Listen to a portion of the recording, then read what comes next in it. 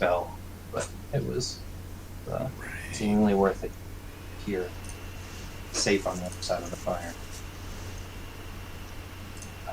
Gil looks over this vast underground, not vast, but a very large underground lake. Dirty, but white marble pillar sticking out of the water. Irregular stone ceiling. Kind of looks over, says, "We're close. That might be it."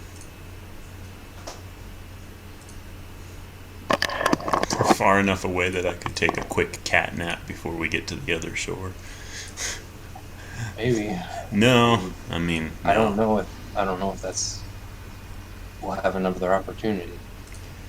Whether you'd like to rest or anything else you can do to prepare this. No, if this is it, this is it. He looks over at you and he says, "Oh shit! I didn't realize you look." Well, we need to do something about that. I pull out this fairly large vial. A great large vial of healing potion.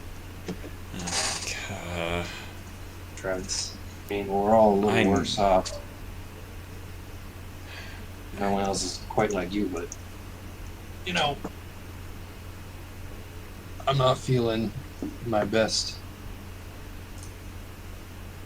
Do we have enough to go around? I don't know. I think if I'm allowed to split it, Yeah. No, I don't think so. It's about half full. I hold it up. Right.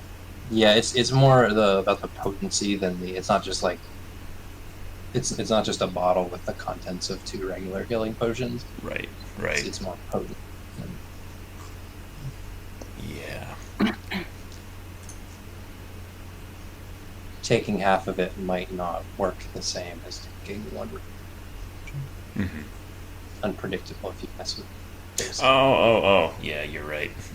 I'm looking at the wrong column on the character sheet. I thought that was the amount, and no, that's the weight of it. So. Right, if you have more than 1. No, I've only got the 1. I wish I had more. Wait. I look through my belongings and pull out a smaller vial of the exact same stuff. I'm like, well, I have another, so if you or Waylon or Braun want this one. I don't think this is a safe place to sleep, but if we wanted to, I would be down for healing up and moving on, or if you wanted to take a reassess a moment, it might be okay, but I honestly don't know which one's safer. I would love to save this. I mean, it's likely to get worse if that was just a guard dragon or whatever. I don't... Yeah, that was, looks back. Or you can't see it. You can still smell the dragon fire. Yep. Slowly subsiding. Another blast comes down and hits you with a wave. It's still straining against the chains, but it's slowly calming down. And another big roar. Slightly mournful. This is acid? It did acid damage. Yeah. Okay. It has this odd corrosive effect, and you gather that has something to do with the metal plating on the walls. Well, based on what I actually do at my day job, I'm not a stranger to acid, the smell of acid. Yikes. You don't get acid resistance based on your job. No, I know that. I mean, might. He probably does, that dragon. Right. Because his job is to breathe it. But no, I don't know. I don't know if you were an alchemist in the game, maybe you would have acid resistance. Yeah, well, You make a potion. if we are gonna rest for an hour, I would like to speak with the dragon. Ooh. All right. What do you guys think? Are you I'm down for resting. resting? I'm down for resting and being able to save these health potions if I can. Because I'll definitely, I mean, we'll need them in a pinch.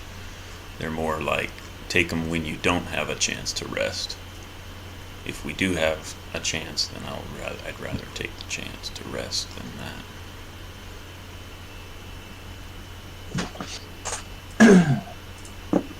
How would you how'd you get ready to? What's your sort of station? Taking a short rest. I know. Can we all pile into the boat and kind of float out to the a ways from the shore? From the shore. Bill That kind of dragon looks breath nervously out towards the open lake. You can go a little. I wouldn't go far. I think I see lights out, and you look, and there are faint firelights flickering. You can't see the source. There are firelights flickering against the water surface. Down that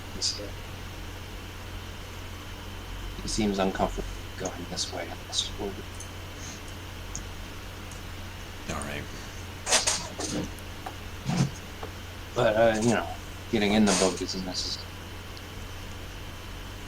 There's just about enough room for all four of you to comfortably sit. Yeah.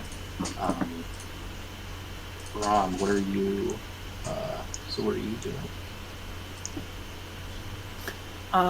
I'm gonna move over. Yeah, I use this to mark you're aware now of where the fire reached. Mm-hmm. Yeah. This general area. Okay.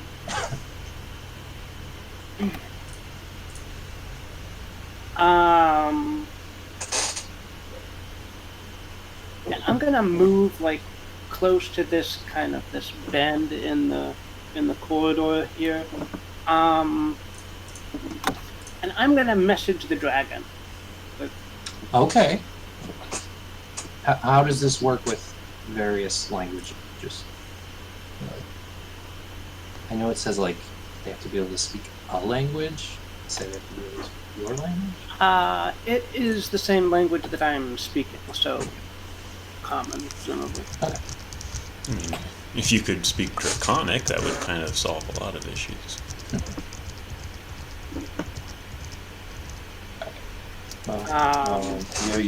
You're again messaging. What do you say? Yeah, I'm gonna say, Great Worm, how did... Immediately, as soon as you start talking, you hear a very loud sound from over here. And you even feel the stone rumble as it kind of backs and starts around. But go on. How did you get captured by Expectaculus? There's a long pause, and you just kind of get back. All you get back right now is Expectaculus, and then it breathes fire again, and you have to kind of shield your eyes, and you cough a bit from the fumes.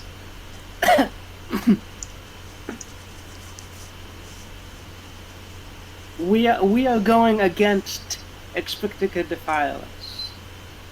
If you can give us any information, we seem to have a common enemy here. I mutter from my dozing. Are you sure of that? Make a persuasion. Okay.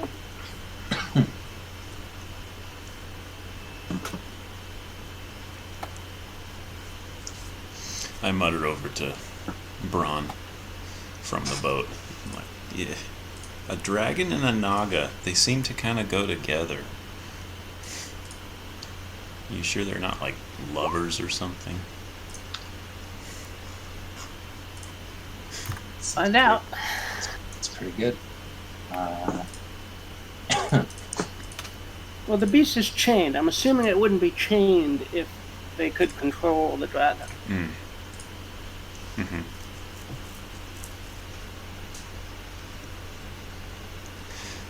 Mm. Yeah, good point. I lay my head back and just. Right.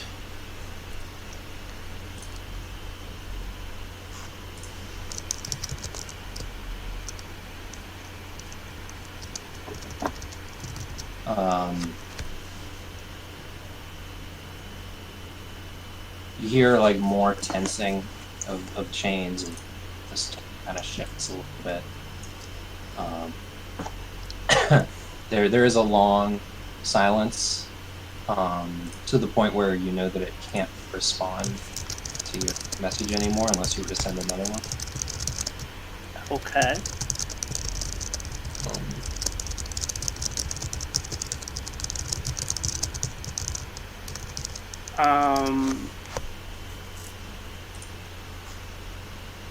But then then the shifting kind of stops. It stops moving, and there's no more like it doesn't breathe fire at you again.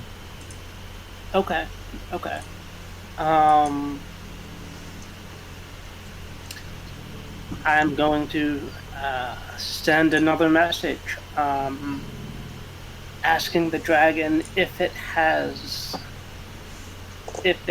seen the mind control of this snake actually working.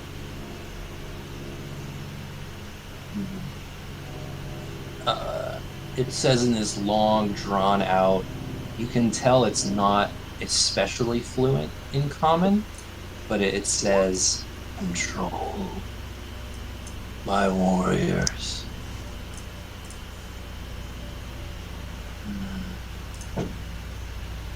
My warriors forsaken. There's a like a pound against the stone. Mm-hmm. Is it common knowledge that chromatic dragons are innately evil? Make either a history or nature or arcana. Any of them. I'll go history just because it makes more sense. You absolutely know. And in fact, with the 17, you're familiar with the way I usually do chromatic dragons is that I do like the I've always been mixed on the color of the dragon, kind of how they behave, the way I usually, but in the end I kind of like it, and the way that I explain it is that they have inherited memories, and the color of the dragon is essentially signifying the family, like the lineage of dragons. And so black dragons have inherited their ancestors and or personality types. The black dragons of this region generally are very Or very what? very cruel. Ah, gotcha.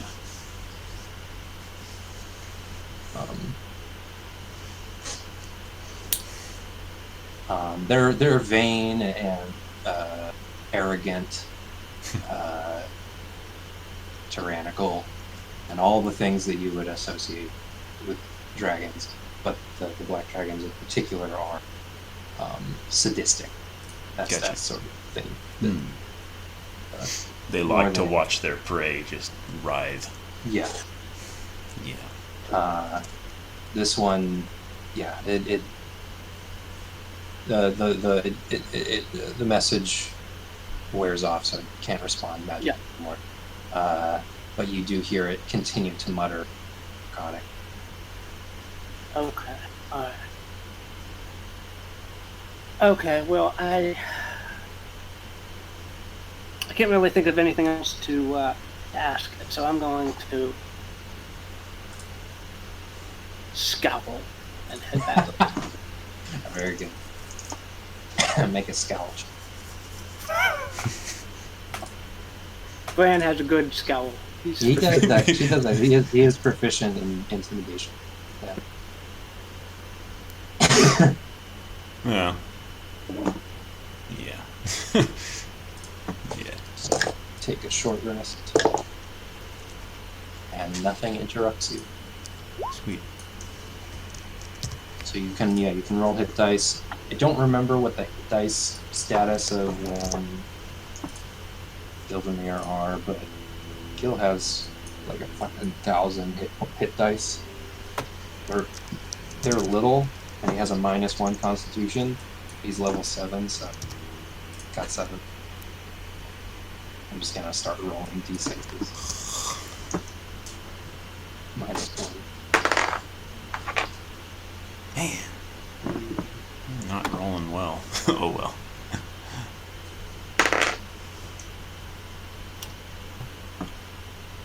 1, 2. Daniel, did you get a 1? Yeah. Yeah. That's 4 out of 5, so I'll just be down to 1 then. And for Waylon, I don't remember if did you guys take a short rest today since your last long rest? I don't remember. We've taken a short rest since the long rest. Okay. I mean, I was full up on hit dice. No, we took a long rest in the jail cell. Yeah, I'll give Waylon both of her hit. All right. Because you guys were taking it pretty slow. You haven't taken a lot of short rests down here. Mm-hmm. In fact, I don't know that you took a short rest for the one you did separately when Bran was with you. So yeah, I'll stay with as d8s. 2 d8s. Yeah, whatever it costs. Okay. That means Waylon gets her heal back. You get your wild shapes back. Yes. Gil gets to pick a spell slot or a number. Oh, lucky him. Handy. Jasper, how are you feeling as far as your magical fortitude there? Good. That's why I'm feeling all right. I'm down 1 slot per level up through 3, so I've used 1 of each of my levels. Uh-huh. Is that D8 for Waylon? No, that's me. That's for Jasper. Yeah. Let's see that. We can roll for Waylon as well. Yeah. I don't remember what She's +2.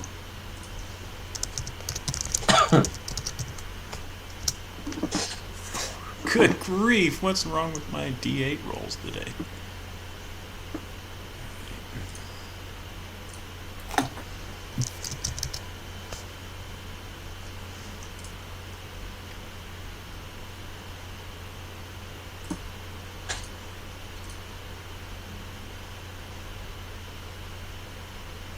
Just so that everyone, because you were sharing what potions you had, Gil shows you that he has 1 greater healing potion left. Yep. I have 2. I have 1 regular and 1 greater myself.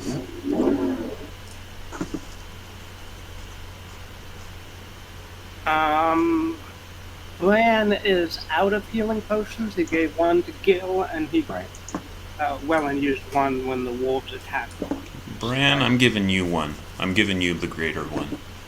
Just because I know Are you sure? I know you're pretty squishy. Thank you. Mm-hmm. Anything else we need to do before we move on?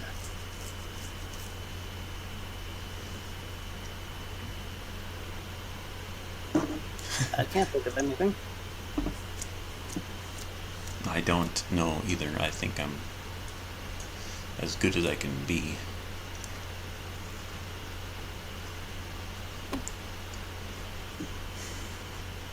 I could summon up a shrew man, but I'm not going to yet. Why not? Remember, it takes a minute. Oh, yeah. You can't use it in a fight. True.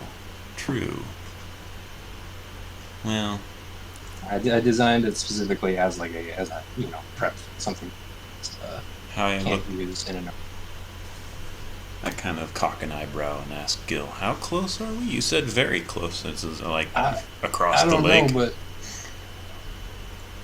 I can't imagine this place going on much longer. Thinking about the layout, um, this looks pretty grand. Dragon back there seemed like a guard dog. Mm-hmm. Can't imagine a more intense guard dog than that. Yep. I will go ahead and do that then. Use as All another right. boon.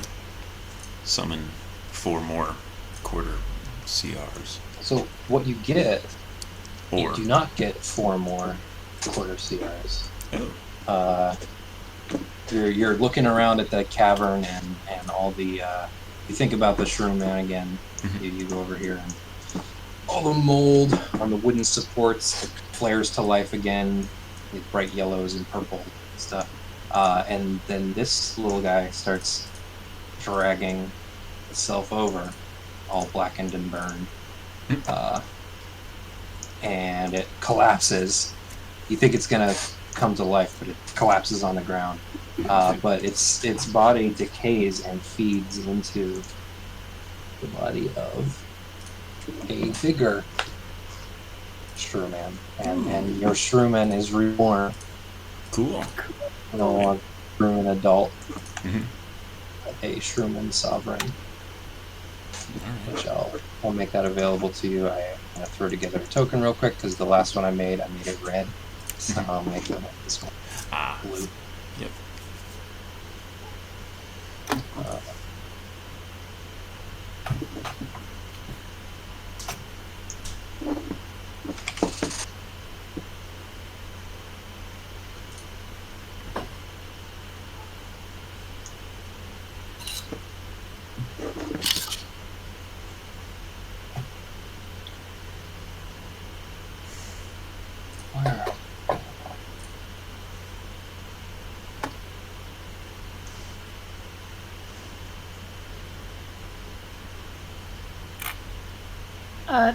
Daniel, what's Mhm. the how much does that greater potion of healing heal? I look up on the SRD. I think it's 4d4 plus 4. Oh, Potion of healing. Potion of healing. Yeah. Greater is 44 plus 4. okay. I need one of supreme healing. That would be nice. Yeah, that might heal. Yeah, that one might actually heal more health than you have. Oh, absolutely it would. It's like a minimum of 40. Actually, a minimum of 60. Oh Jesus. So 10d4 plus 20. Oh, Yeah, that one that's expensive. as we get in the boat, Blon is going to lift up a tiny vial of antitoxin and down it. All right. Is antitoxin preventative or? Yes, it is resistant against poison damage. For Oh wow. Cool. Good thinking. As a I'm sorry, I said that wrong. It's advantage on poison saves. For an Okay. hour. Okay. That makes sense.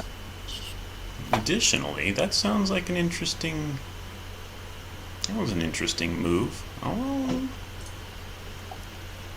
if I can, I would like to cast resistance on maybe everybody, if You possible. can. Or- It's concentration, so I think you can do what I want. You are correct, and it's 1 minute, so it's probably not yet. I mean, if it wears out, you can. I'd say you can, if you'd like to, for like a short period of time, you could maintain resistance on someone, but it would be one person. Yeah, okay.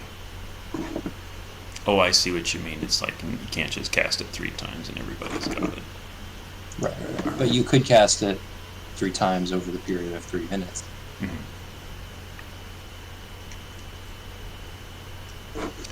Well, that we're not in immediate danger, and it will take us more than a minute to row across this lake.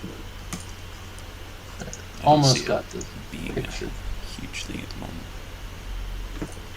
Ah! That's too big. It's perfect. Yeah, good luck getting that in. So I actually shrunk the size of both myconids because I just imagined them smaller. Mhm. So I made the adults small creatures, and I made this creature. Okay.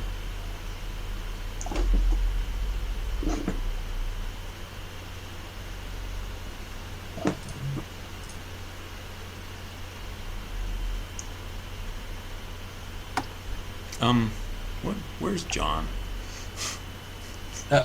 I mean, you can go check on him if you want. No, I think I'll pass on that move, but Right, I have some rules. Probably. oh man. Ooh, multi-attack. Shoot.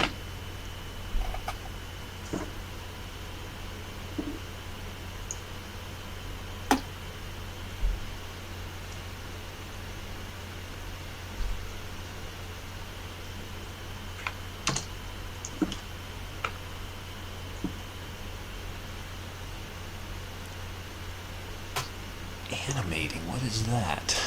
One corpse of a humanoid or beast They're cool. as a spore Yeah. servant. Cool.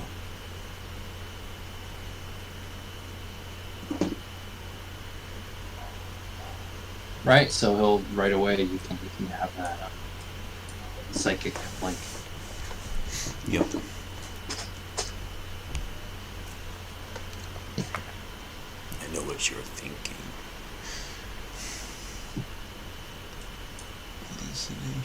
Hallucination spores. Huh.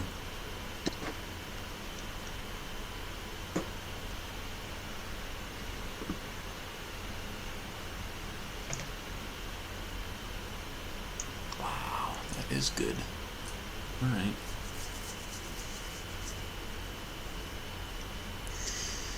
I assume he does not spawn inside the range of the dragon, who immediately turns and spews No. another stream of acid at him and dissolves him away. Aw, that was sad. Short-lived. Oh, I need to also mark off my boon. Right. Oh, I did. Huh. All over this, man. Alright, so we'll just imagine you're all in. What if I have to move all the tokens all squished on top of each other? Yep.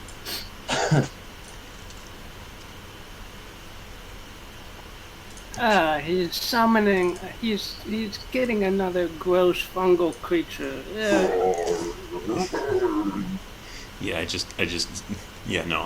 I'll go with your sense of how it's summoned and not be like, I sit down and pick at my toes.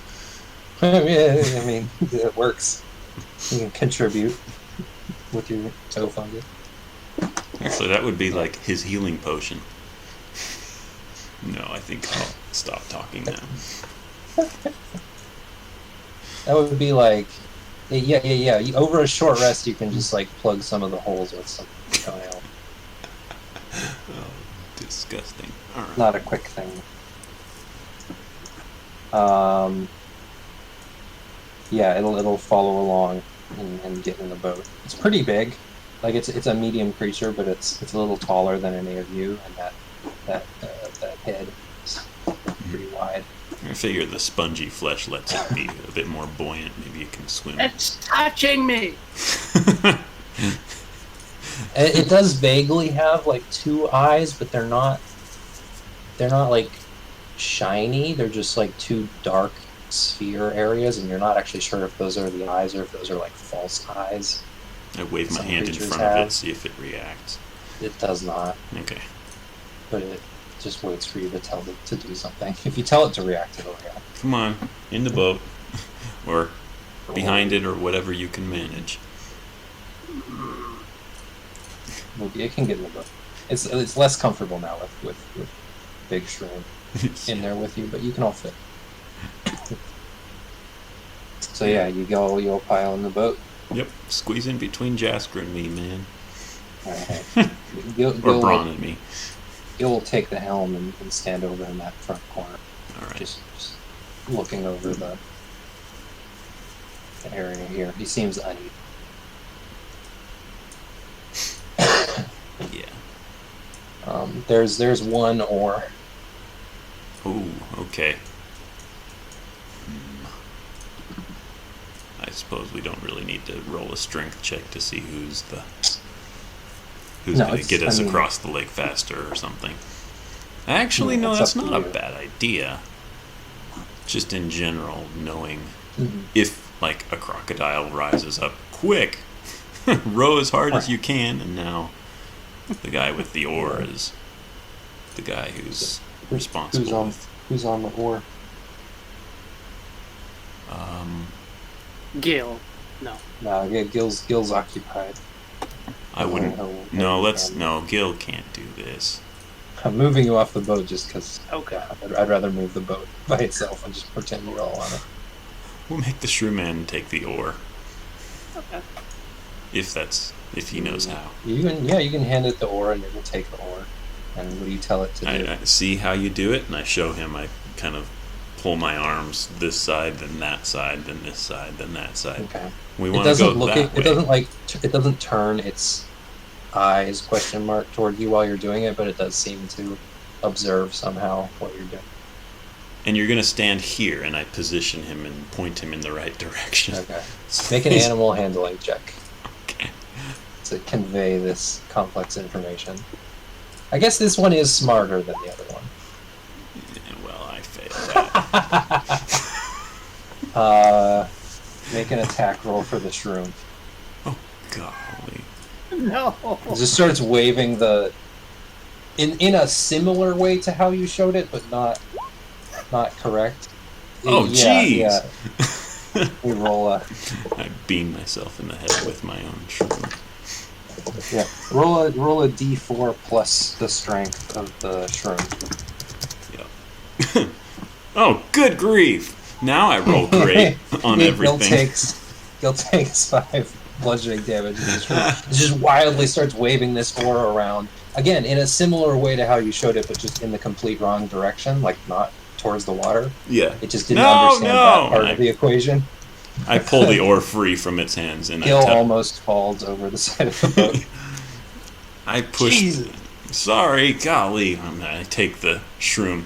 I say, nope, you're just going to be lookout, and I take the oar and decide to do it myself. Oh, Gil's holding his head. Wait a minute, did somebody else reduce his health? I did it. Oh, okay. Yeah. I did it too, and I was like, hold on, holy shit. Yeah. He can't be that low.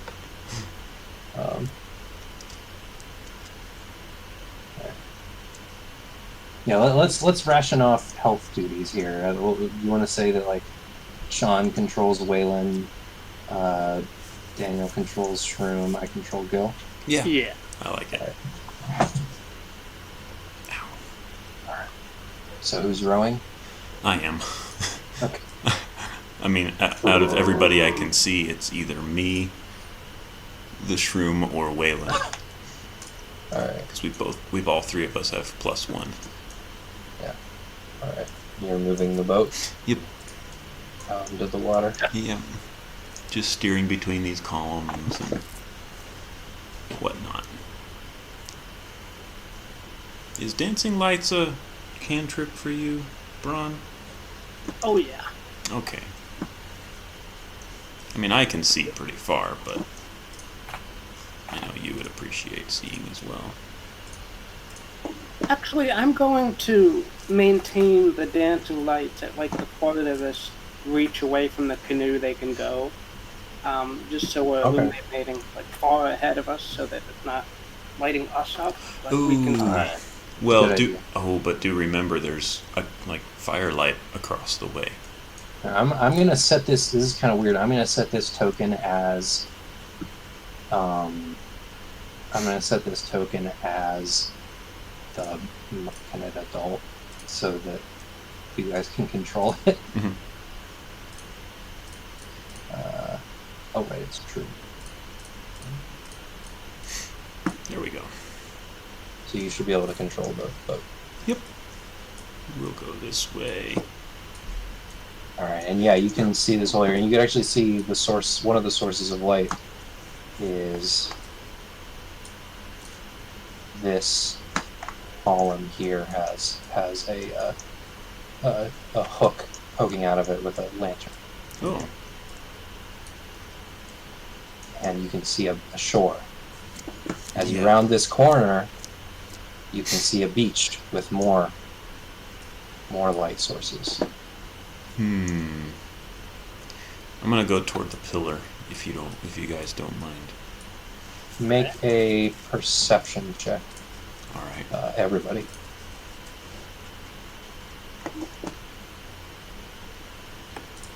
Almost did persuasion. A active perception or Yeah, I don't think you can make a passive perception.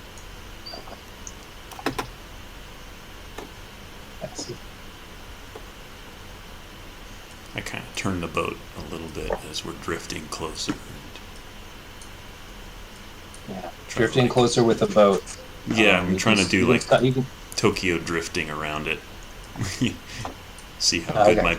good do I need to roll animal handling for like boat handling? It would. I mean, you're not proficient in water vehicles, so it would just Yeah. basically just be a strength or dexterity check. All right. And what are you trying to do with the boat? You were trying I'm to. just trying maneuver to. it I'm here? trying to maneuver it around the backside, like on the other side Yeah. from the beach.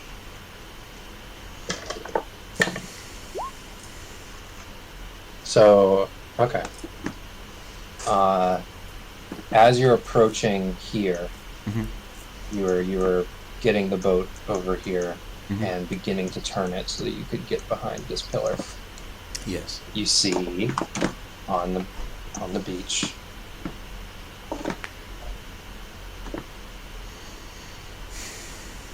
behind. It's a little hard to see behind this pillar here. There are two lizard warriors standing at attention, and you see a glittering pile, and on top of that, it's hard to see at this distance, there is a large serpentine shape sitting on the pile. And you see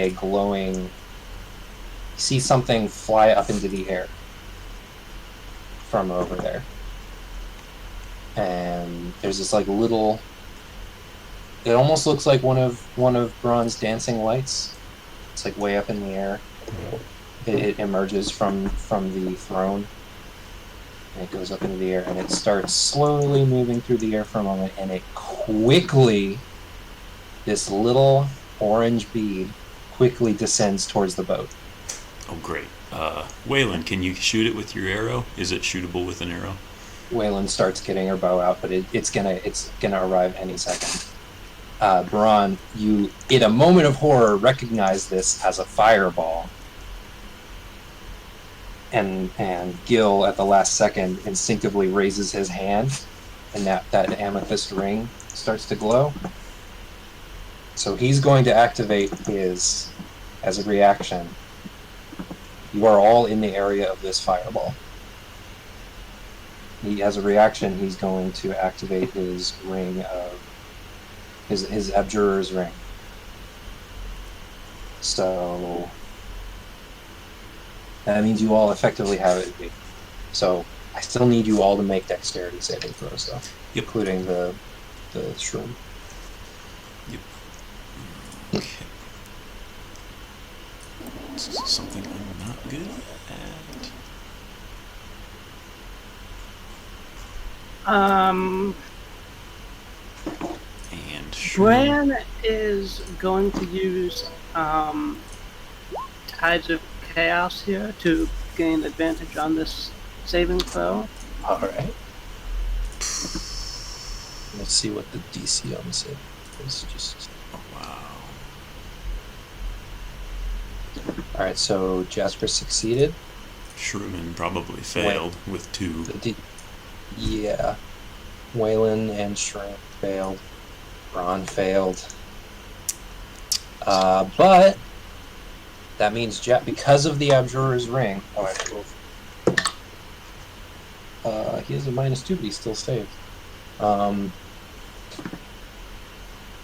Because of the Abjurer's Ring, Jaskra takes no damage. Mm-hmm. You just fall, Jaskra, into the boat, Yeah. and the fire doesn't reach you. Everyone else is hit by the fire that kind of curls around the wall that this ring makes for a moment. Mm-hmm. And you take half damage. So I'll roll the damage now.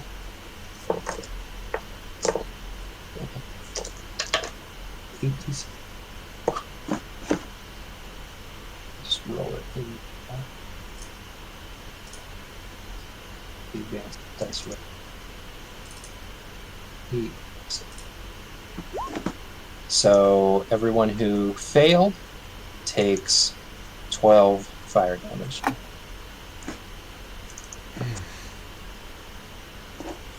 So both of you, the shroom, Waylon. Why are we in a boat? We have 25 minutes of No, you don't, 'cause walking. you took a short rest. Oh, okay. Sorry. That's good.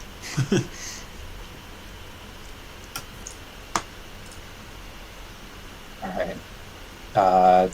You're just hit by a fireball, and Gil says, "It's time." Is the boat on What do you fire? I don't want A to. little bit. A little bit. I It's reach getting over. there. I kind of jockey the paddle and reach over the side and like splash the boat with water. Right. It's Try to like. it's less on fire, but it is damaged. Yeah. So like you're not in danger of burning, but you're not sure if this boat is gonna continue floating. Yep. Which way? I mutter. Would just- Wellen have been at full health when we went? No.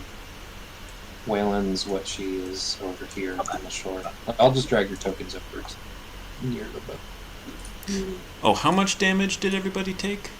12. Well, and if you failed, if you succeeded, you took none. Yeah, well. Shrewman needs to take his 12, so.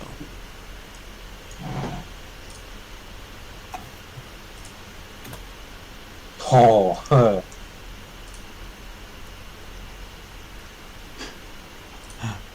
We're off to a start. Yeah. Oh, good grief.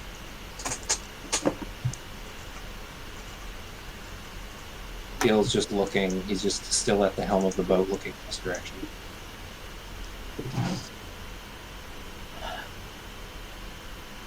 He's got his book at the ready.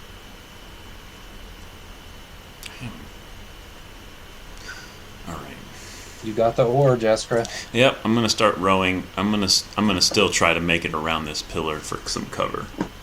Okay. Uh, All right, you can do that. Mhm. I had you roll to position to basically get away from the fireball, but Yeah. now you make it around here. Mhm.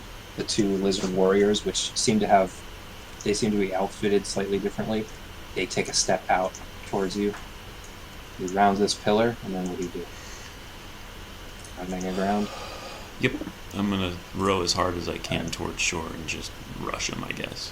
You row towards the shore, and for a moment you can see the terrifying shape of Explictica Defilis Yeah.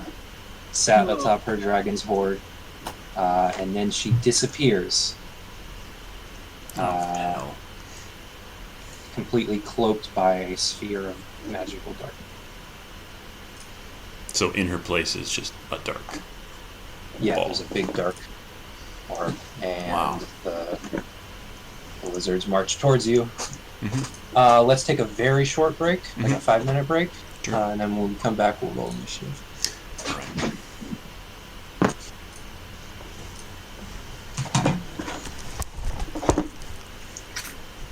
come back at 3:11. All right.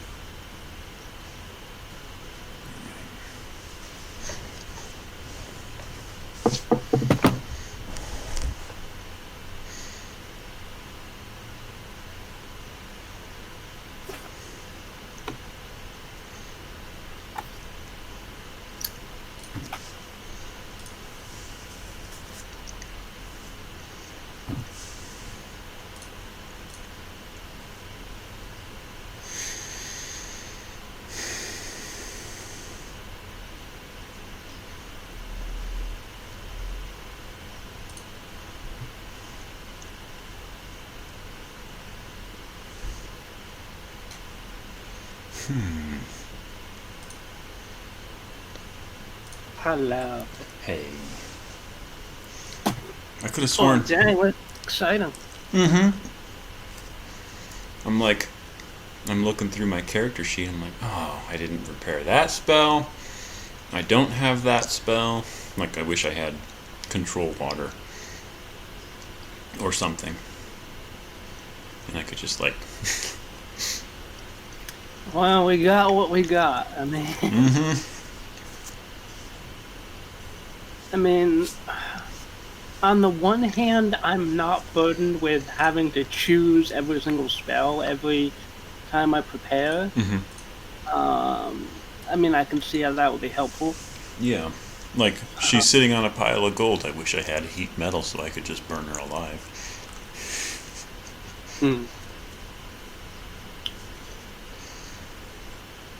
Or something to that effect. I'm like, oh, I have all these immediately have all these ideas, and of course I didn't prepare those specific spells. Oh well.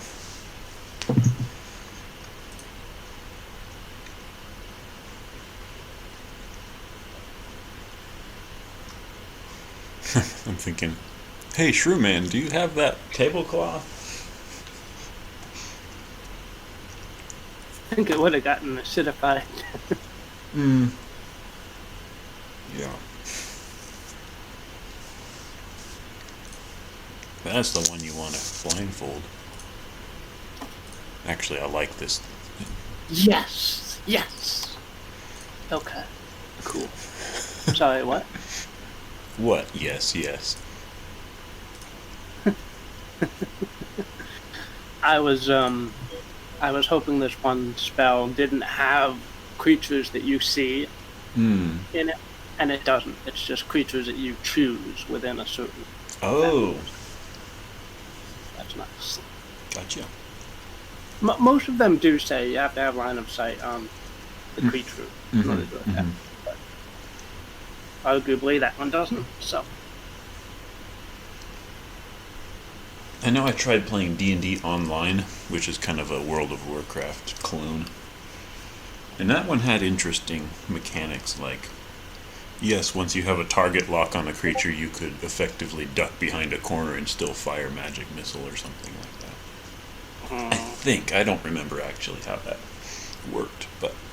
yeah, I mean, once you digitize Dungeons and Dragons, I mean, it's kind of it loses something. Like you can't argue with the rules of a computer game, you know. Very true. Versus with a GM and the player, you can come up with more interesting stuff than You can have house rules, and right. you can barter and...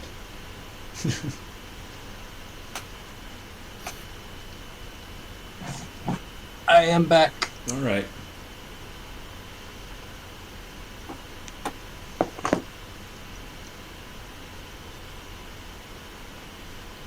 As everybody's patting out charred bits of clothing, I glare to myself and think, I should have at least just tried to tip the boat and make everybody swim to shore.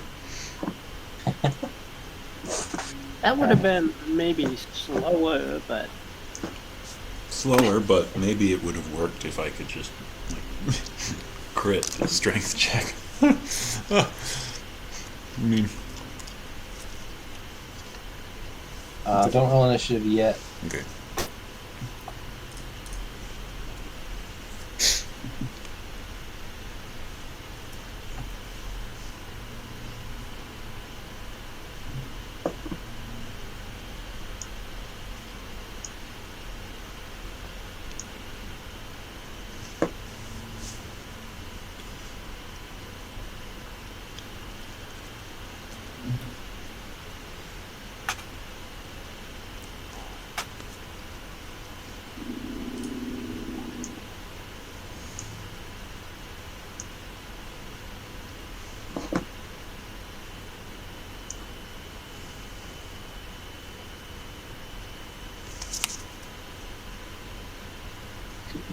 To this map for a second.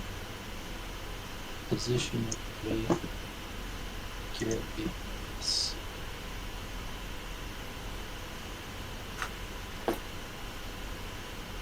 Ready to put the I remember the. Oh, I'll copy that. I'll copy those tokens. Yeah, but Ron will have to reapply that potion token or potions. that was for the antitoxin. Yes.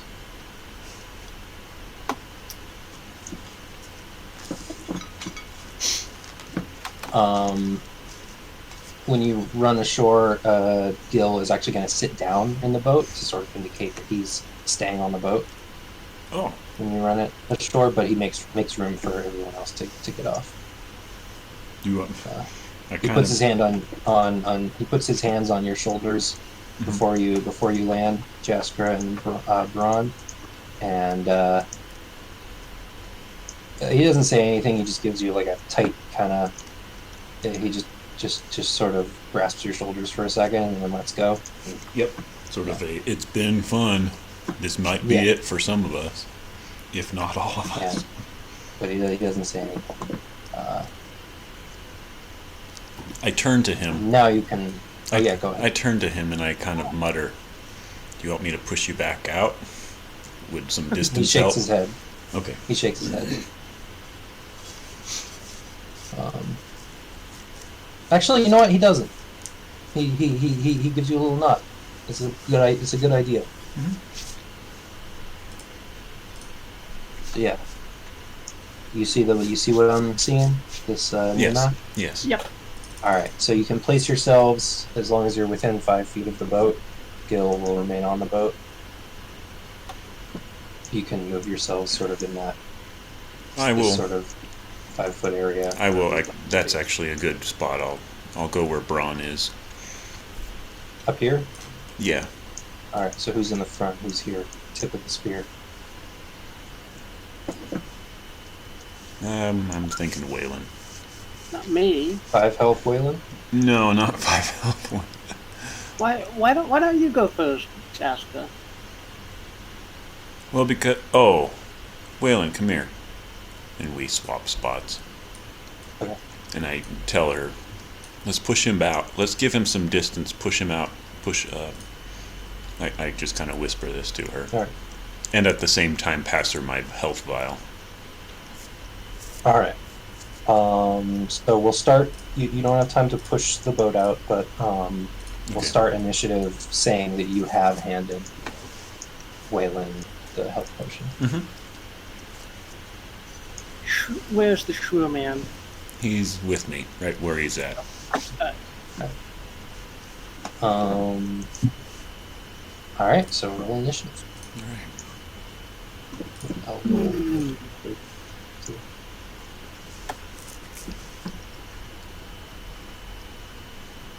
Shrewman Sovereign. What does that mean? He's like the head of the Mushroom Church, or I King think of? this is beyond. I think Shrooman hierarchy is beyond even a nature check at this point. He's beyond human understanding. Who the heck knows? We'd have to do some research in the library for that.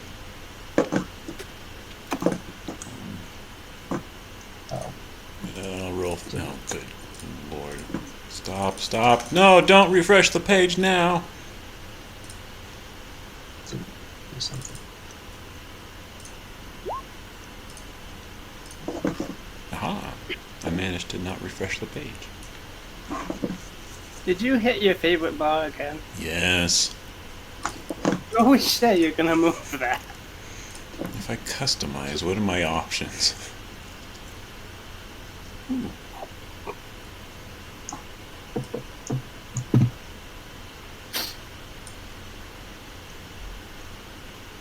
Boy. Okay, it's gone. Throne guards. So is everything else. Hang on, I do need to refresh.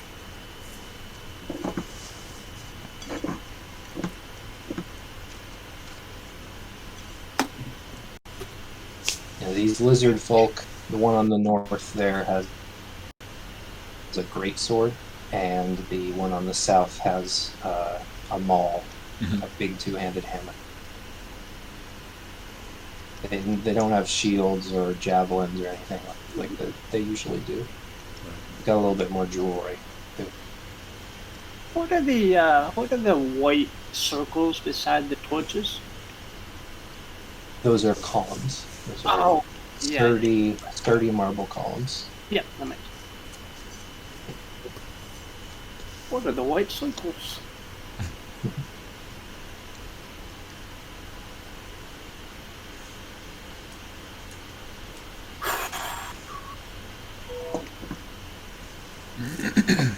Yep. And is that it? That's it for me. I think that's everyone's initiative. And I Right. assume Esplictica Defiles has her hidden initiative at the moment. Yes, Alright. that's right. She'll just jump in whenever she damn feels like it. Yep. Alright.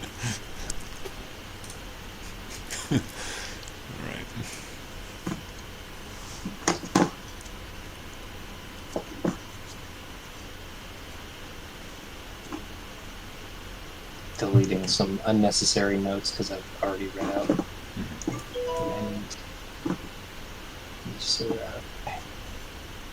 All right, initiative first. Throne guards. These two tall lizard folk march forward. This one coming into melee with Braun.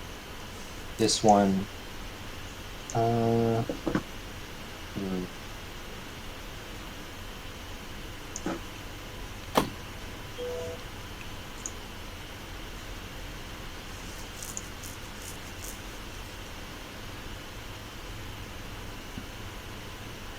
Wants to cut off the approach of other people, so it's going to come around the pillar here and try and block the approach of Jasper and the Shrew.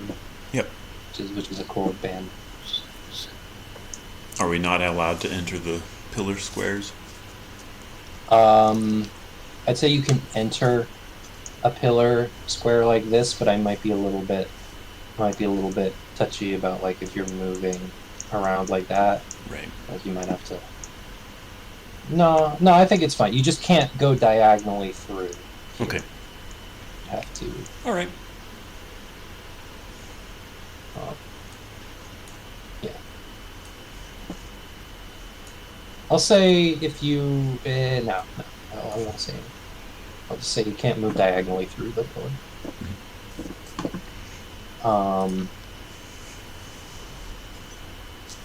Alright, they're going to make their attacks. They only get one attack, as opposed to the normal lizard folk multi-attack, but they make... All that glittery First, equipment. This one's going to attack Braun.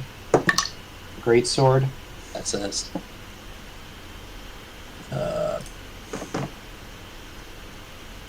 a lot. 22. Okay, it hits. I just wanted to do the math because I know it would be a big, scary number. And that is...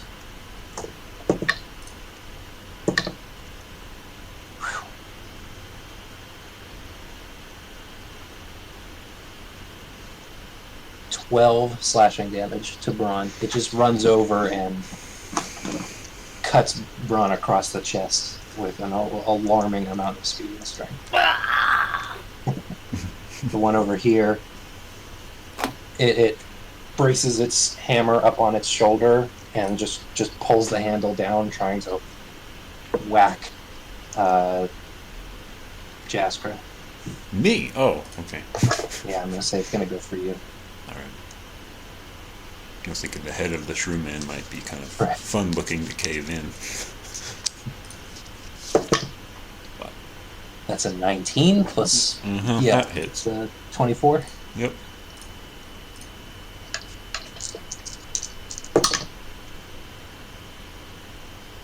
Plus 5. Jeez. 10 bludgeoning damage. Ow.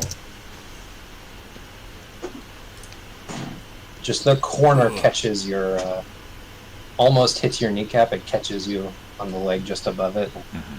Hurts a lot. Yeah. Doesn't push me down or anything? No. Alright. Ugh. Kind of lean over. So, Waylon's turn. Potions are a bonus action. What type of potion did you handle? Regular. Regular. Braun got the greater one. Alright. So what does Waylon do? Sean? Yeah.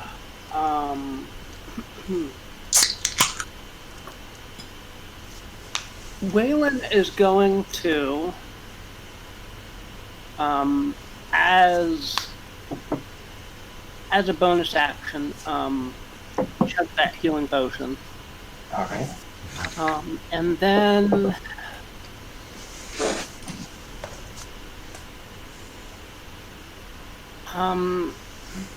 I think she's gonna see that Braun had that huge slash across his chest and is gonna try to heal Braun. Alright. I'll roll the Does it work? 1d8 plus something? What? Oh! Who did that? I did that. That was... Good job! I forgot about that. Yeah. So that's 5 healing to Braun and roll. I saw the 14, I'm like, wow, that's a good heal, but... And 5 health to Waylon.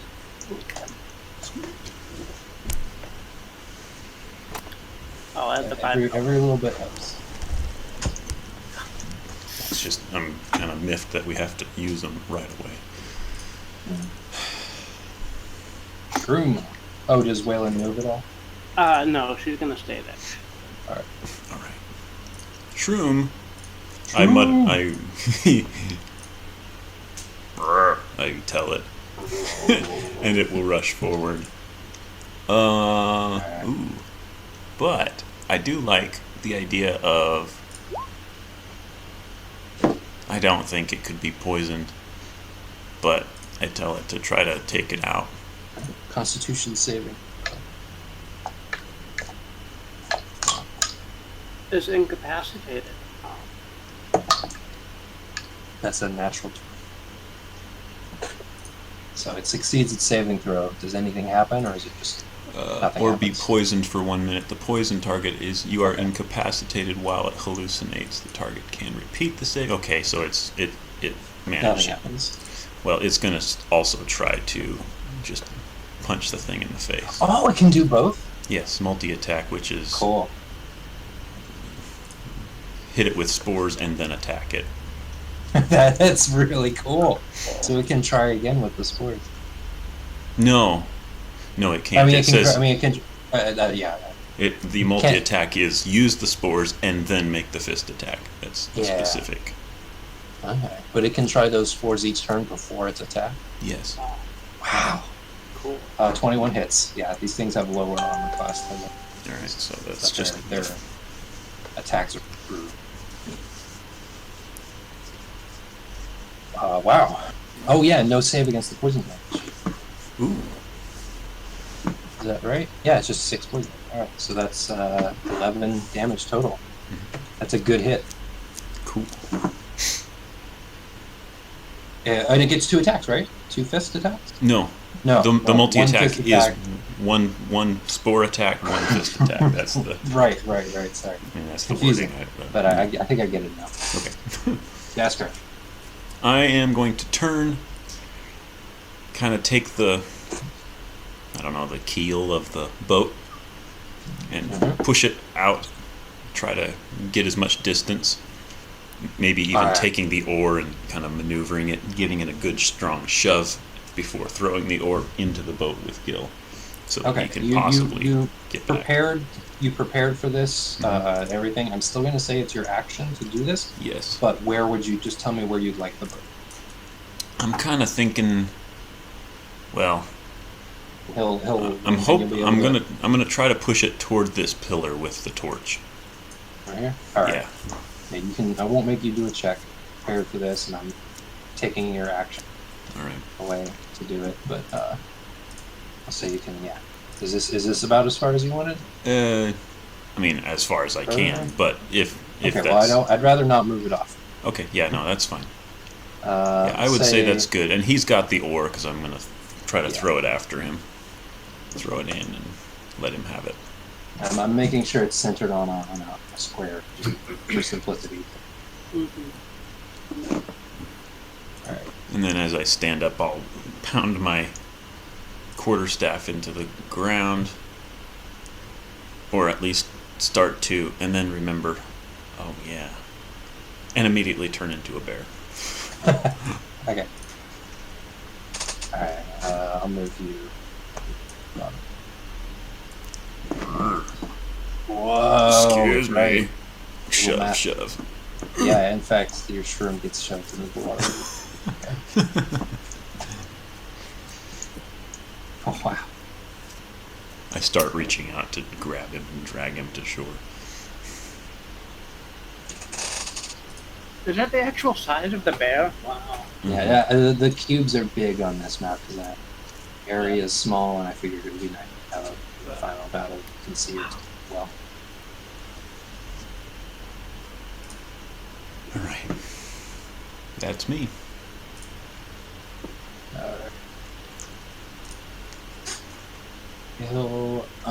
He has the oar. I do.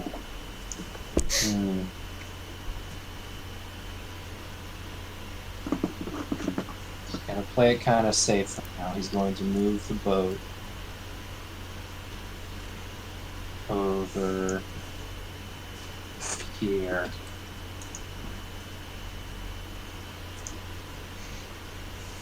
We'll say he can't move very far on the turn. Just given his low strength and such, I would imagine that to be the... In fact, I'm going to make a roll to see if he can do that and still have it. He can. So he's going to cast Witch Bolt on this throne guard.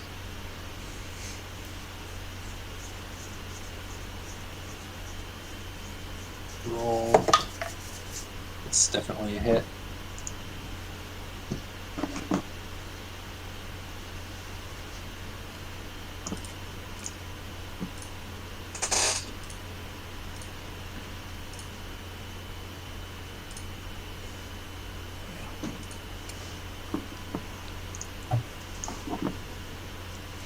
I only just now realized you set the red bar on the tokens as the as the AC.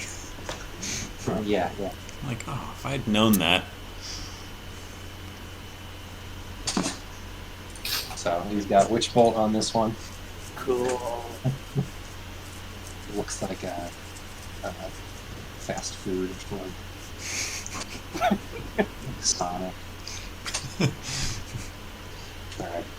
Pump that smell And that's through the the end of his vents. turn. Oh, right, damage. 2d12. Uh-oh. It's a 2 and a 4. Low roll. So 6. Yeah, he upcasts it. Being careful, but not that careful.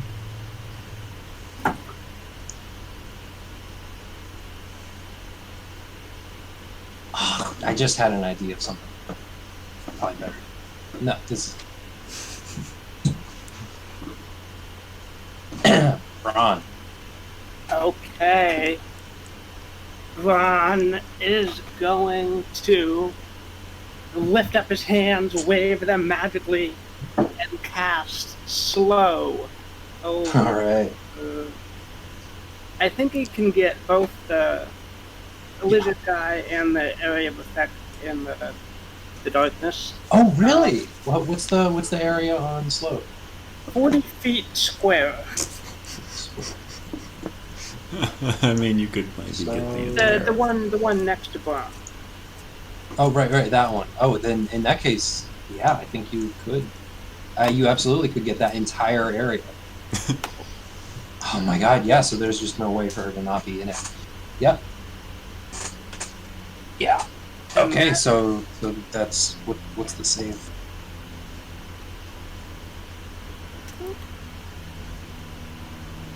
Wisdom saving throw. So for the Throne Guard, that's a 2. Plus nothing. Plus 1. So it's a 3. For this. How many times?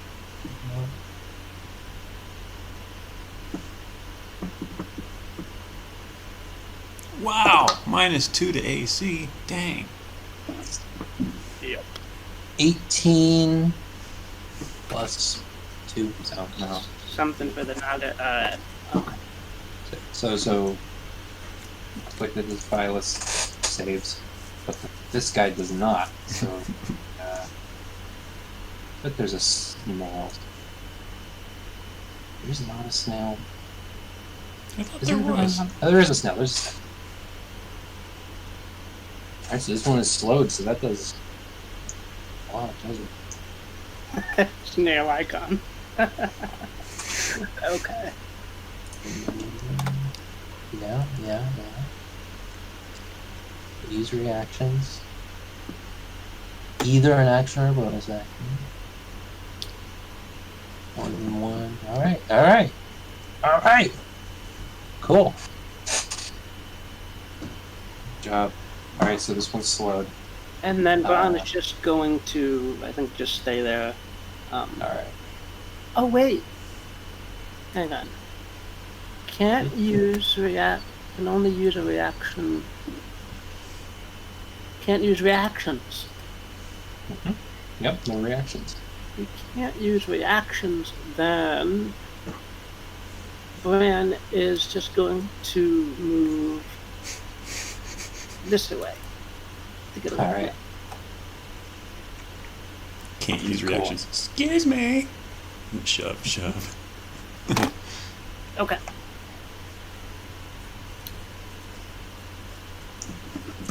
Cool. All right. Oh, gosh. Uh-huh. Tide of Chaos, if you want to have a wild magic trigger. Yep. I'm gonna roll for that. I need to look this up because I'm not sure what is causing these rolls.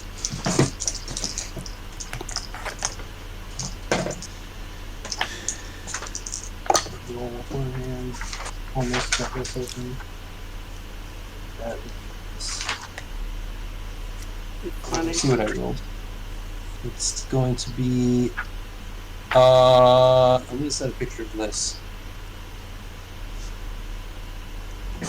I just looked over. I was still flipping through the book looking for the sorcerer, and I glanced over at what I rolled with my other hand. Don't know what happens on this one, but I imagine it's specific.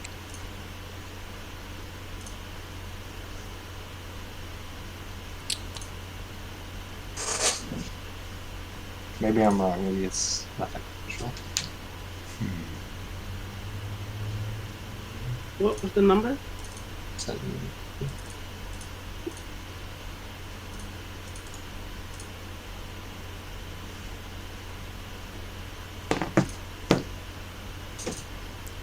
I'm sending it in the Roll20 chat. Or in the Roll20 channel of Discord. Oh. I'm looking at what it does.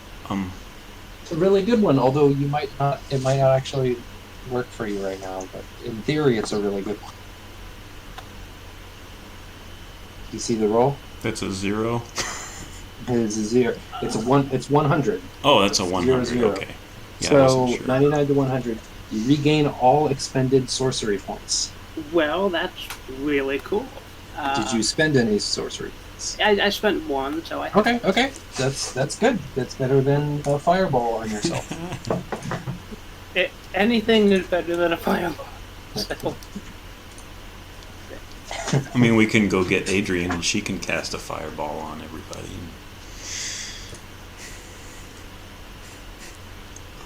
That one's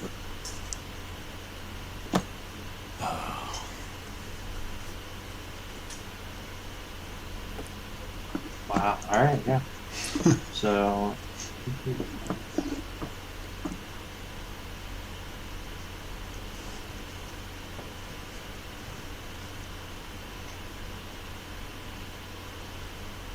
You just hear, because hardly a second has passed since you ran ashore and all of this started.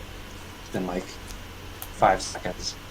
The throwing guards marched forward, and so now you hear from the darkness, explicitly Violet say, "Kill them."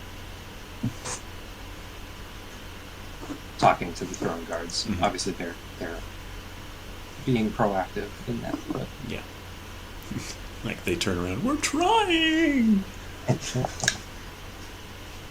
Alright,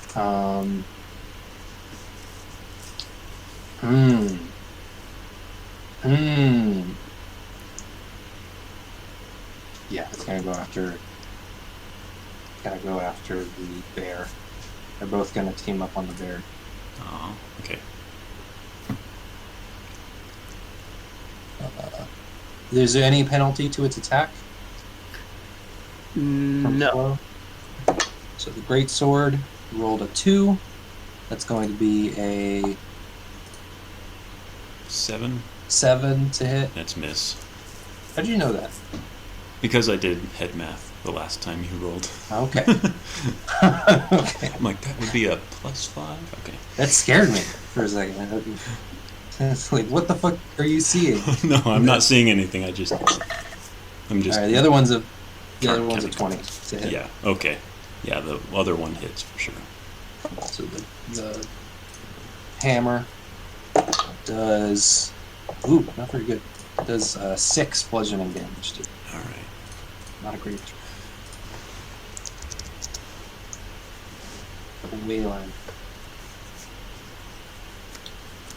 Waylon, having gotten her wind back from that potion, will shillelagh the guy to the south.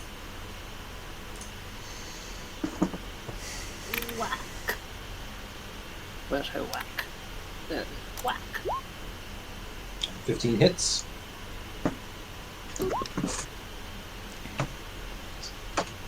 Good hit. Shroom. What does incapacitated mean? I think it just means it can't do anything. 'Cause that's like the same as stunned. Interesting. Okay, well, I was going to try hallucination again. Stunned is incapacitated and creatures have advantage Oh, against. I see. All right, well, So I think incapacitated just means you can't. Like no actions. yeah. I'll double check on that. Okay, well, in any case, he does do the He tries another hallucination on this guy. Okay. See if he can cast a glittering vision of That's a failure. colors and sparklies before he rams his meaty fist into the lizard's face yet one It's a more 3 time. total, so I think it's an incapacitated creature can't take actions or react. And apparently, anything that prevents a creature from taking an action will prevent it from taking a bonus. Okay. 15 hits. All right. So yeah, the throwing guard like looks up in the air and starts darting its head around, and then just kind of stops, and it seems to be deep in thought. Now, as far as No. it is poisoned for 1 minute, what does that mean? From the spores, it is poisoned for 1 minute, and it starts hallucinating and is incapacitated. Okay, also. so poison means it has disadvantage on attack. Okay. Attack rolls and ability checks. Attack rolls and ability, All right. which doesn't matter to either. Oh, it's incapacitated. Gosh. But none of that matters because you just did so much damage and it's dead. Okay. I'm gonna just to get the tokens off the board. Yeah. Okay. I mean, I might want to resurrect it at some point and make it go. Oh yeah. That's But- a good point. I'll leave it there. Okay.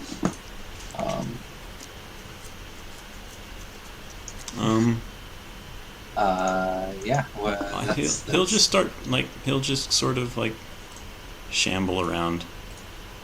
Maybe start walking toward. What is his movement speed? Oh, I don't remember.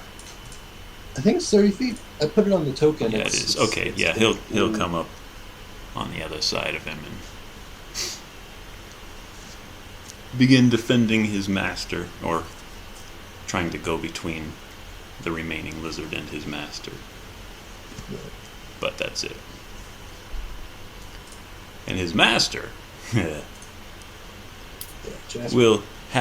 he'll rear up on both hind legs, ready to take both front claws and swipe the two lizard when the one on his right just falls back. Rrr. Little grunt of approval to his mushroom, and will instead turn on the remaining lizard and try to attack it. All right. 13 misses, 16 hits. All right, for 14 slashing. Holy. That's enough. Wow. Brutal. Oh, and actually the 13 would have hit too because it's slow. Oh. Forgot about that. Oh, yeah. Yeah, both of these are dead. I am gonna. I'm gonna Okay. there's just not much space. Yep. Yeah. They both fall down and let go of their very elaborate weapons.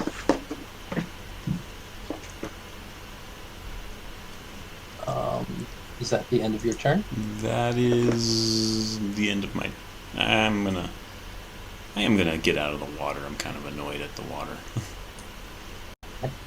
So I'll kind of lumber through and. Excuse me. Do that sort of like, what's that meme where the bear stands up and starts dancing, and it kind of sideways shuffles between Waylon and the shroom.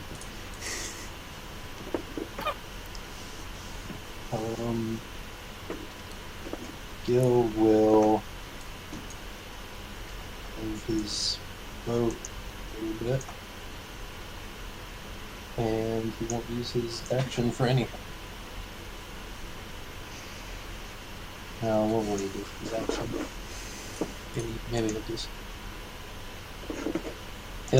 He'll take a little swig from this flask he has, cast false life himself.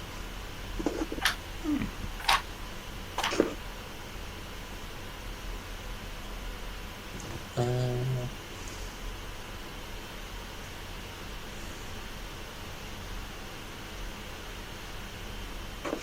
have to.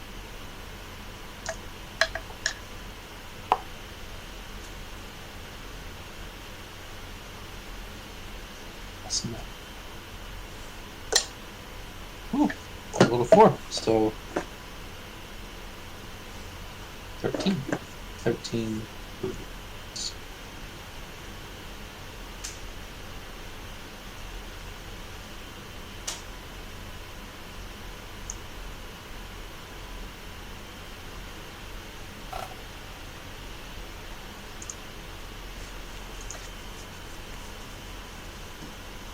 Ron.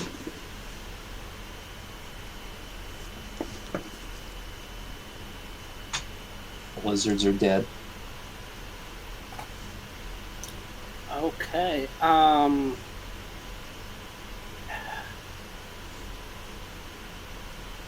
Ron is going to drop his staff, take out from a pouch on his belt the bell of silence, and ring it. All right. So what's the radius on the silence spell? Let me Google the silence spell. 20 feet. 20 feet. All right. Is that going to break up the slow cube? The slowness cube? Well, no one is slowed anymore. So I think the area of silence of slow is just for targeting, and then Right. maintains on effect. Okay. Yeah, I think the concentration is maintained by the bell rather than me necessarily. So, I got Gil in it. Oh, sorry, Gil.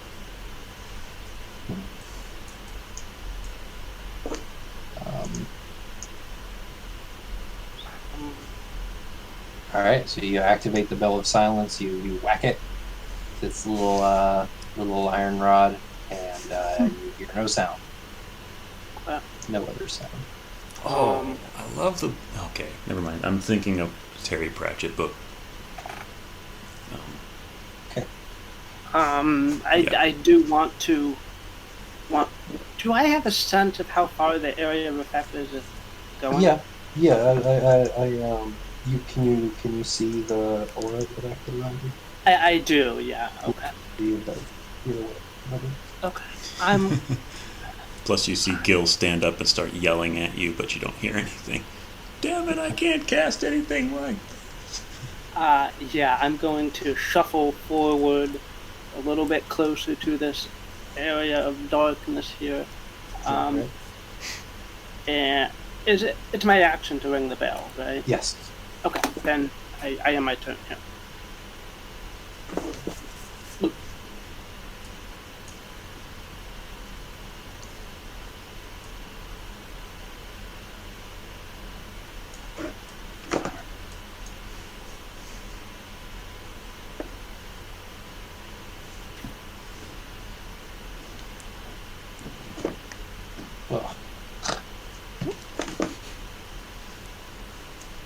That was on the GM layer. I deleted it, and then I hit Control Z trying to reverse something else, and it put the square back, but not on the GM layer this time, on the token layer. It was just a cube as a background to make my notes stand out better. The notes in white text, black cube.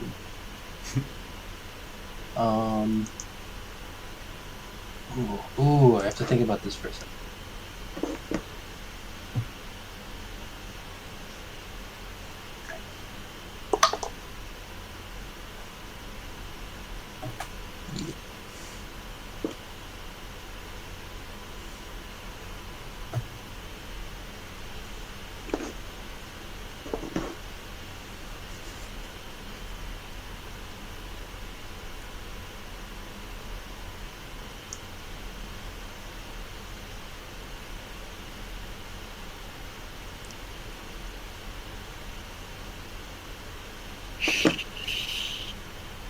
Out of the darkness. The darkness slowly starts to fade away, and before you clearly see anything in it, a tail just swings out of the darkness at you, Braun. And this is not on Explictica Defilus's turn. This is at the end of your turn. Ooh. It's an 11, though. That misses. All right. So it swings over your head. She didn't have a clear view either because darkness wasn't gone. Oh yeah, she would have had disadvantage on it. Darkness. Really? You did not dispel darkness. She dropped it on her turn. Looks around. Has how much movement does yes, she'll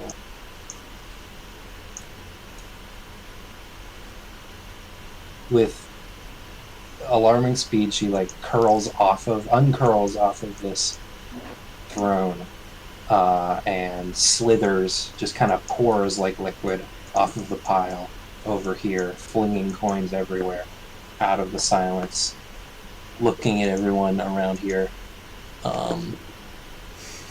and says, "I'll handle you myself."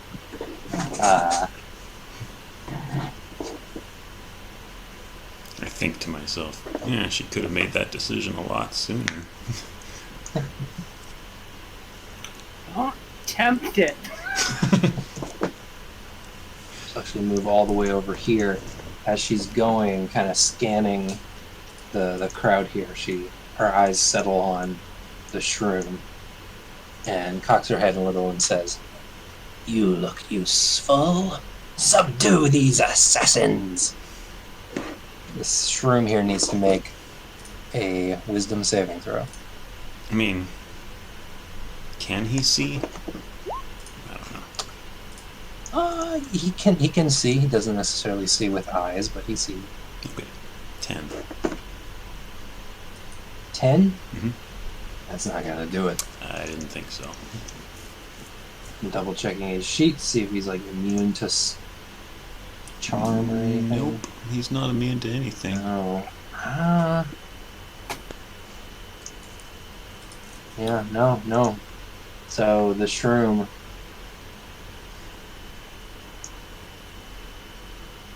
Here.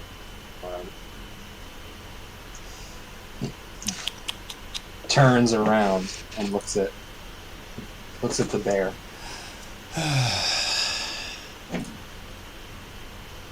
Waylon.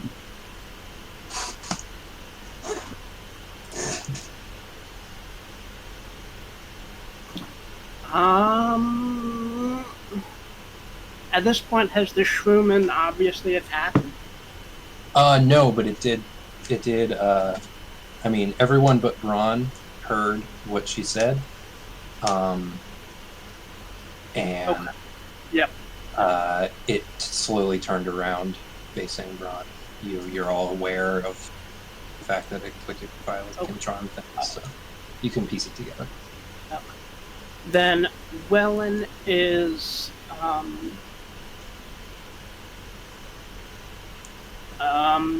and she's going to charge forward and shillelagh the shrewoman. All right. No!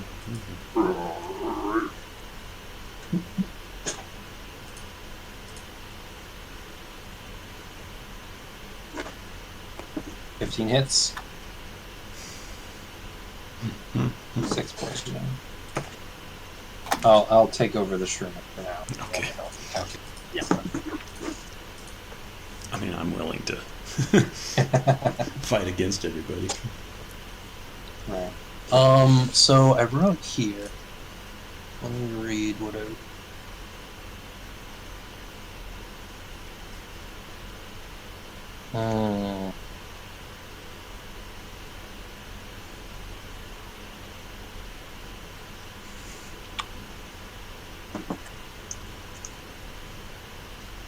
Yeah, all right. I'll give it another save. You get make another wisdom saving throw.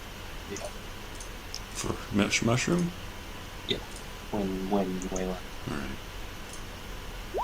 Tries to shake himself. Nope. Yeah. So it's going to do its gonna do its spore against Waylon. Yep. So Waylon needs to make a DC 12 Constitution saving throw. Yes.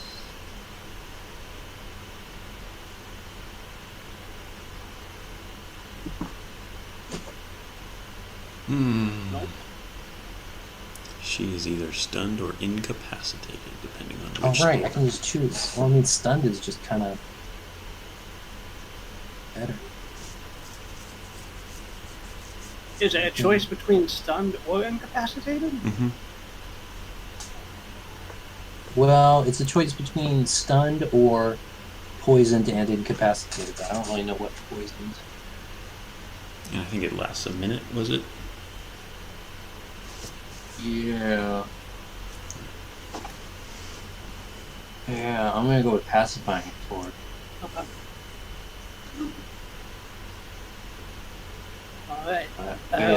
Waylon is stunned. And it's going to make an attack against Bear. That misses. That misses, yeah. I was thinking, I was, normally I would say I'll attack Waylon because you'll have advantage, but the bear is so easy to hit. It's not like I'll miss the bear. I did miss it. So that's the end of this room. Alright. Jaskra.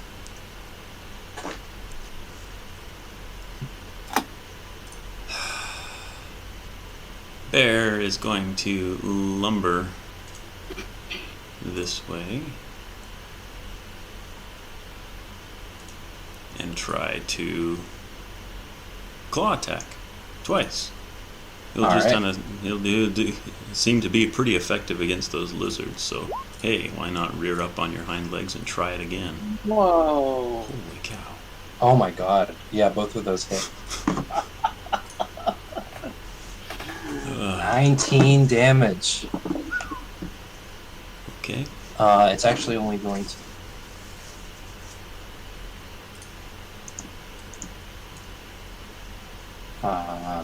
9. Damn. Really?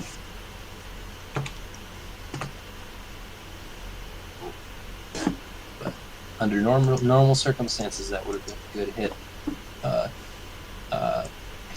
Explictica Defilis has these sort of slightly iridescent black skin. Seem to deflect attacks. But she does take...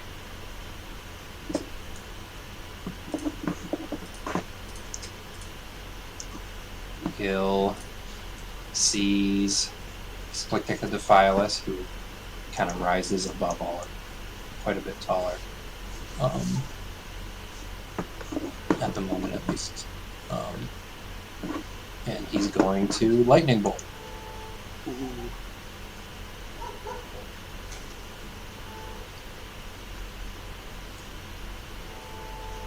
Is that a line of sight one? Because he's firing through like everybody. He's angling it up. Okay. And the closest person to him is very short and isn't moving right now, so All right. I'm going to say he can do it without hitting us. that might be harder in the future, but I think she's far enough away. People in the way are... Oh, you know what? There is a pillar there. Right. That is actually going to be hard to do. I'm going to see if he can maneuver first. His fingers crackle and he's like, picks up the ore. Splash, splash, Roll a splash. check for him. No, he doesn't. He can maneuver, but he's not going to have it.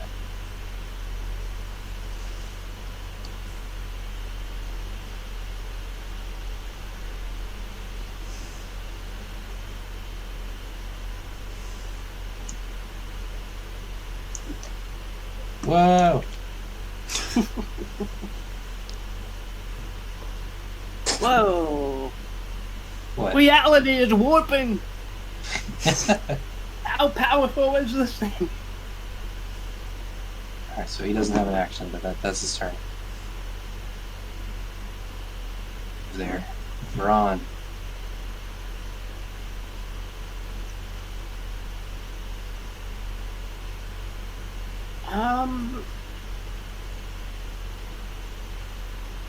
Okay, well, Braun,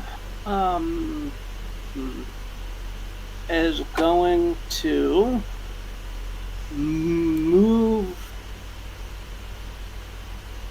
Yeah. He's going to move.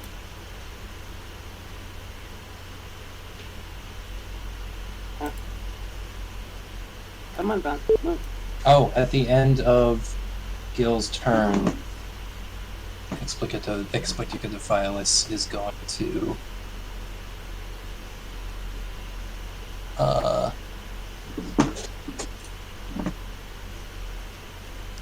gonna attack.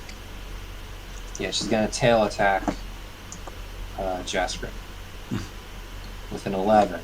That's hits. 9 bludgeoning damage. You are pushed 10 feet this way. Right. And you are prone. Wow. Okay. Just flings you that way with your tail. Alright, now Braun. Oh. So Braun is gonna come this way. Come on. Moving well. Anyway, come around the bear, get a line of sight on the snake, and once again try to cast. Spend a sorcery point, make it a subtle spell, cast slow. Very cool. The Explicatifilus. Alright, just Explicatifilus. What's that? I said just Explicatifilus? Yes. Alright.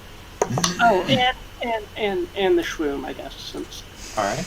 Yeah, Shroom rolled 15 plus 4 minus something. Is wisdom? Yeah, well, it succeeded. Okay. 17, unless your DC is Explicatifilus. Rolled 19. Man, okay. Oh, actually higher than that. 21.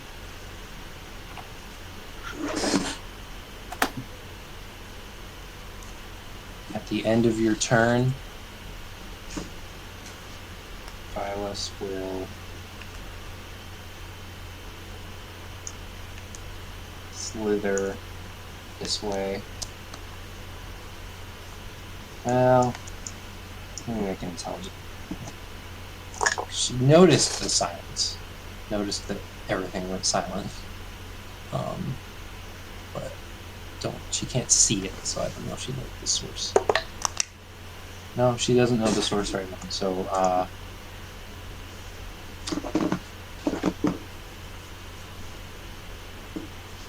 she's going to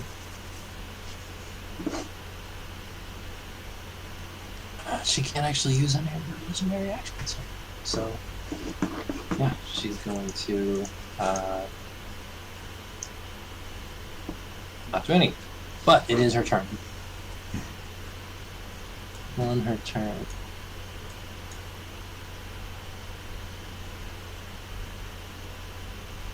She will slither over here and make a bite attack against the bear. Her face, which was a fairly, like, almost an uncannily normal human face, like kind of Kind of like what I'm seeing in this.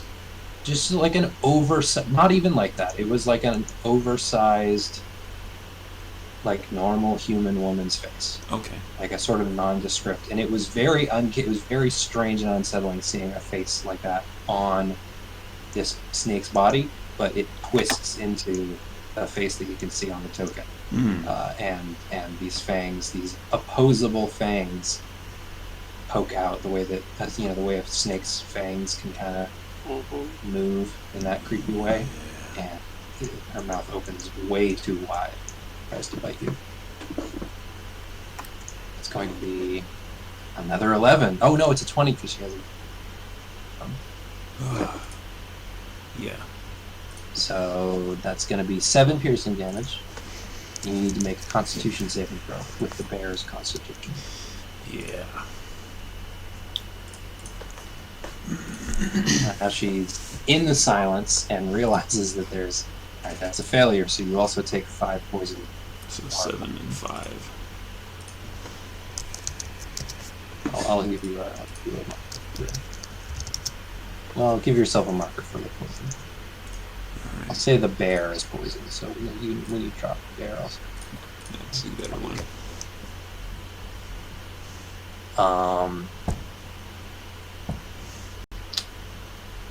Yeah. So she is aware now that she's in the silence. I'm going to give her another intelligence check. That's better. I think she does. She knows it's one of you two. She knows it's probably not the bear. But it could be the bear, but because she knows the bear wasn't. Well, she doesn't actually know where the bear came from. Really? I mean, well, because she was in darkness when the bear. Let me roll to see if she notices the one person who was before it isn't. Nope. She's not sure what's up with the bear. So she'll assume for now Ron is the source of silence. It's Bronze Bear. Back away. You can take an opportunity attack. Ron. I would like to. Probably not. It's not a matter of movement at this point, so I'm going to stay on my back, but I'm going to try to lunge forward on my side and grab her by the neck and bite down. You're making a bite attack? Yes, a bite attack. Right, bite attack. Oh! Okay. Good. Oh. 12. Wow. 12 damage, so that's 6 damage. So it was more like a mongoose attack. Just latch on and shake a little bit. Yeah, it's quite like that. Very good. Yeah, she'll back away, not entirely sure what's happened this side.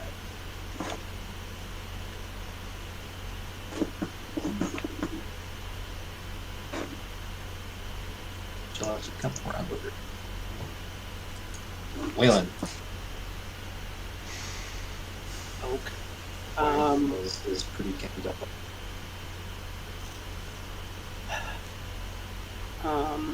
Wellen is going to see that these two have gotten really close together. She's outnumbered at the moment, so she's going to take. She's going to disengage and then move back. Actually, she's stunned. She's stunned. She can't do anything. She can't do anything except make a Constitution save. Turn. Oh.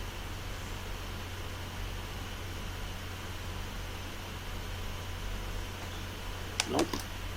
And at the end of her turn, Explictor Violis is going to make a slam attack against Waylon. No. That's a lot. That hits. It's a 19. Oops, that's not. 6 bludgeoning damage. Okay. 6.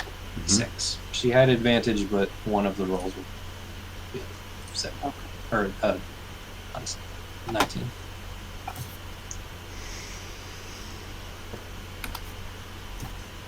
Okay. Droom.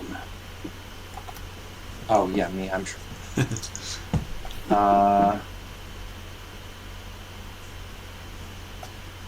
Unafraid of Waylon.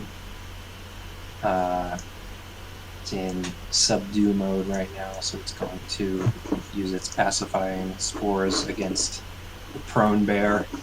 Pretty mean, but And that's what it's Waylon gonna do. and Waylon can't get an opportunity on that. Didn't think so. Can't do anything. Wow.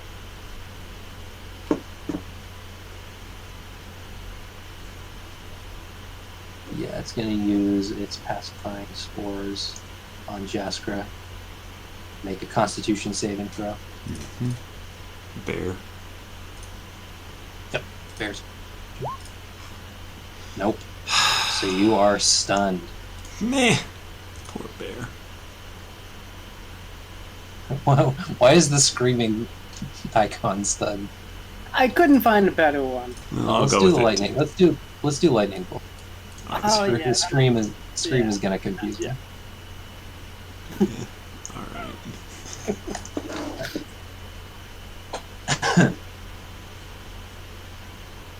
Oh, there's too many icons. Oh, there we go. Oh, hey, cool. Jaskra, you're stunned. You lose your turn. Make a Constitution save Yep. at the end of your turn. Yep. Bears, not me. I have good constitution too. Oh man. Stupid logos. Okay.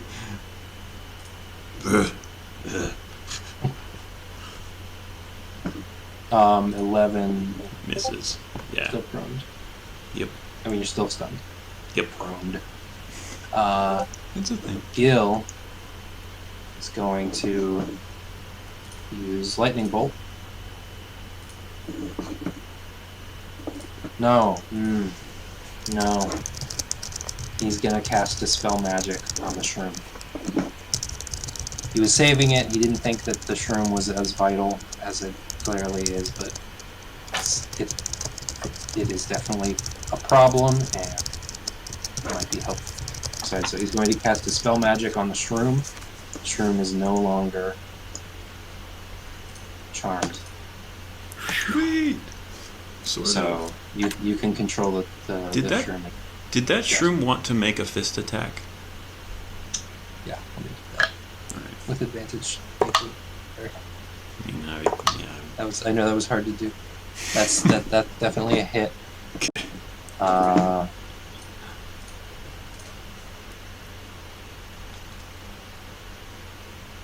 I already rolled. I'm just doing this for the damage. yeah. Yeah. That's 20. So you're not a bear anymore. Yeah, and I take But 14. you're also not poisoned anymore. Oh, really? I said that before. Oh, okay. I know it's hard to make the call sometimes. I'm gonna say you're still.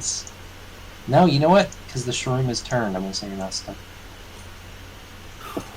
Because it is like it's 20 minus 14. I'm gonna say Waylon's not stunned. That really hurts. At the end of Gil's turn, because that was a big important turn, and oh no, yeah. At the end of Gil's turn, Explicita Defilis is going to make a tail attack against him with her last.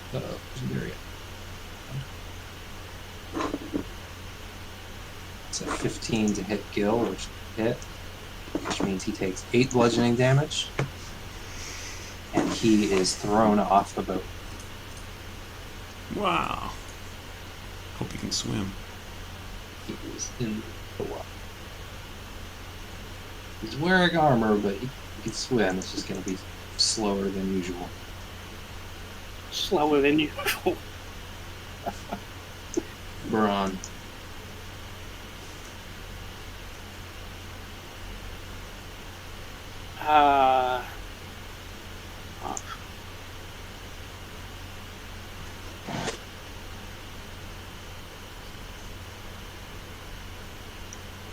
Yeah, there's it. She looks kind of like in the picture now because she's sort of wrapped, not around the pillar, but near the pillar.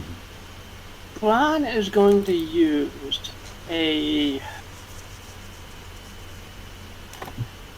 Is it an action to stop the bell? I believe it should say on the item.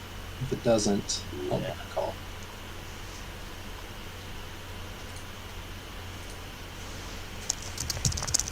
You can damp the bell as a bonus. Oh, okay, so it'll be a bug.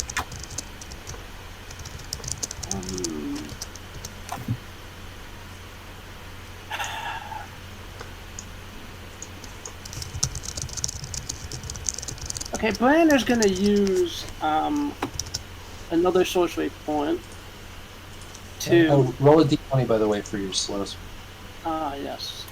Or something else. Not the slow spell. Yeah, the slow spell. The second slow spell. The second. Just like.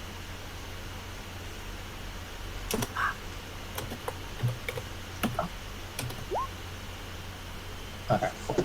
So go ahead. Okay. I'm going to use another sorcery point to cast Subtle Spell, and then we'll That's such try... a great combo. I didn't think of that with the Bell of Silence, but that's really clever. Good. Firebolt! Oh, no.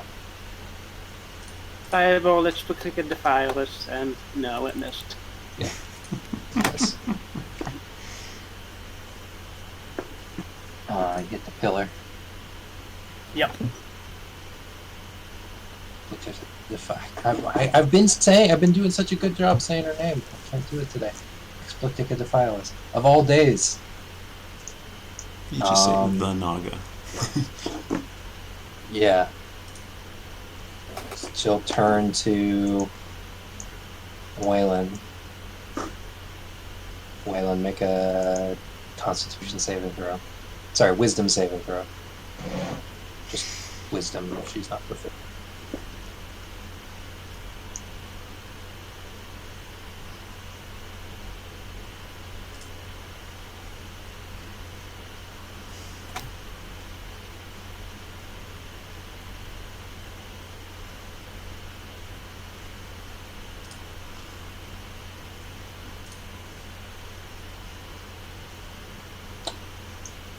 Just waiting on a Wisdom saving throw from Waylon. So, yeah. Okay. Come on, Waylon.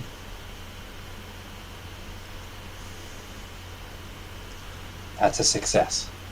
Waylon turns her head. Is not charmed by Explictica Defilis. Mm-hmm.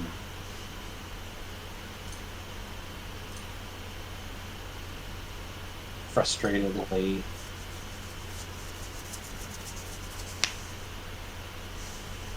starts to coil around the pillar, just sort of looking around what to do next. Does she move?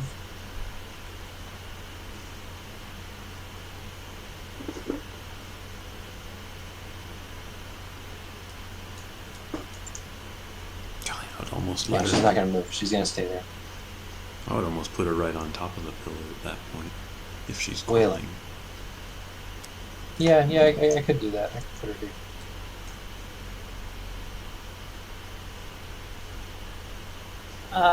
Waylon is going to, at this point, disengage and move back along the beach away from the knob. All right.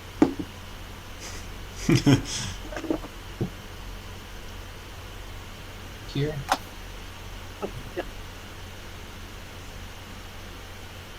Yeah, there.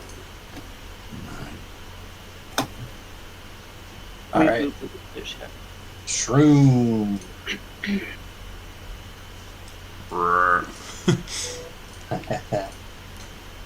He'll try it on her. Well, okay. Yeah, choose wisely, because I, as far as I could tell, the pacifying spores are just better. Yeah, especially with a snake that is probably poisonous.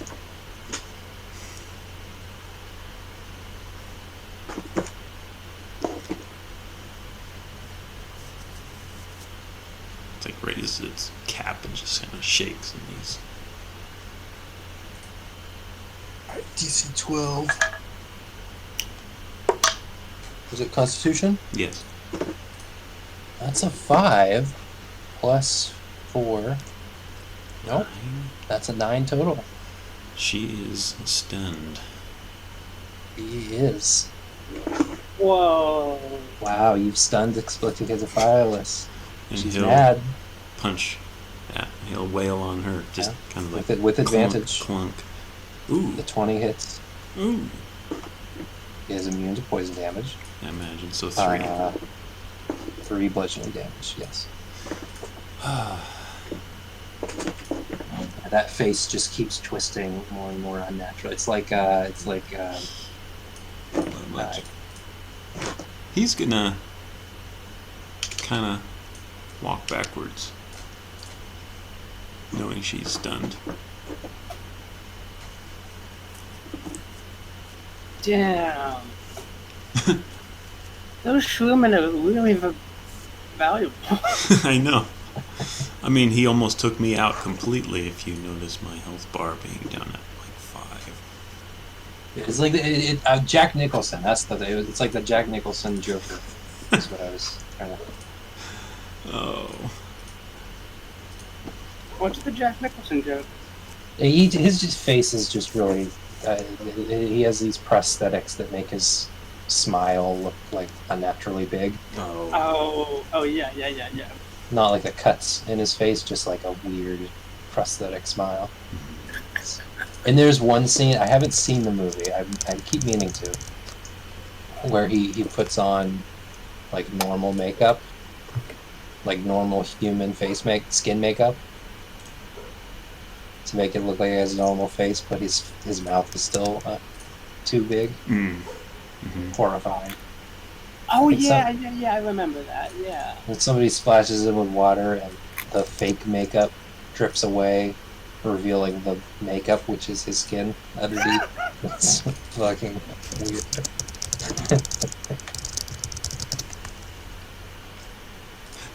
Yes, I remember this just from the movie itself.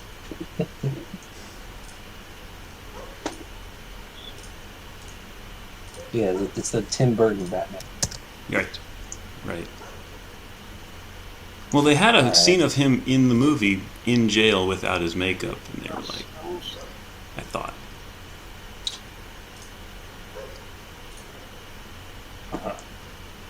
I think, because I know there's in one of the Nolan Batman movies, he also has a normal face at one point, but I think in that one it's that he's not wearing makeup, and I think in the Tim Burton one it's that he has makeup over his clown face.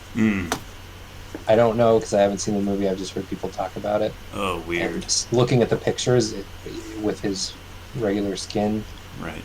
it does look like he has weird makeup on. All right. Anyway. That was the end of the Shroom's turn? Yes, he moved away as well. So. All right. At the end of his turn, Explicticatephilis, her face, which was straining and twisting, splits open down the middle. Ugh. And she slithers out, pouring out of her own skin. With a slightly shinier skin. She's no longer stunned. The stunning spores remain on the skin. Ooh. So that effect is still ongoing, but it's going on an empty skin. Oh my gosh, it's so cool. So as a legendary action, she shed her skin using 2 legendary actions. ending the stun effect. Wow. Okay. Gaskra.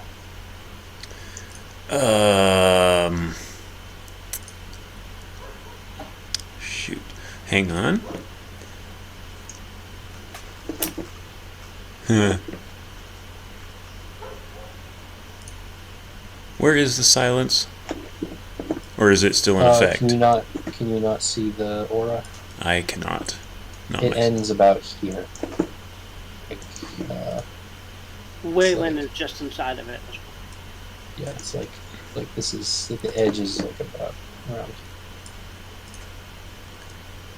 Oh, seriously. So I'm in the silence. You are very much in the silence. Damn it. All right. I'm gonna try to say something, but it doesn't work. As soon as you start standing up, it's pretty clear that you're in the silence. And if you glance over at Braun, he's still holding the bell. Yeah, my own ears are just ringing, and I'm like, I glare at Braun. Shake my head. The thing is, they're not ringing. Yeah, I'm gonna.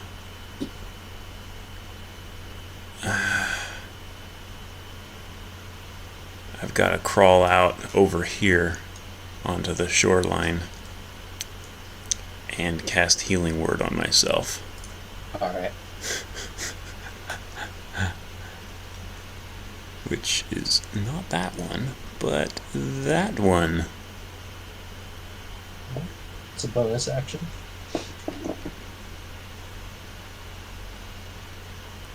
I'm gonna actually bump it to level 2 as well. All right. Just because out of 41 total, I need as much as I can get. So plus 6.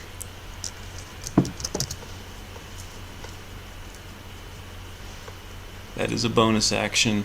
Ooh, if that's a bonus action, let's just see what I can do from back here.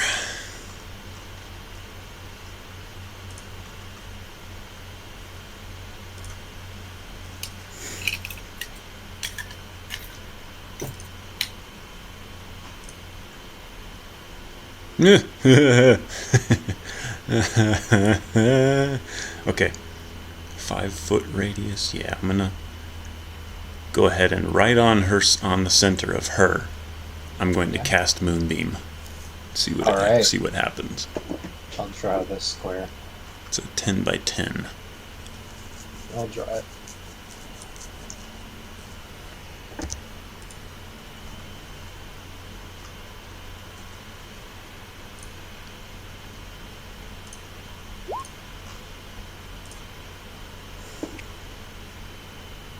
So, what saving throw? Constitution.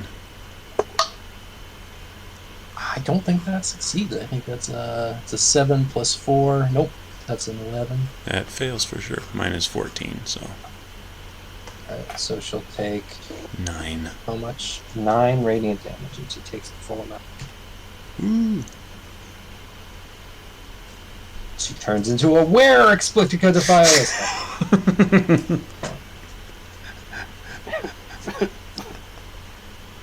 Jake tripped her all along.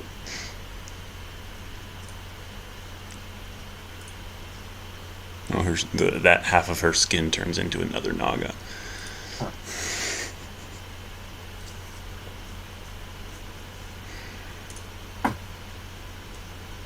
Poisoned is disadvantage on attack rolls and ability. Okay. Just confirm. But nobody's poisoned it. Gil is going to swim, coughing, back to the boat, and as he's actually haul himself back onto it, he's just like on his back in the boat, and slowly stands up and gets ready to cast another spell. Next turn. Broad. It's surprisingly difficult to keep a tab on what's happening in the fight without, like, you've lost one of your senses, and so you're reliant entirely on visual, like, look to see where everyone is and what they're doing. Yeah. It's weirdly disorienting. Yeah.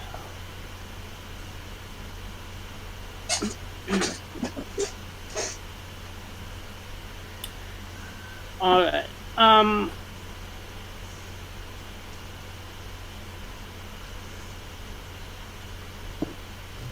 As a this ability says it's a bonus action. To damp the bell.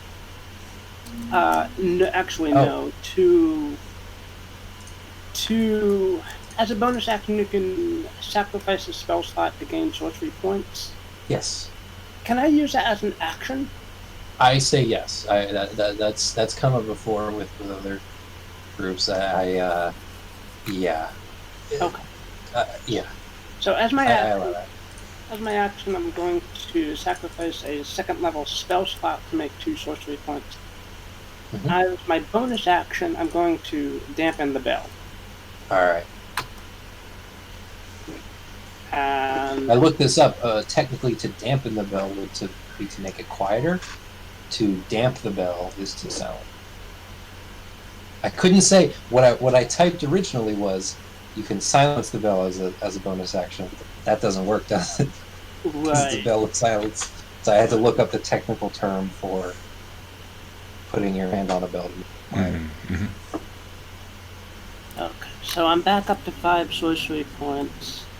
I am down a second level spell slot. And It was surprisingly hard to find because everything always said silence the bell or something like that. But eventually, I did find an instructional video on hand bells, like the ones you like pick up and ring once and then put down. Yeah. And they were saying how to properly damp a bell. And from there, I was able to find out people calling it damping. Gotcha. I'm going to remove this paw.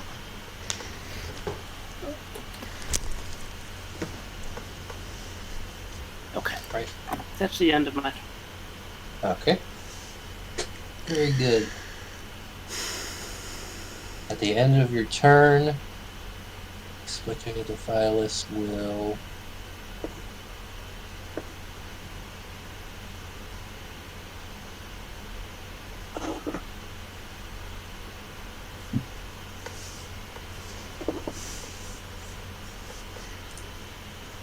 be really.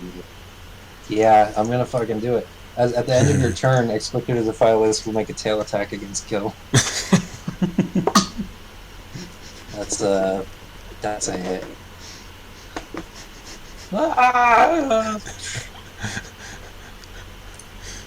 He'll take. How much is he gonna take? So he's not stupid. He's gonna approach things differently. It's a natural. Oh well, I already rolled the hit manually, so I need to stop rolling the hit manually if I don't know how much damage. I have to click attack just to damage. So that's 4 bludgeoning.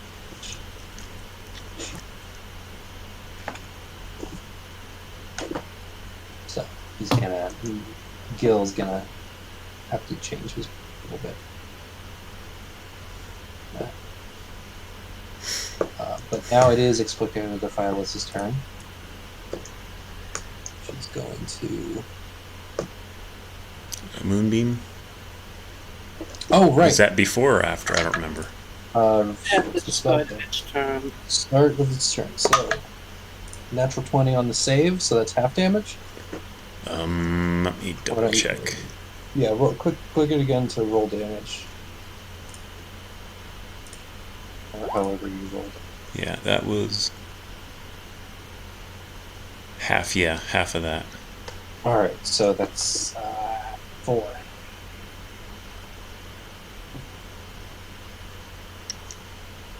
Okay. And is it like half movement in the area or just regular? No, it's regular movement, but I can move at 60 feet on my action if I want to.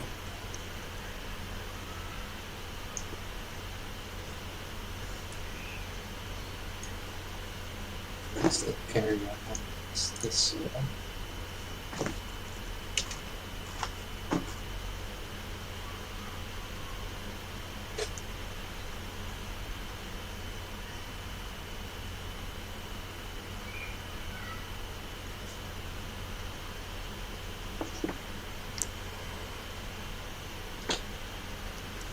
Sleep is a 40-foot cube, basically, right? This is within 20 feet of a point you choose within range. Mm-hmm. Yeah, it would be a 40-foot cube as far as I understand it. Like, assuming the point is not the middle of a cube. But like, because if it was the middle of the cube, then essentially it would be a 45-foot. I think the intent is a circle. Okay. Right. But it's big anyway. Mm-hmm. Big. So. But right, because it's everyone in that area, she does not want to target herself. So it's going to be Braun, Waylon, Jastra. All right. Now I will roll those dice. So it's. And those are not upcast, so it's just going to be 5d8. 5d8. Starting with Waylon, because she's the lowest health. Alright, so Waylon is asleep.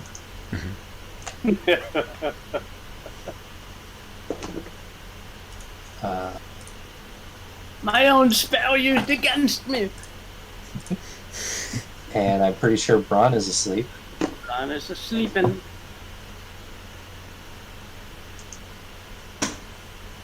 7.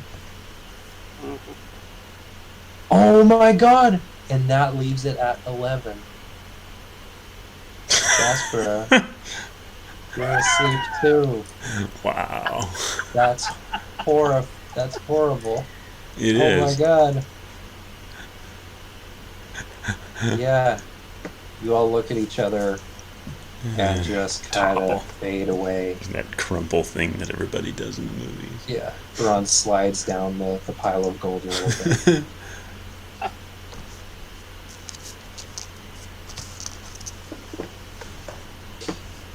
Oh man. Waylon loses her turn. And there's no saving throw on this. Shroom. No, Shroom has no commands. Shroom looks around. Let me see what I wrote in the actual thing about what happens when you don't give the Shroom anything. All right.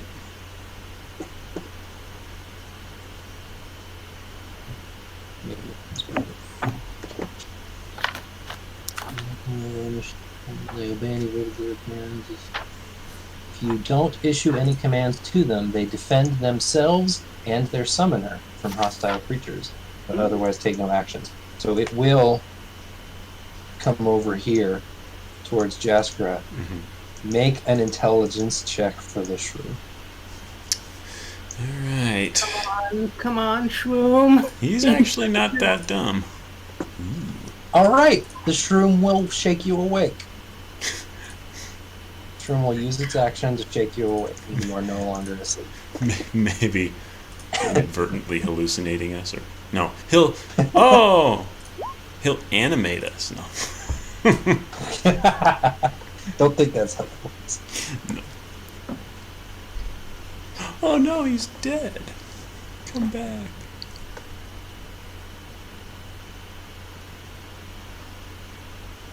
All right, Jaskra, good timing. You're prone. Your hair is wet. Yeah. Okay.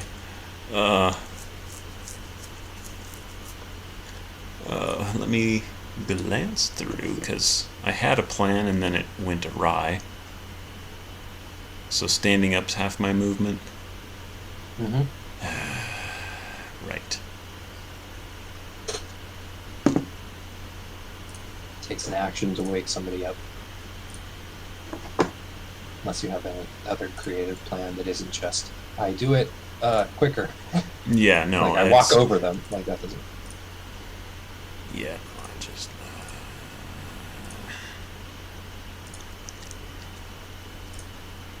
If you had like some sort of bonus action thunder wave.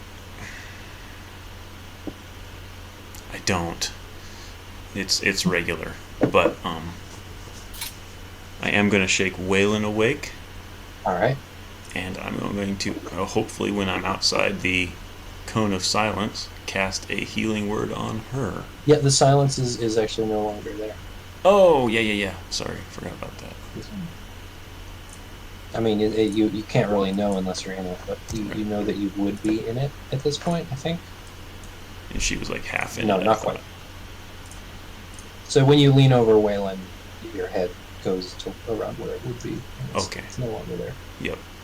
And also the bell is on the ground right now. Mm-hmm. So. All right. Add that. Is awake. Yep. And let me think just for a minute. That was 10 feet plus 15 is 25, and I've only got 30. So I'm going to just hold up here. That's all I can do.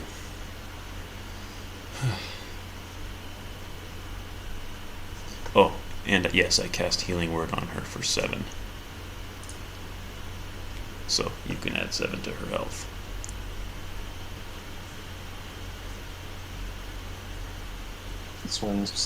Gil swims towards the shore, just manages to find his feet on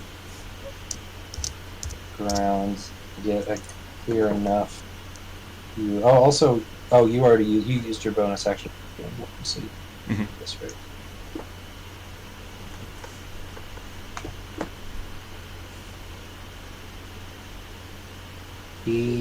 I'll say he does have his sights on Explitica, so he is going to use lightning bolt.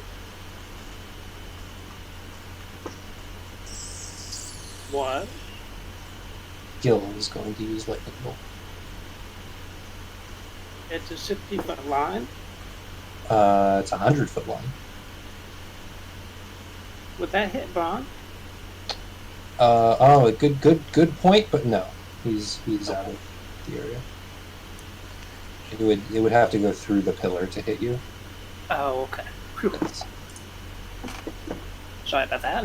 No, this is a good thought.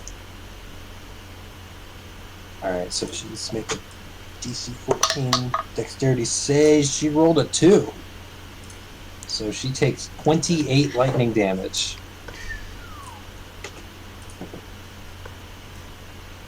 It was just his head and shoulders poking out of the water. He's like walking up the shore. She whips her head around towards him and hisses. And shakes her rattle at the end of the path. But she shook that rattle right before sleep took effect. At the end of his turn, she's going to slither over towards him.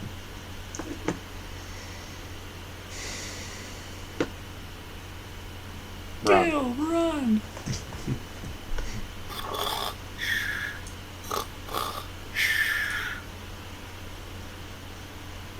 I'm asleep.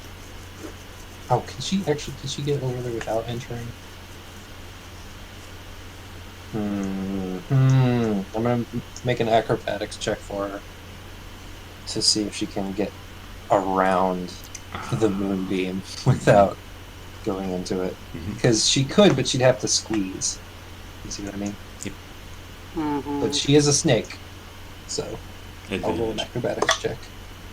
That's a 17 plus That will 3. Yeah. She does not enter the moonbeam. If it was a less obvious spell than moonbeam, I wouldn't have given her that opportunity. But Right. it's pretty obvious. Ron is asleep. She is not going to use a legendary action to slam attack him because she doesn't want to push him. On her turn, she's going to bite attack Braun or Gil. That's a 21.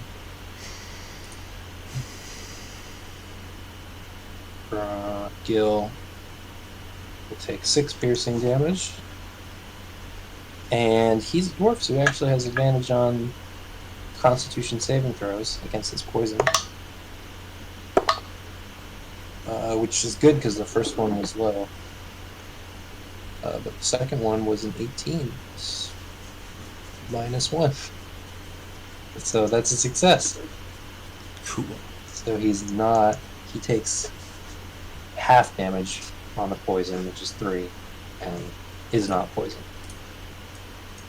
Excellent. Waylon. He's awake. Prone. Okay.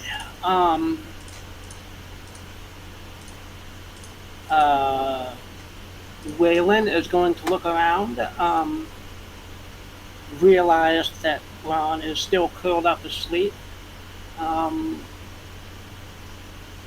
her speed, she's going to stand up, and then half of her speed, she's going to run over and try to wake up Ron. Alright, I think she can just about do that. Sorry, I you move. Yeah, 15. She's a halfling. Yeah. Yeah. Can't quite get there. Shoot the snake. Do you have to be closed or Can she throw a slingshot at Ron? make an attack roll?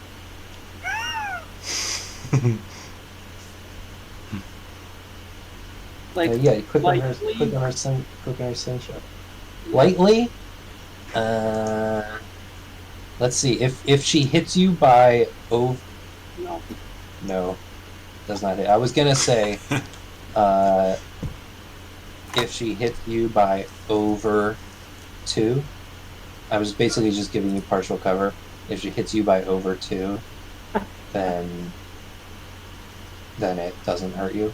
But also you're prone, so she technically outdoes you. So she moves as far as she can, at least, and with the intent of waking him up at some point. I just start laughing. Sure.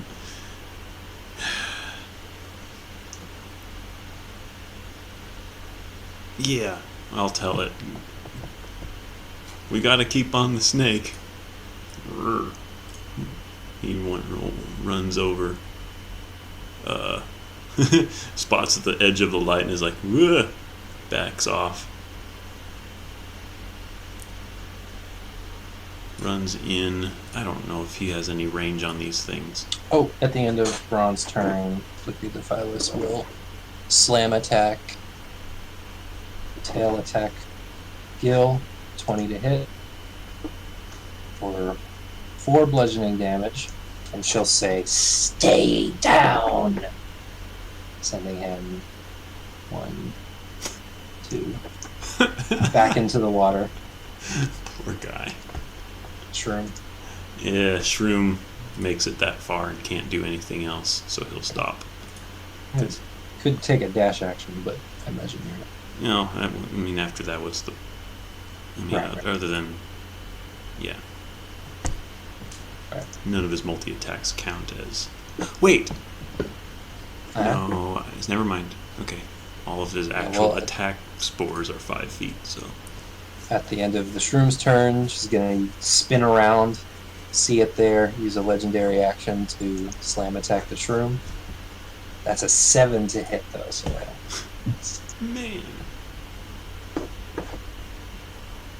just as she's uncoiling from the pillar here, her tail's just swinging around. Jasker.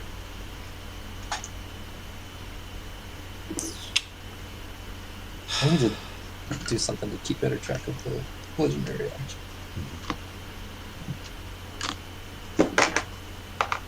Use 2.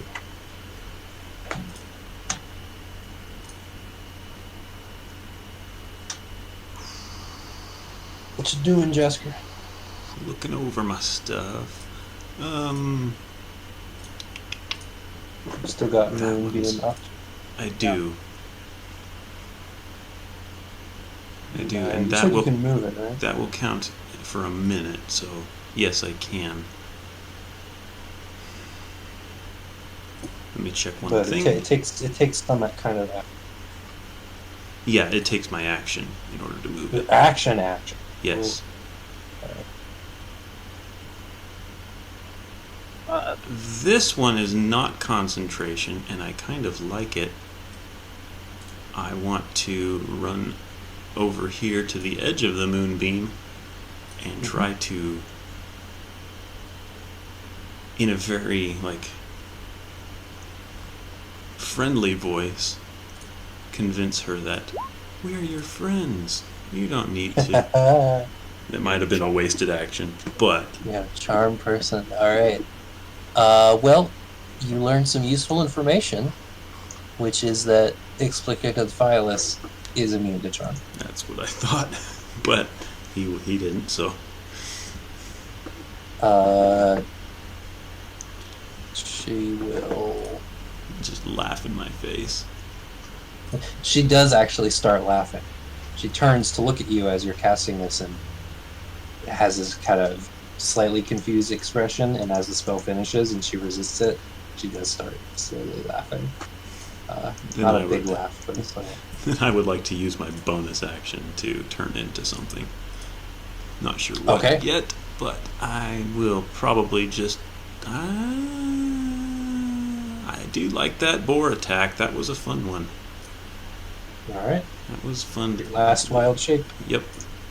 Turn into a boar. Whoa! You moved it at the same time as I tried to enlarge it. Okay. Alright.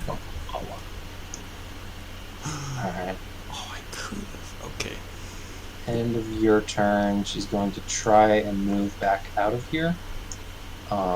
She'll make that acrobatics check again to get around Moonbeam. That's a 4 this time, plus not enough. So Attack. she's going to take she has to make a saving throw. What is it? Constitution? Yes, maybe. Constitution against 14. Definitely a success. Okay. Then you can take 16 plus 5 damage. Wow. Ooh, good roll though. She's actually looking pretty hurt. There's a couple wounds all on her body. But she's still got her action. Legendary action, she's going to tail attack the shroom, which she has a pretty good angle right now. For doing that. Oh, which will push it. That's a 16. That will hit. Alright. Shroom takes 8 bludgeoning damage, Mhm. which you can add or subtract rather, and it's in this area. So it did not deliberately enter the area, so I don't think it takes the damage this turn, but at the beginning of its turn, it will take. Okay. I'm tempted to look it up to make sure it's against everybody, but your call ultimately. Right. Well, no, I mean... When I'll a go with creature enters the spell's area, yeah, Okay. it applies to everything. I'll go with what the spell says.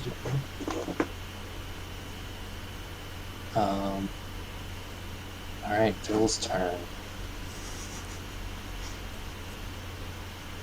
Choice here. In Tough Bora, I choice tell here. him, but she can't hit you from here.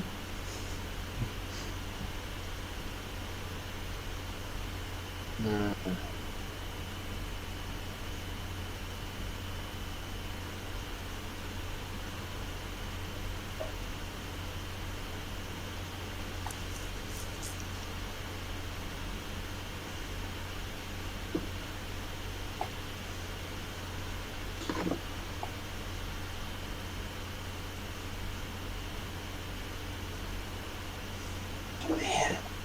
things are not good for Gil. He saw how hard it was. He's gonna commit. He's going to cast Dimension Door right here. Whoa. And try and come over here. Just sort of trying to make his way around to an area where he's got more room. He'll see Baron there, and can't use his action. And actually, I don't even think he can move that far. He could, but he doesn't because he's. Well, he doesn't make that far. Sure. But that's the end of his turn because he doesn't have any. Baron doesn't have a turn. But at the end of all that, oh no, that she used her last effort. She used her last legendary. So on her turn,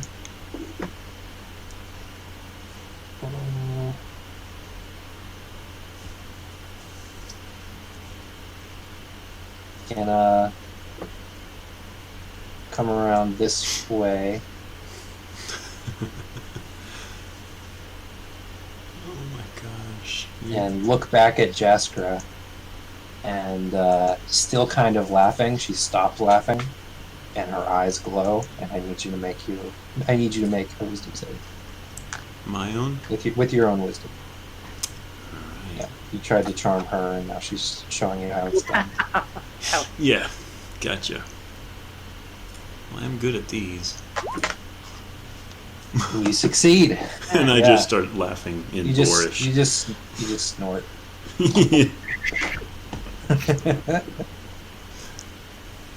She gives sort of this hiss scream that echoes around the cabin.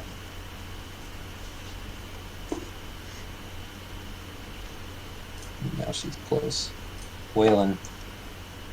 Whalen is going to continue to finish dashing up this pile of gold and Alright. treasure here, and will shake Brown awake, and then kind of Run is awake. turn and present and defend Brown against the snake. Brown is awake. Yay. Shroom, make a Constitution saving throw. Yeah. Yeah.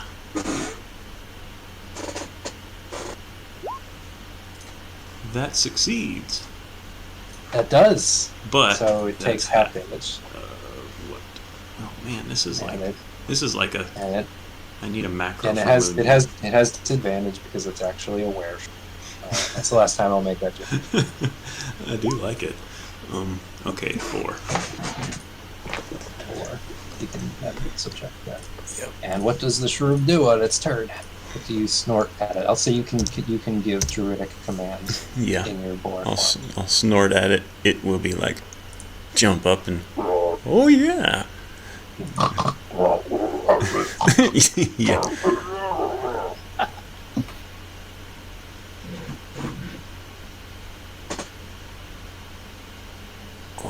Has 30 feet of movement. Yeah. Well, I believe 6 squares. it's going to leave the square for sure. I believe there was a corpse sitting right here. There was. I would like to. Alright.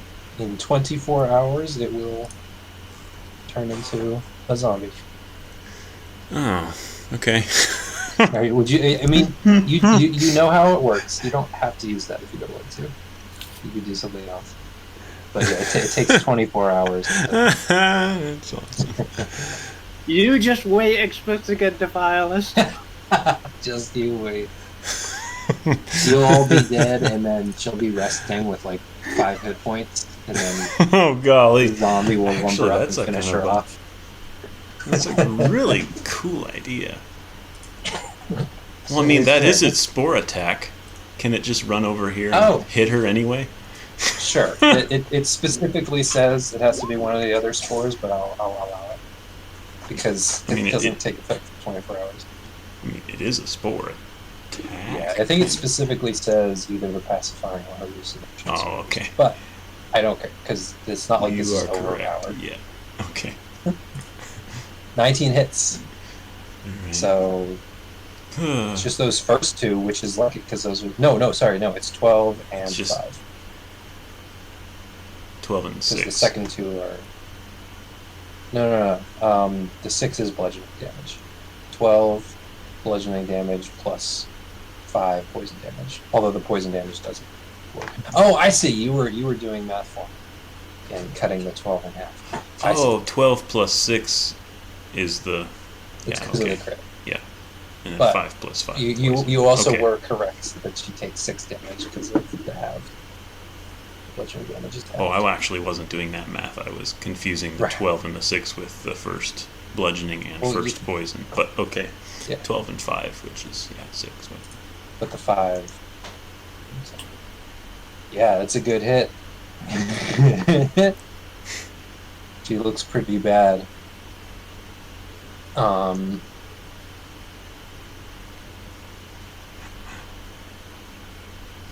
The end of the shroom's turn, Mm-hmm. she will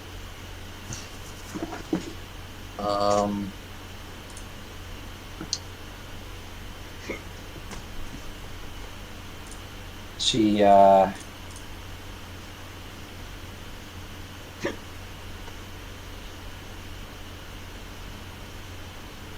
yeah, she'll make us. No, that's not gonna help. She needs to take somebody out. I'm gonna make an insight check. Natural 20. She's going to make a slam attack against Gil. Roll that. It's a 23 to hit. Gil takes 8 bludgeoning damage. It's thrown up against the wall and falls prone back here. She hisses, I said, stay down. So he's going to take the wounded condition. And I'm going to give him an injury. Oh, man. Okay. I rolled 15, but that doesn't matter. I'll just fix it.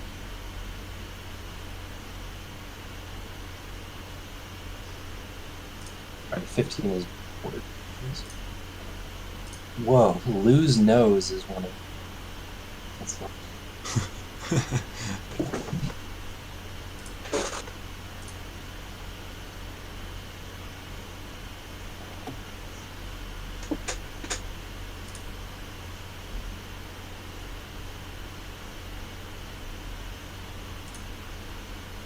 I'm gonna give him.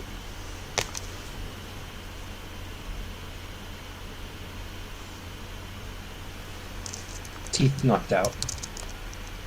He was just thrown against the stone. Take disadvantage on persuasion checks. When you cast a spell with a verbal component, there's a 25% chance it will fail. You lose your action, but not the spell slot.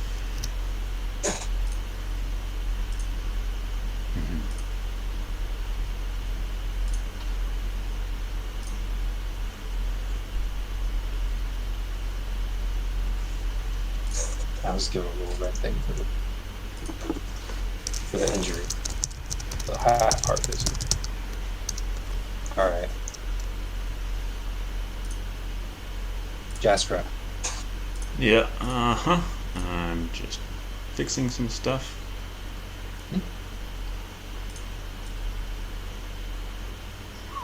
Alright. Hopefully I can get there. I might be able to... No, that's not going to work.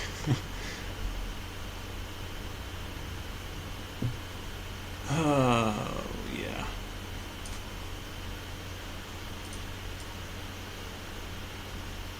Yeah, that's way too close. Alright. I'll just run up.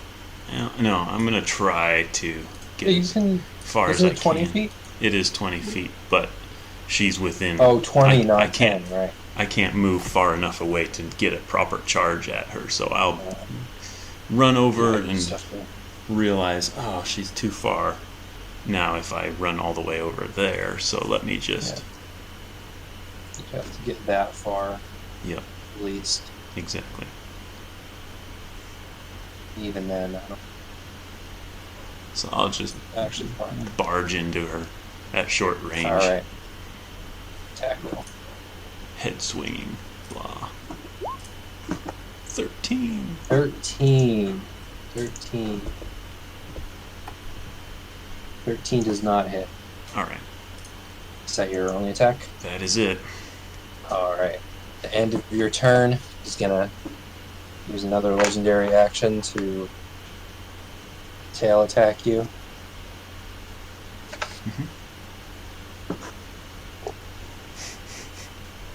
Right, that I was using it to keep track. The second one. That's a 13. That will hit. All right. You take 4 bludgeoning damage, Mm-hmm. and you are pushed over here, All right. which might actually end up helping you, but Yeah. doesn't really know how boys work. Gil pulls himself to his feet, lumbers over here. He doesn't have any high-level spells left. So he's going to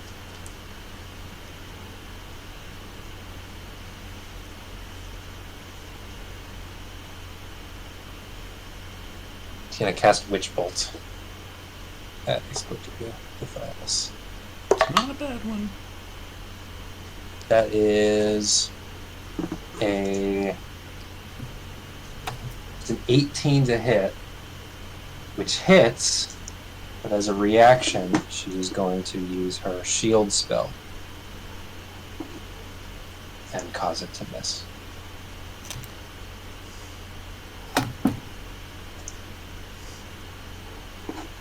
He kind of half collapses again after doing that and continues dragging himself to his feet.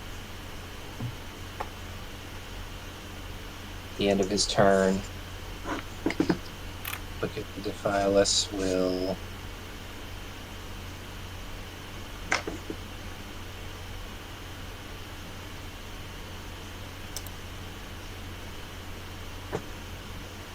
use her last legendary action to tail attack Braun because he's prone. She does have a reach of 10 feet with this attack.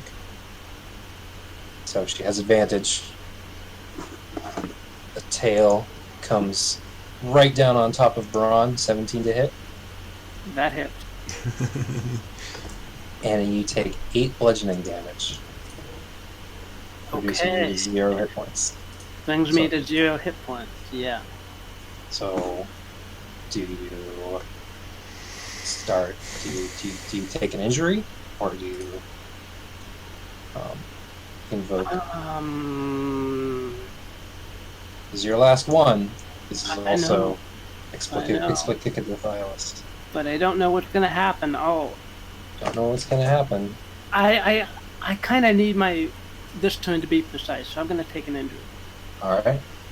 I'll let you know that you're definitely not going to turn into beetles. That one's already happened. All right, so to give you an injury.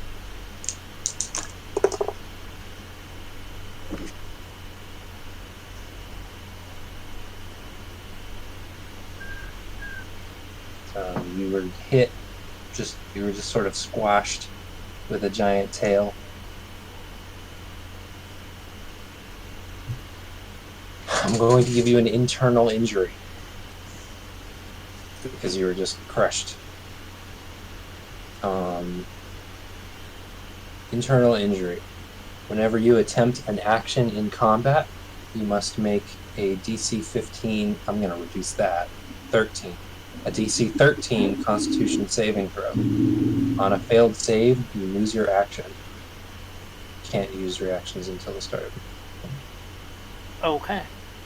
So when you try to use an action in combat, you have to make a Constitution save. Okie dokie. So something hurts somewhere in your. You have to. I'm not sure what it is. Yeah. Cool. That was nobody's turn. That was the end of Gil's turn, right? Yep. So it's Braun's turn. All right. So I've been measuring here.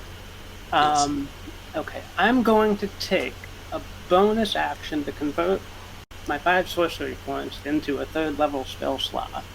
All right.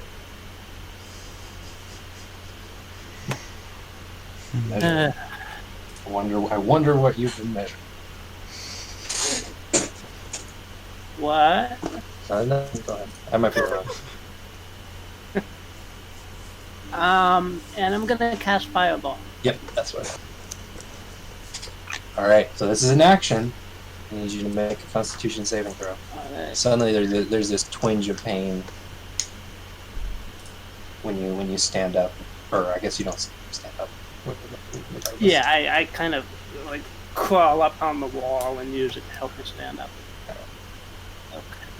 So, Fireball. That's a success.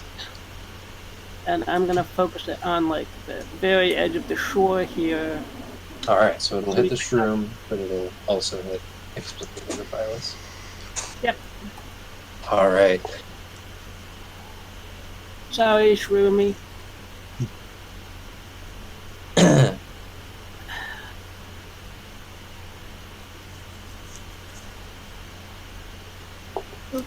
She needs to make a dexterity saving throw. That's it. Oh my god.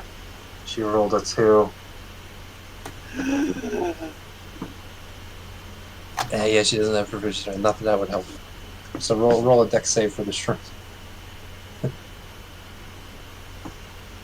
26!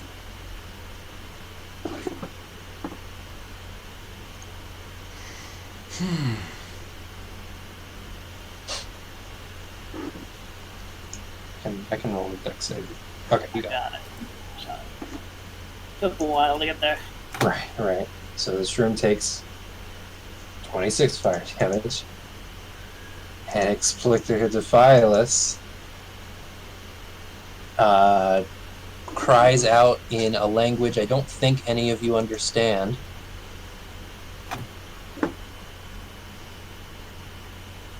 And sort of does this weird dance in the air for a moment as she's trying to keep herself upright, and then just slumps down across the pile of gold this way, occupying most of this area.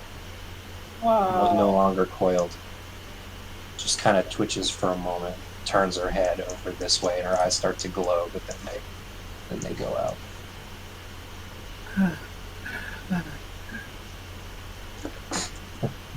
You hear a thump as Gil kind of collapses again over here, and you do too. I'm sure. Whippersnapper. We'll take another short break, like another 10-minute break, and we'll come back. Who knows what we'll do? See you in 10 minutes. Okay. 5:34, around then. All right.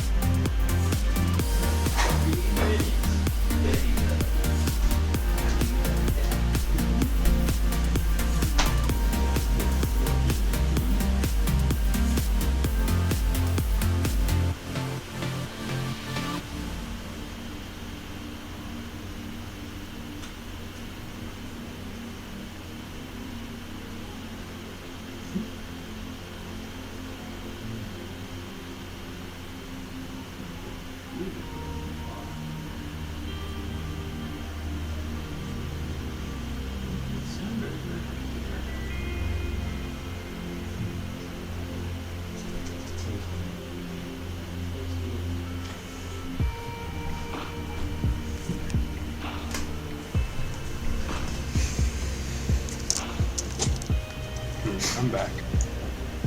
No rush.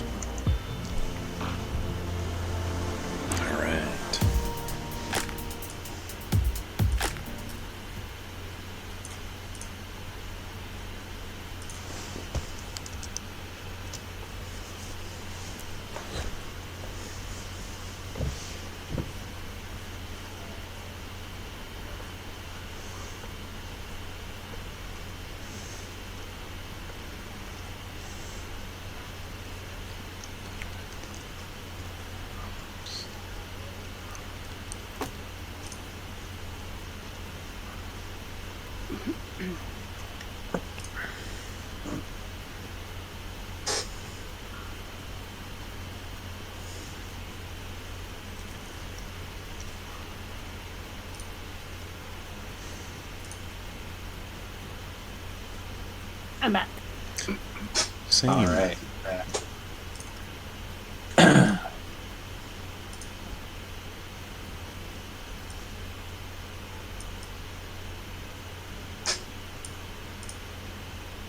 Gil lumbers over to the pile of gold where all of you are huddled. Jasper. Mm-hmm. That's true. Did you subtract the health from the true? Yes, maybe. I don't think. I think No, I didn't. it should have 4 health. Oh. The shroom.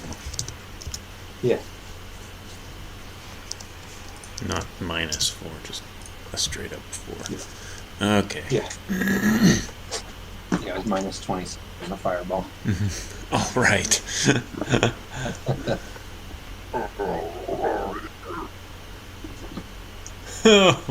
Well, I had an idea.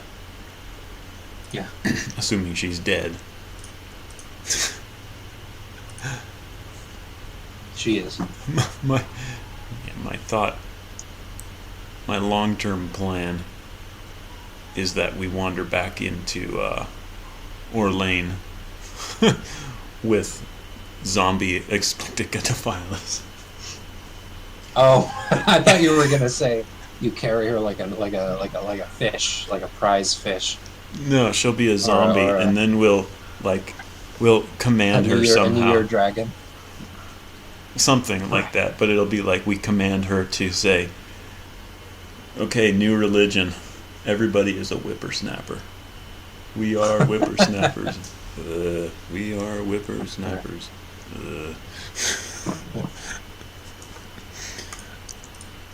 I'm gonna revert back to my normal form and blink. Aw, take all the fun away.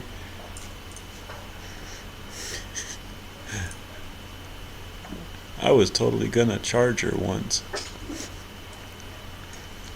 You just slapped her around as a bear, right? You Yeah. probably did, honestly. Like it wasn't obvious at first that she was dead, but then again, there was a fireball, so maybe you backed out of the charge. Yeah, no, it's like Fireball.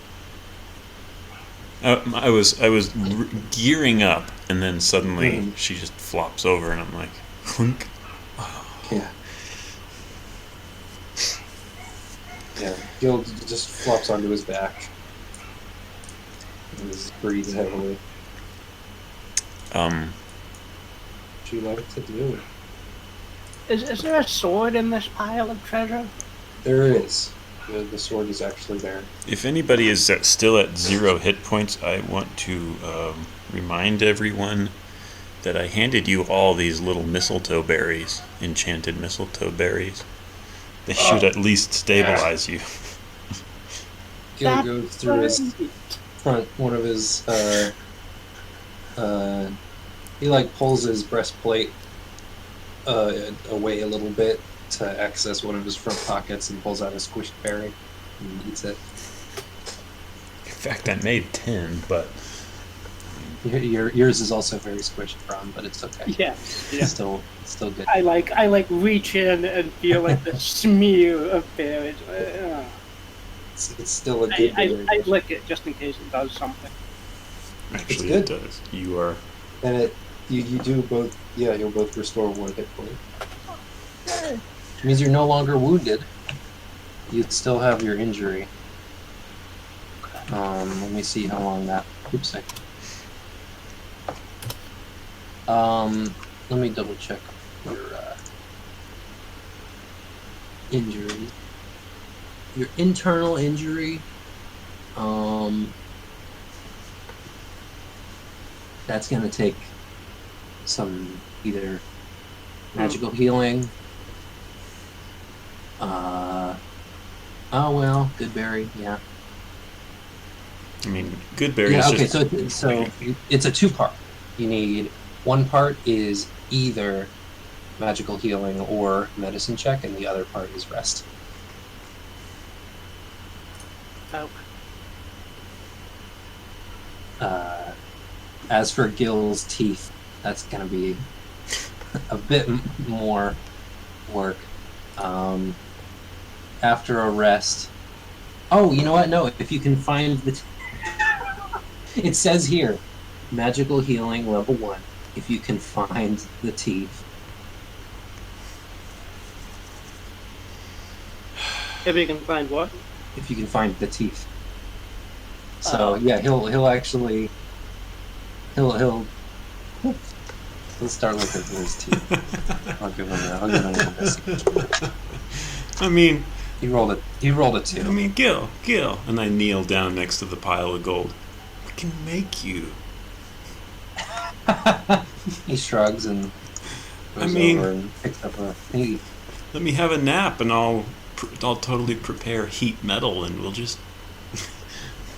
He makes a grimace, which is funnier without teeth, and he'll shake his head and just kind of sit down and just start listening.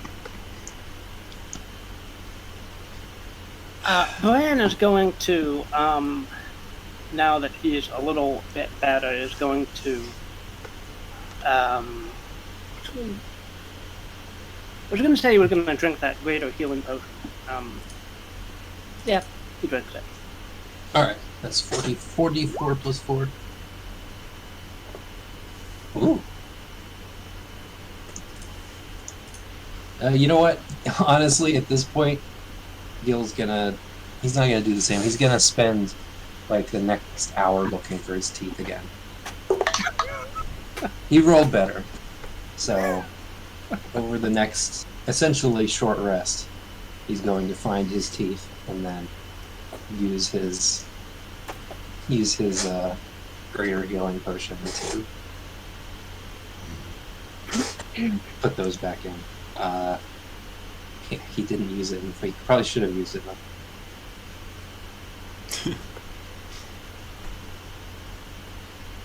Brian, seeing that there's a big old sword in this treasure pile, is going to take the sword and start feebly hacking at the neck of Explicit Defiler. Oh, good, yeah. Good. Yeah. If you're just trying to get the head off, you can do that in the check required. Okay. I was gonna say survival check if you're trying to get valuable parts, but no, I just want the head to like intimidate the dragon with when we go back. Alright.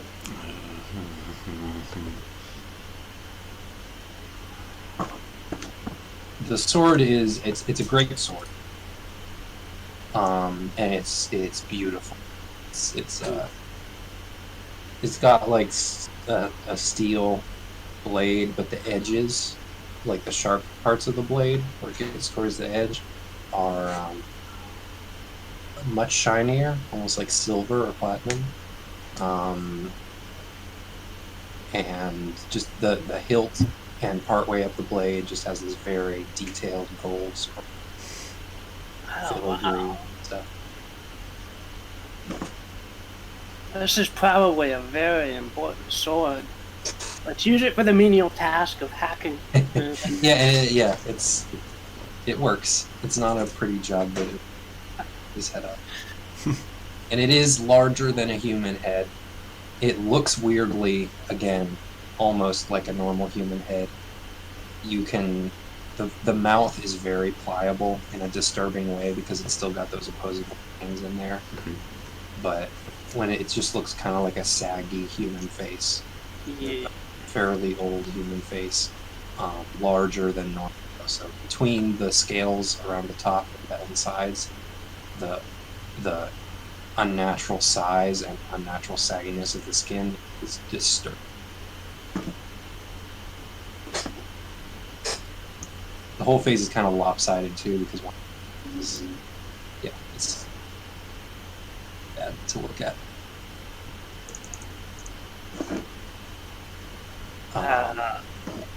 Yeah. Are you taking a short rest? Gil certainly is. I think that makes sense. All right. Anything else you're doing during this time? Nothing bothers you. Well, nothing bothers you. Okay. Yeah, there's just this pile of gold and silver with some leather and glass poking. Ron pulled the sword out of it. There's lots of it. There's a throne. Okay. It's not solid gold like it looks in the picture. It's a wooden throne, but very nice one.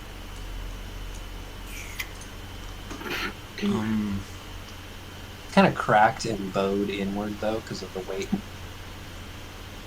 Damn it. All right. Yeah. Is there like an obvious? Is this treasure that? Is there any obvious owner of this treasure? Like, I mean, obviously. I mean, it's gold, silver, platinum objects of value. I mean, you could search through it and try to tell specific items who they belong to, where they came from. Mm-hmm.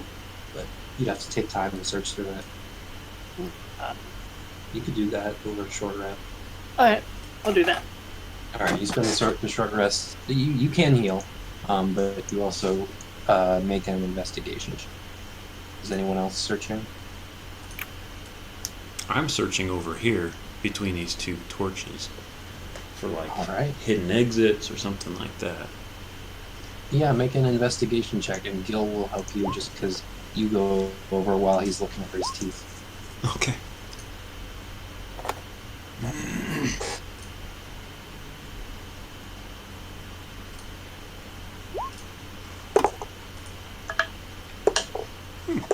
Thanks, Gil. Oh my god. I'm rolling Gil's hit dice and I rolled 3 ones. 4! Ah! Wow. Gil's.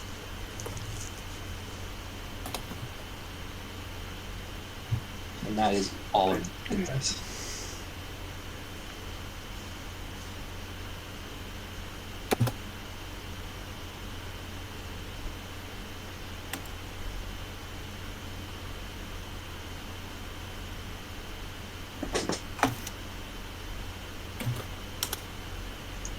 I'll roll some hit dice for you.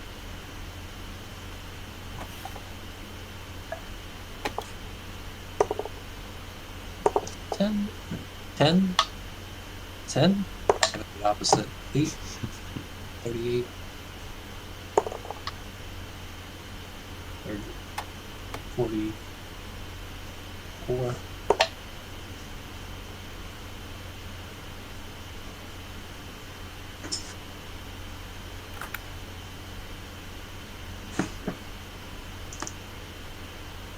That's most of its hit dice. So with advantage, because... Oh, wait. Oh, yeah, so both of you... Okay, so that's a natural 20 for investigation for Jasper.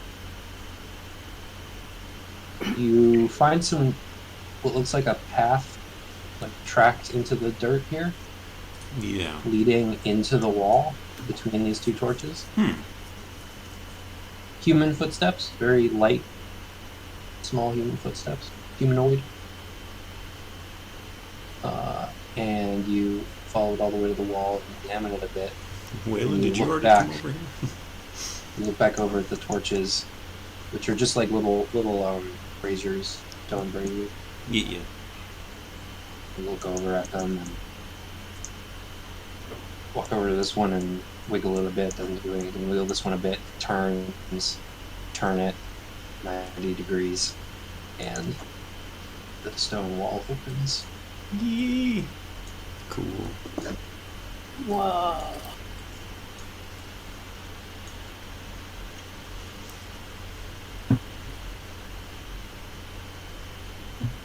Was anybody helping you, Ron? I didn't recruit Wellen to help me, so I don't think so. Okay. There's, I mean, identifying ownership here, impossible. it's just a blot of gold, um, of all of the sort of local prints that you would expect, like some coins from that were obviously minted in Hook Hill and Hoke Oak, and a couple from somewhere else you've seen coins from that like the CLs bring into circulation. But Okay. Then there's also lots of there's a couple, like there's some leather items. There's like some leather armors. There's a sack. There is a couple jeweled rings. There's like a couple instruments. There's a lute. There's a horn. There's a couple like bottles here and there that look like they could be potions. There's like scroll cases. There's a couple maps. There's this very lovely looking carpet and set out in front of the throne. There's the throne, which despite being damaged, is obviously very beautiful. okay. Okay. Well, I think any like scroll case I see, I'm gonna nab up, and then. Did you say there was a staff? There's 2 ivory scroll cases, no staves. Okay. Yeah, you rolled pretty low on investigation, so I'd say you need more time to search through to find like specific valuables. You were mostly looking for identifying. Yeah. Okay. Then I'll take the scrolls.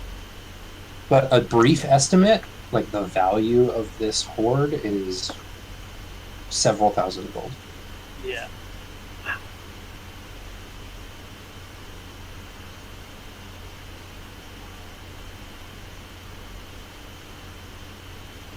And for ease of carrying, I think I'm wrapping the head in my common closed shirt and then like tying it shut with the sleeves as a bundle. Cool. You can do that. Again, it's big, but you can use that.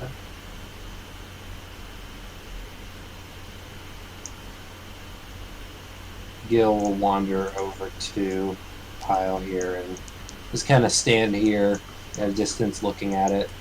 He sees you pick up those scroll cases and I'll say, do you mind? Oh no! Sure, you can look at them. He takes them and looks over at the rest of the gold and says, I'm not really interested in all of that, but it's all right with you. I'll take my... All right. They're 2 like fairly heavy ivory scroll cases that don't have any obvious opening mechanism. And he'll just sit down and start looking them over.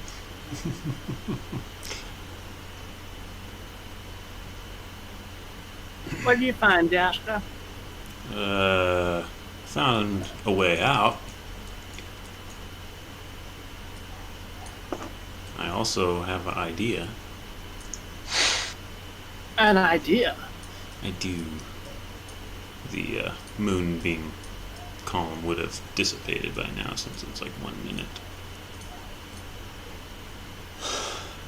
If you'll excuse me, I'm actually tempted to go sail back to the dragon.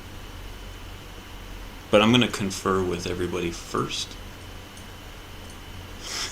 My thought here is, what if we let the dragon loose on this treasure pile? And it could basically become his little lair. Because it's obvious we can't carry everything out.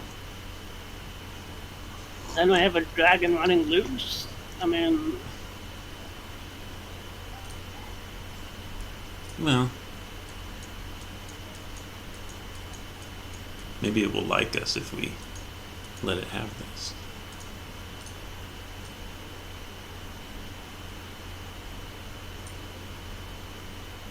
I don't know. I did toy with that thought of letting the dragon off in exchange for information or whatever. But Gil points in the direction of the dragon and says, "That thing will never like you."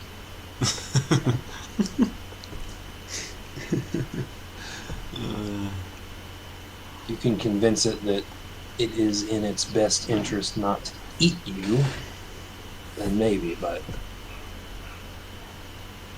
there's no loyalty between you and that thing. There never will be. Alright, we'll load up. I'd say we, like the room upstairs or wherever that was, we come back with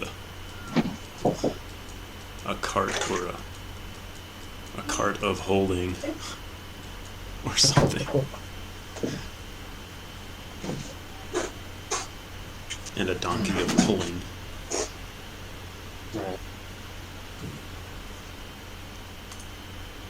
Depending on where this tunnel goes. Because then we don't have to go around the dragon, is my guess. well, let's investigate what you found, Jessica.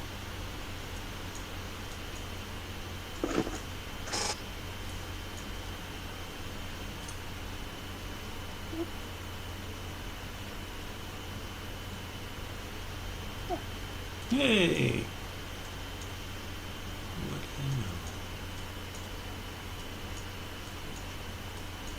you know? Mm-hmm. Oh wait, I was just seeing a dead troglodyte on the other side Oh, of. cool! That is a nicely laid out map. Wow. Wow.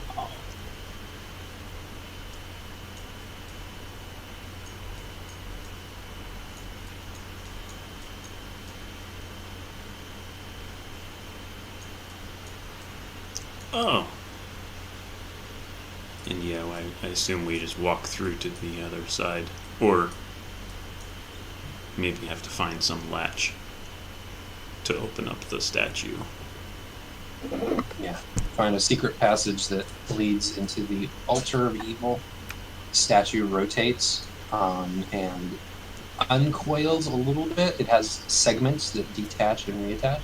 So the statue at the end of its movement is still one continuous serpent, but it parts and makes a doorway. Cool. Oh, I like it.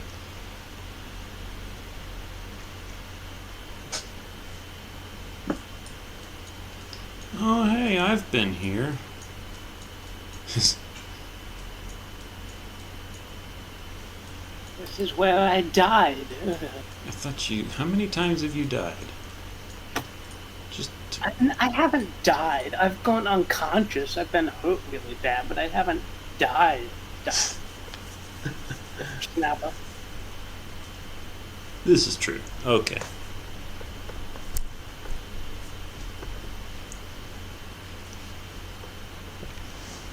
And another thing that I forgot.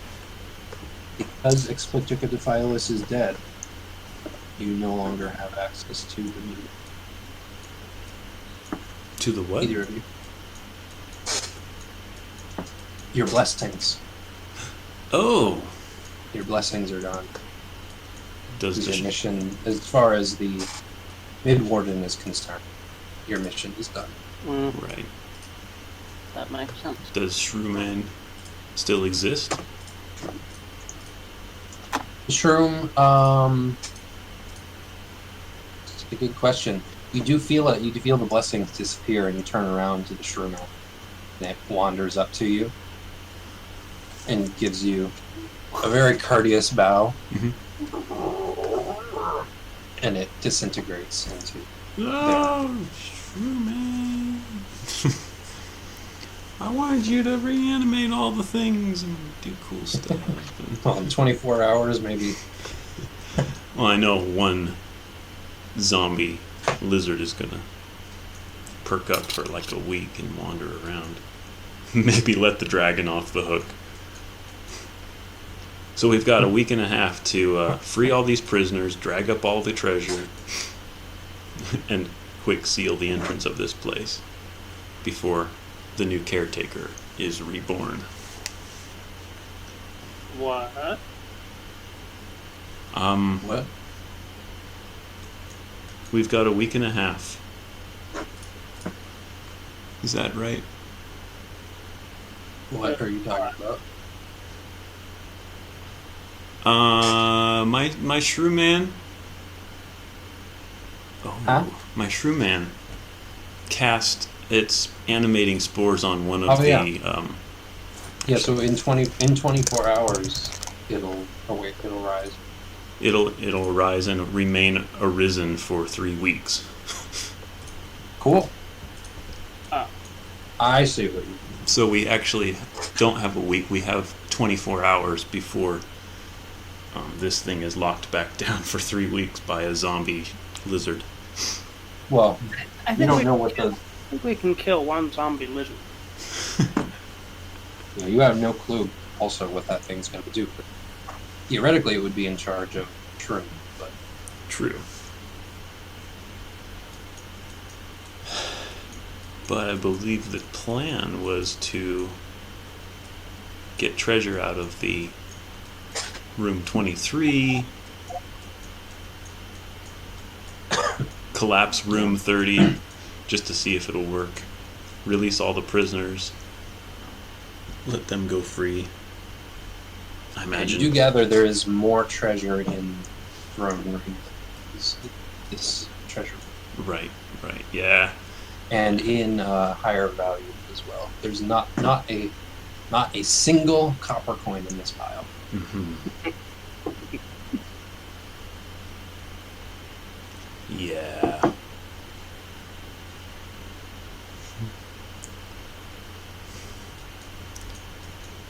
Well, I'm gonna go off wandering through the zombie room here and show up at the door of the jail cell.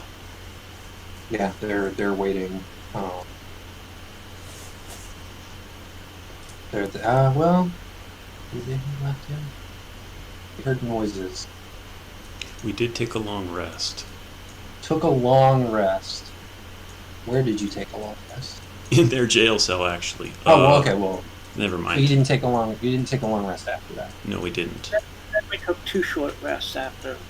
Yeah, I think that they are actually standing out of their jail cells now, looking like they're getting ready to go. Right Yep. here, Tapper, the merchant, was looking out both ways, trying to just sort of seeing what's going on. Mhm. And as you come around the corner, he says, "You're back. We heard noises. Did you?" I'll hold up my Is- thumb, and nod Nods, emphatically. comes back. Comes back to the others, and he says, "It's done. It's done. Get up. We're." Do you care to see? He looks at the others, he shrugs, and comes along. Joanne will come along too, but Vilma and the kids will not.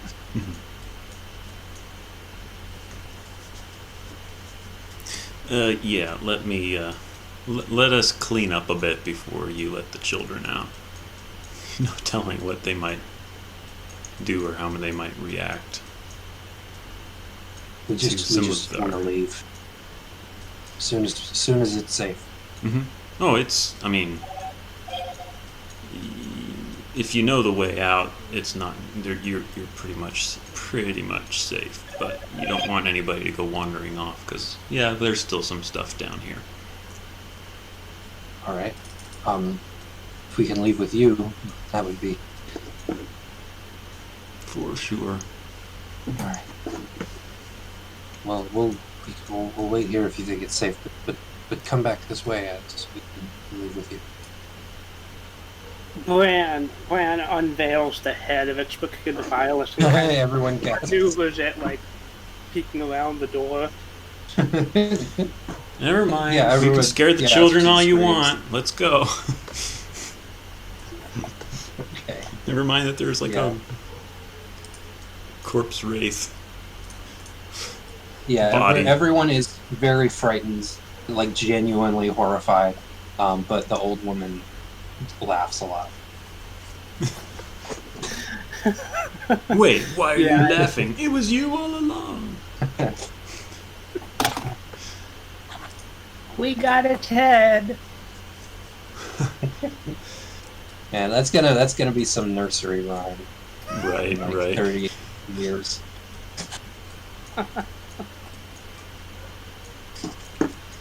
Yeah.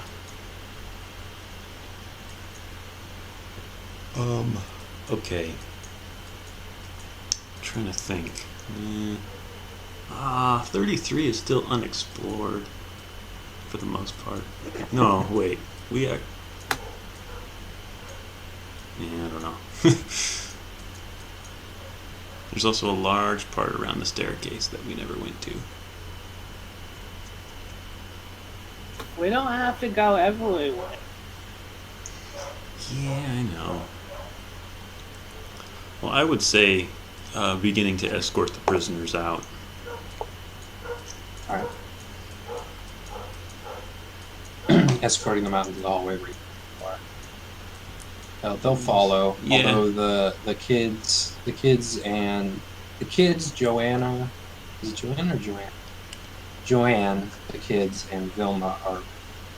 You know what? Reese is pretty slow too because he's been here. Aside from the kids, he's been here. Yeah, actually, Joanne's probably the quickest. Okay. They're all pretty slow. Yeah. So the one who's been here the shortest amount of time is Vilma, and she's old. So Right. she's older than Braun, but not by much. Actually, you know what? She's about Braun's age, but just not an adventurer. No. Braun's like 60. No, she's like 80. Oh, I was totally gonna try I to forget play Braun's. matchmaker. I forget Braun is 60. His picture looks like. He looks 120. like. Well, Brian will offer his arm to the old lady and help her. Oh my! Such a young whippersnapper. Gentleman. What? What a gentleman! Walk yourself, old lady. No, she doesn't say that. She says, "Oh, what a gentleman!" And takes her arm.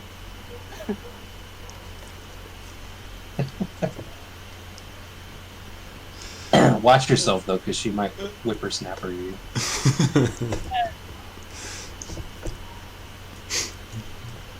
Nick Nolte, that's who I was trying to. Nick Nolte and Hope.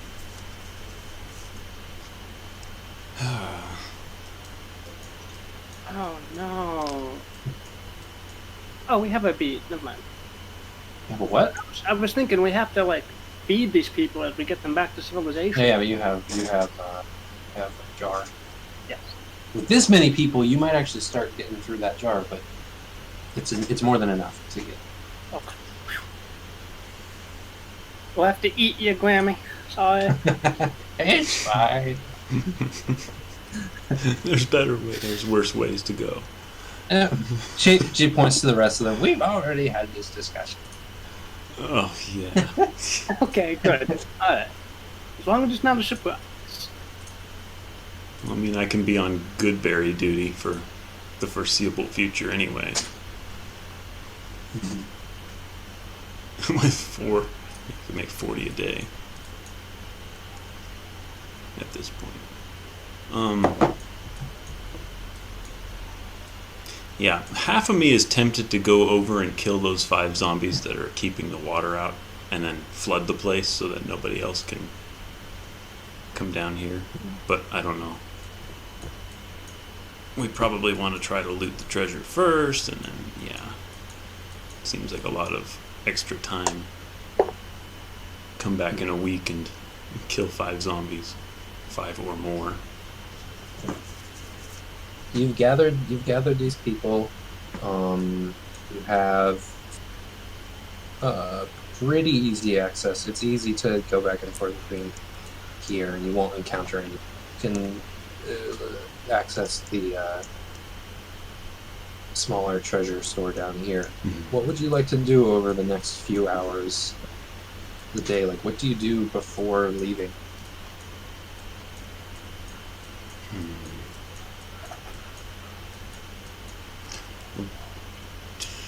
I think before leaving, we would load up the donkey with the mule Okay, well, you'll have to leave before you do that. That's what I mean. Like, Yeah, Oh. because he's up at the top outside or something like that. you hope so. Yeah. Before we leave this dungeon, Right. Yeah, I mean, yeah, you might come back in, but it would probably be a challenge to get the donkey down here. Yeah. Like, just the first staircase alone is going to be challenging. It's possible, but Mhm. not easy, especially if it's loaded up with.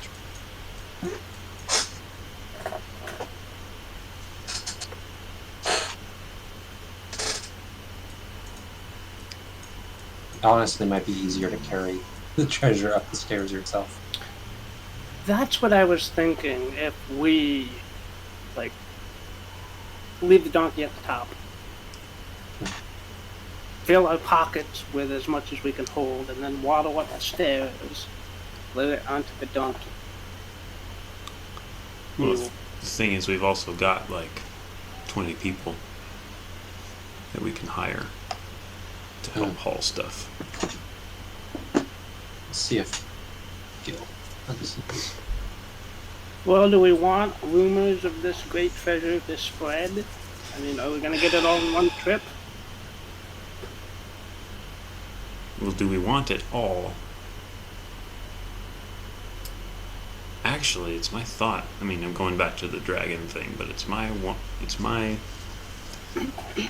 theory. What would a Naga have with treasure? I mean, I don't understand what a Naga really is after. I would imagine power. And not. Whereas dragons are more on their treasure and stuff, their hoard. Perhaps the treasure was originally that great black dragon's that. If we was steal killed it, by- and then he somehow escapes at some point, rather than starve to death, will we not be incurring his wrath for stealing it?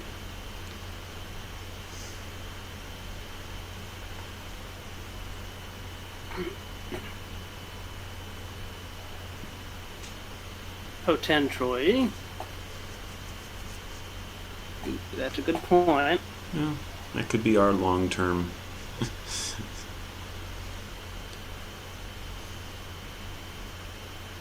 We'll be running for the rest of our lives from that dragon.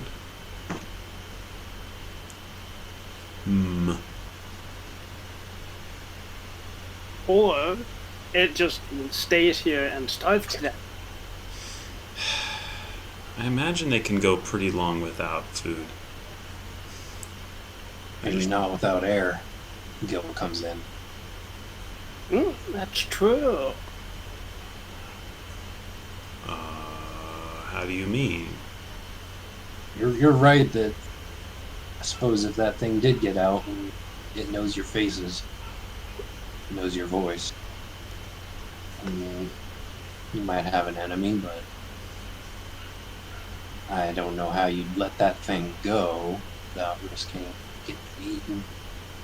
I mean, that thing it's a miracle that they managed to get that down here, because even explicit Phyllis in her machinations is not on the level of even a young dragon. That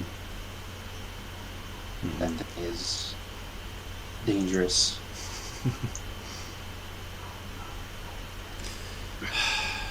Yeah. Okay. Well. What did it say to you? You were talking to it.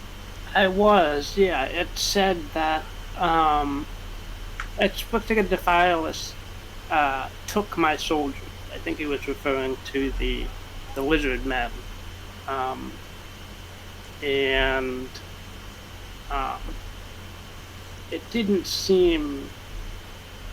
it definitely didn't seem like it was an ally of Explicit Defilis.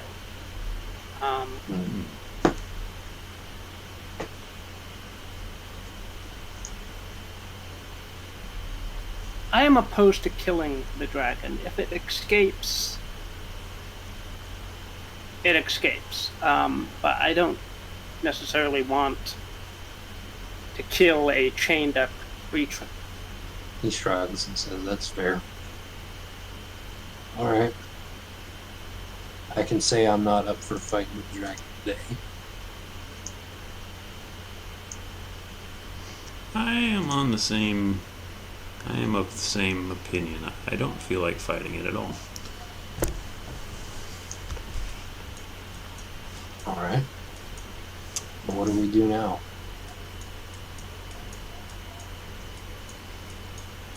I'd say let's get to escorting. We can think about the treasure later and let the dragon worry about himself. Let's send these 4 off, these 5 to Little Pocket. Mm-hmm. Walks up. It takes a little while, but he'll gather. Like, he doesn't want to give them too much because they don't want to He'll come back with 30 gold. He'll come back with 2 platinum and 10 gold for. Just so it's a lot of money, easy to carry, and well, for the kids, he'll give one of those for the kids. Okay.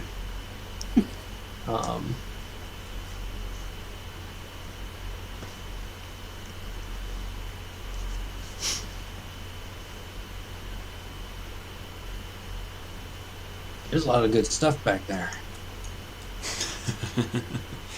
Not just money. And that is a hoard. Yeah. You say this is... Oh, now I'm putting things together in my head. I'm still paranoid about just outright cleaning it up and taking it. If you have anything I need, you want me to look at, I can identify it. I think you can too, right? Yes, I can. I've looked at these scrolls and these scroll cases, and actually, let me double check how they're written, if you would be able to tell.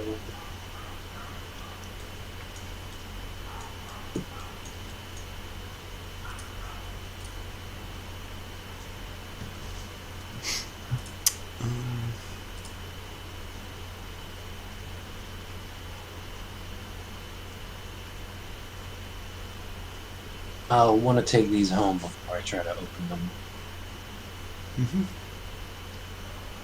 Seems like they're rigged to...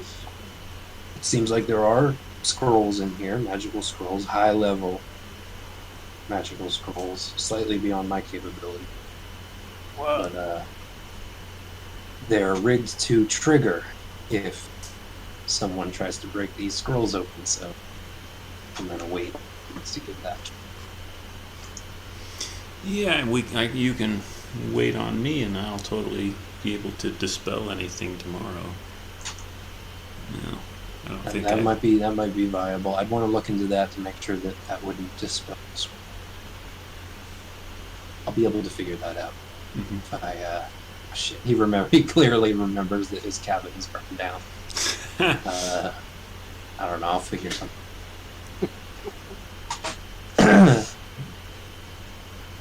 Yeah, all I've got is dispel magic. I don't have dismantle traps or something like that.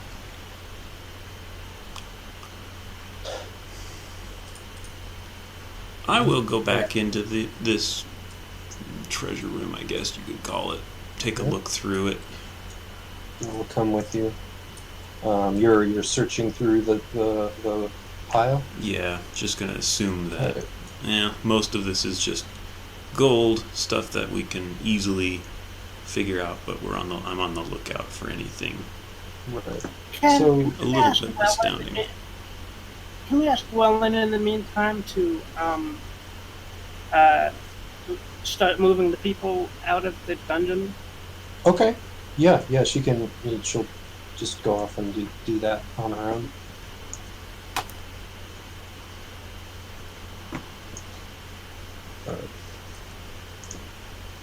She'll go and begin escorting those people up. up and out.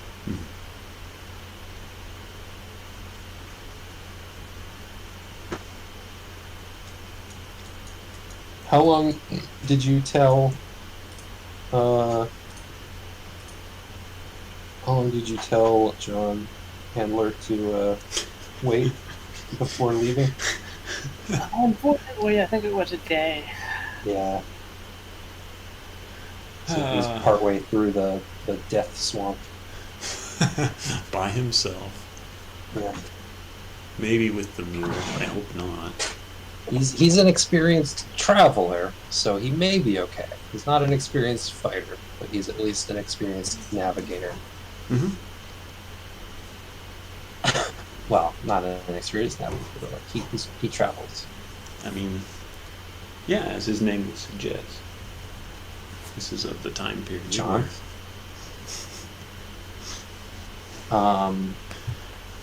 Alright. So you're searching through that. I would say Oh, sorry. you could either roll investigation at advantage or roll one and Gil will roll the other. He's pretty good at it's up to you. Yeah, I'll You need to tell me before, so I'll pick. I will say you have an advantage. all right. Yeah, you gotta tell me before because Yeah, if one of I your know, rolls it's is a like- natural 20 then. Yeah, so that's an 18.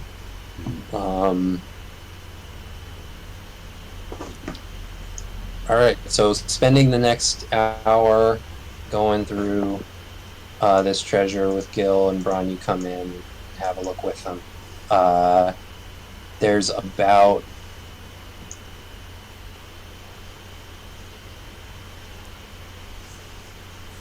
hundred and 10 platinum pieces. Right.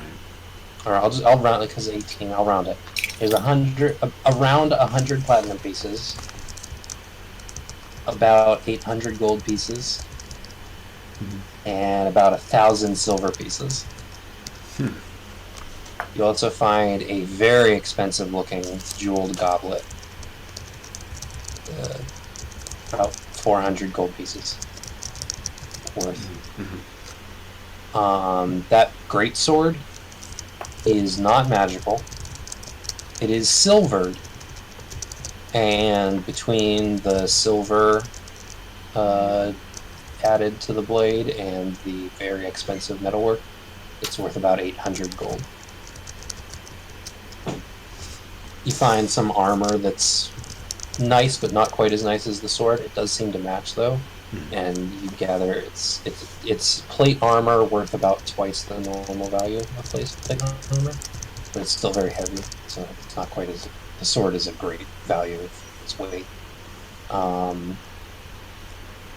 You find a couple miscellaneous, like there's a couple jars that seem really nice, and you pick up a bag that's got this very beautiful red and purple zigzag design.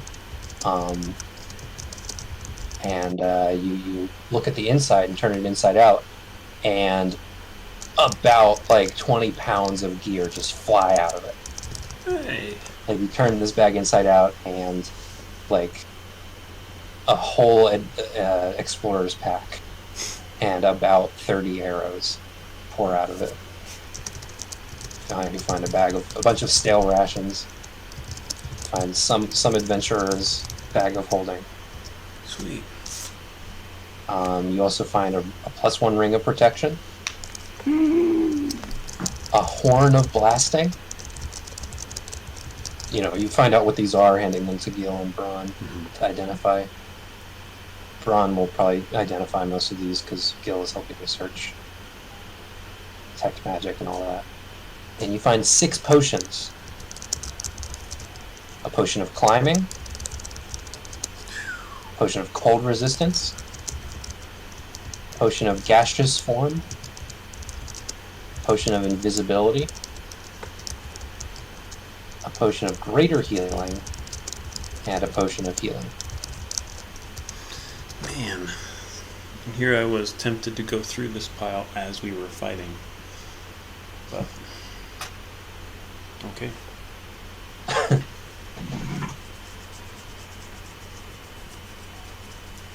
So I'll make the my notes here visible to everything.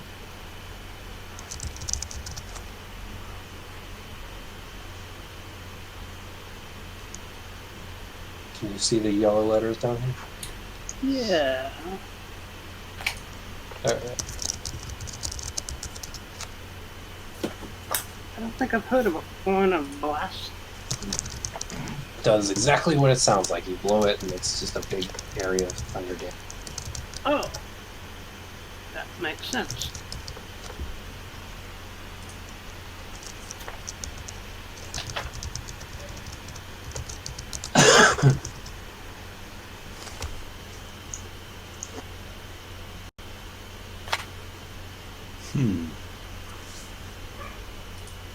There's a very small chance that when you blow it, it'll explode. But for the most, mostly safe.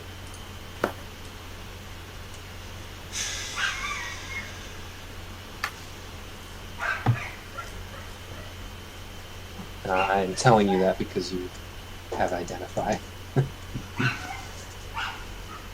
And also because the adventure's about to end. So. Yep. I am going to... Yeah, well,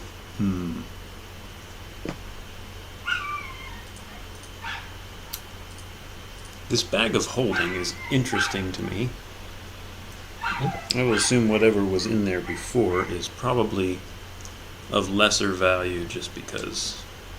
Yeah, it looks like just... There's some rope, there's a bedroll. Yep. About 30 rations, but they're stale, very stale. Yep. They haven't molded or anything, they've shriveled a little bit. Right. And 60 arrows. I feel like I'm pretty good at mathematics, so I did a little bit of head math and found out the equivalent weight of 20 pounds of gear that was stashed in this before should be equal to the weight of 1,300 gold coins. Which more than covers what I mean. And if you identify the bag, you might get your idea. I will try to. I'll just you will try to cast identify. All right, roll an Arcana check.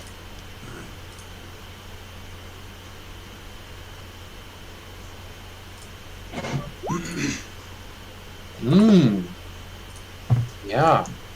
Everyone actually believes you when you you mimic the enchantment that you see in Braun and Gil do.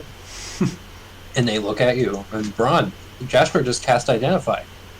Whippersnapper. Jasper, you did not cast identify. You have no idea what. You do not have that spell. Yeah.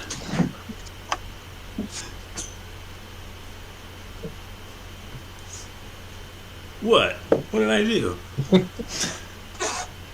I go off in a huff. Gil gives you an approving nod. What? What did I do? What did you find out? It's a bag. You turn it. Oh. It holds stuff. I could have sworn it was. I thought all that stuff. All right. He shrugs. Make a deception check. Actually.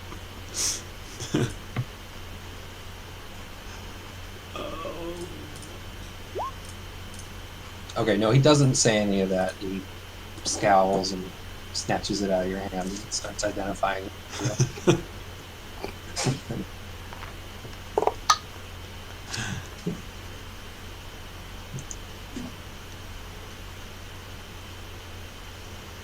So, bag of holding.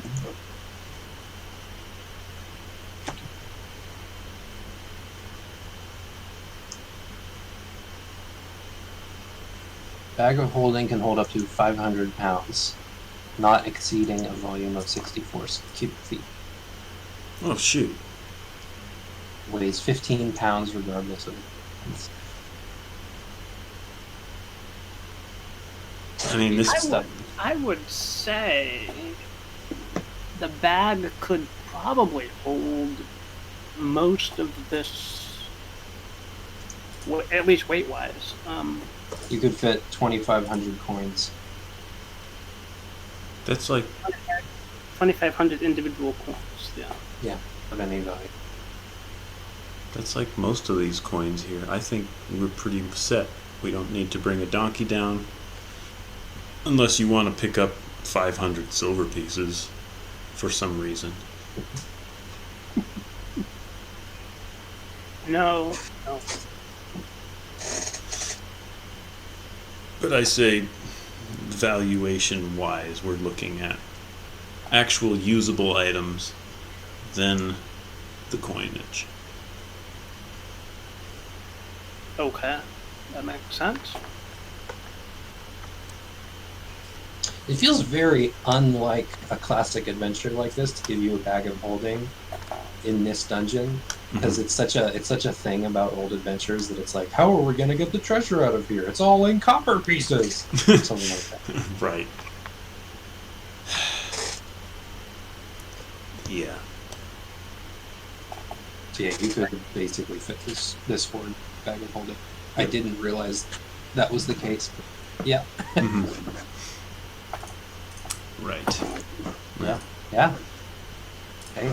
Let's load up. That's what I say. Maybe bag of holding were smaller back then, but I don't know. Because you can just walk around, just kind of hoover stuff. Hey, you got a shovel, right?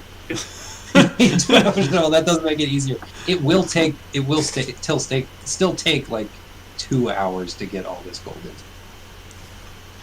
Meanwhile, the dragon hears all this shoveling of gold, freaks the heck out. Tug, pull, tug, chains snap. None of us notice. Don't give the DM ideas. There's a crown in here. Mm-hmm. Not sure where that's from. I want the crown. I say Bron we takes sell the it. crown. We King Bron. It's got snakes on it. It's got snakes carved into it. But it was not worn by a particular class. She was not.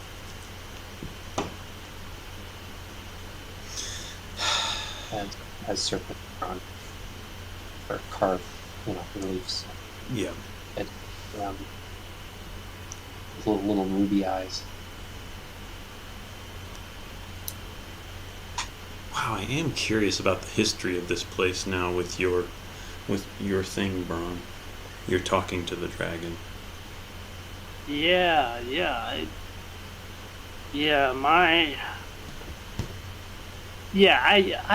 I likewise think that Explicit Violet was not interested necessarily in this treasure, maybe. But yeah, my thinking is that it was originally the dragon died, Explicit Violet moved in, and it just laid here. Yes. Right. What about this ring of protection? Do we want to put it in the bag, or does one of us want to wear it? Well, you're the one that's always getting injured. You probably better wear it. That's generous of you. Thank you. It takes, again, like 2 hours to get all the gold into that bag. Or the gold, platinum, silver, all of it. Half the So work is like have time funneling it somehow. Yeah, legitimately it is. You have plenty of time to explain. So you can get all the coins in there. Mm-hmm. Are you taking this other stuff like the goblet, the sword? Yeah. Yeah, I would say we the are. Horn, Yep. all the potions. Mm-hmm. I think we would probably, in terms of space, probably take the objects first and then fill it in as much Okay. coinage. I think, like, how many coins is this total? This is like 2,300 coins? That's nothing. This thing has plenty of room left after all that. Okay. Alright. Then I guess. It's a drop in the bucket. Alright. I'm not gonna complain if we take it all. You could, if the throne would fit through the opening of this bag, you could take that. That would be no problem. I think I personally will opt to leave the throne. Yeah, it Alone. won't fit in the bag because of that. Right. Roll up the carpet. Stuff in this loot over here. It's not a magical loot. It's just a loot. It's a nice loot, but I mean, I thought all of this was loot. Oh wait. you can loot. You're ahead of me. The only thing that is like especially heavy here for its value is the suit of plate armor. Mhm. You can choose whether to take that or not. That one is, I mean, it's as heavy as a suit of plate armor, so Right. pretty heavy. It's worth twice the regular value of plate armor, so it's worth like 3,000 gold pieces. That's like more than the rest of the coins put together. Holy shit. Yeah, but you'll have to find the right person to buy it, because number of people who are willing to spend that much money on a suit of armor is very limited. You're probably not going to sell for that much. If Diego wasn't so disintegrated, we could totally have taken his ID and said, "Hey, we know a guy. He's an expert."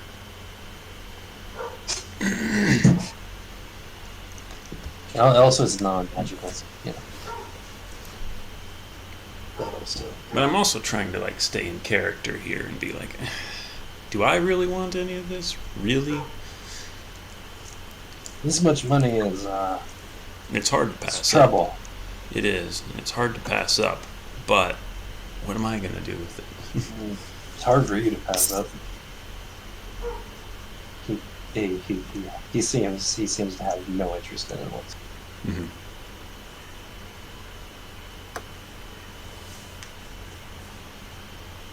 He's happy with those scrolls. Yeah. Or that he doesn't know what's in them, but he knows that they are both 5th level spells, so beyond his casting capability. And if you make a mistake trying to open these scrolls, the spells will trigger, which leads him to believe, although he has no way of knowing, they are probably harmful spells. Mm-hmm. Either that, or they would trigger just so that they would be used up, gone. Right.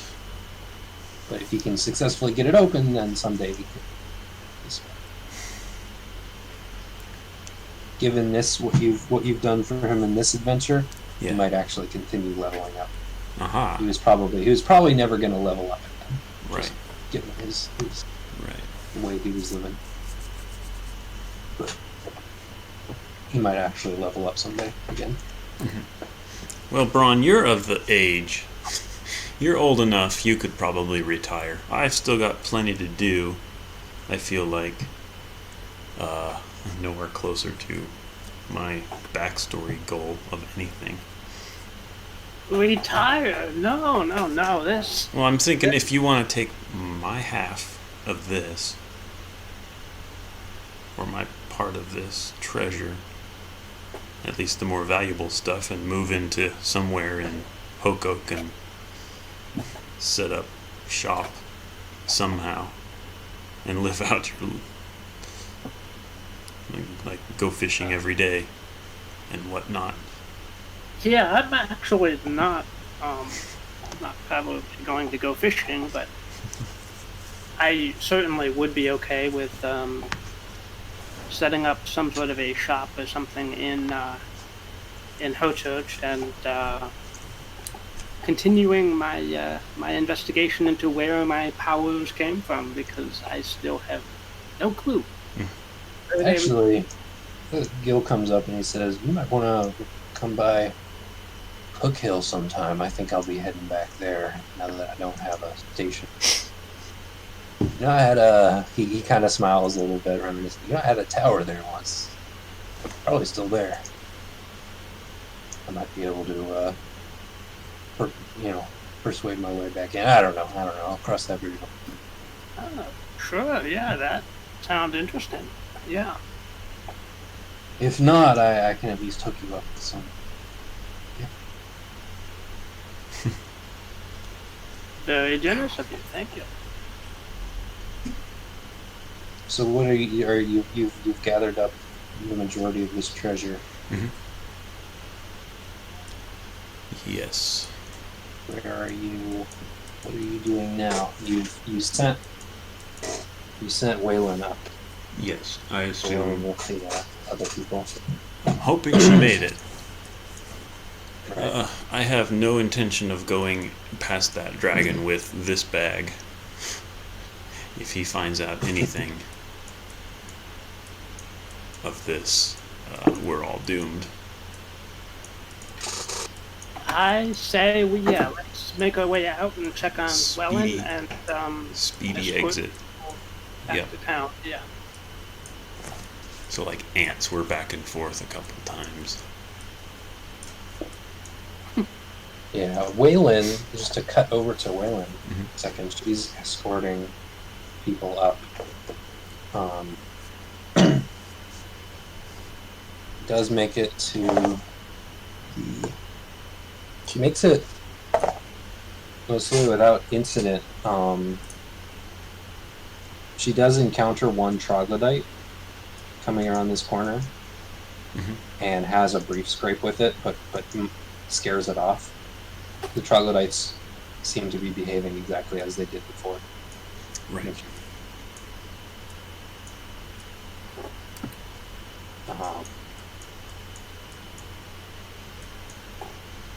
One. Ooh, all your shrooms are still here on. She takes the boat across and then thinks about, oh no, what does Waylon do with the boat when she gets across? Scroll up to where the Yep.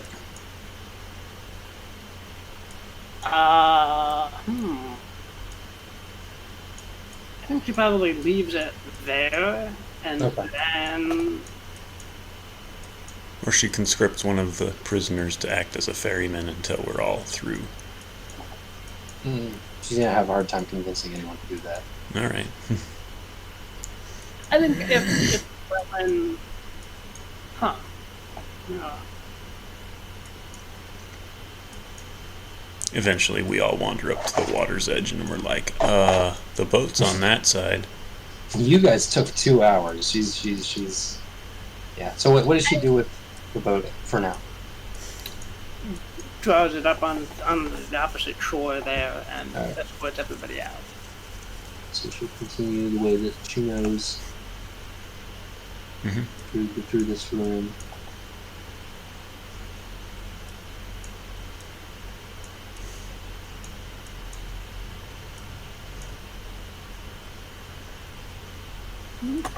You left your cultist here. Let me roll for him. Oh, yeah.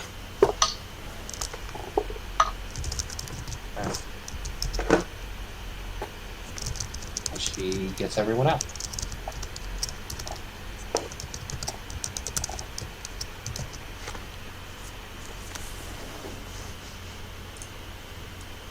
Sweet. Alright, and you three down here are you making your way out? I would say yes. We kind of checked both halls. You can move everybody. You can move Gil. Yep. He'll be staying. I'll say since this is like your 4th time through here, you do actually find that pearl prawn is under one of these tables. Oh yes. So that it got cut under one of the legs, and you do find the pearl of power. Infinite power is mine. You hear Braun in the distance laughing maniacally. Yeah, he's dancing like Gollum with his rainbow.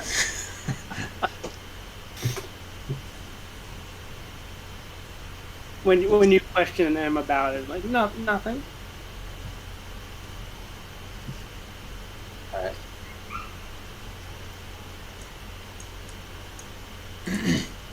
Yeah, what in the world? What's your deal? Tremble, tremble, tremble, tremble. Oops.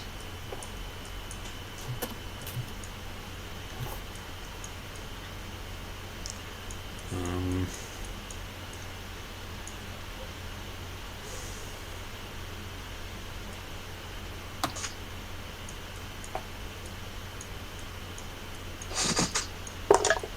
You can keep moving.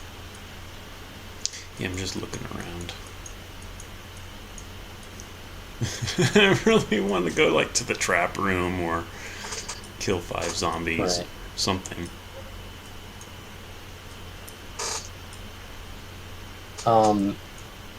At this, Well, where are you going, Jasper? We know that's not. Yeah, just the way out.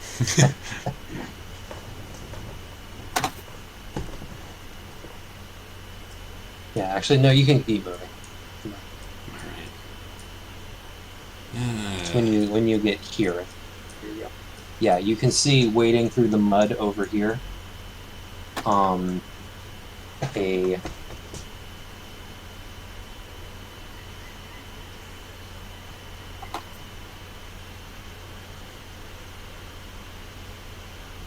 A lizard warrior Mm-hmm. is kind of wandering through. It has an axe along with the usual shield and javelins, and he just kind of wanders over and sees you and stands there and like kind of bends his knees, like standing in sort of a defensive position, but he's not running at you like they usually. He just kind of stands there with his shield in front. Growls at you, backs up a little bit, grabs a javelin, sort of gets ready to throw it, but he's not ready. He's not throwing it yet. Yeah, I kind of peer back up to Braun and his snake head. Then over at the over at the lizard. Kind of. Yeah. I'll give him a wave and see what happens if I keep moving up the hallway. He watches you go. He can't see the snake unless you're getting it out. Yeah, I'm gonna conjure up like a dancing light that hovers near me and unveil the head of the Naga and show it to the. It like kind of flinches back a little bit, like surprised and a little disturbed by the sight, and it kind of turns its head to get a better look. Even takes a little step forward, but then it takes another step back. It seems confused, and it just kind of backs away around the corner. Mm-hmm. It seems like it didn't quite understand what you were showing. Interesting. No.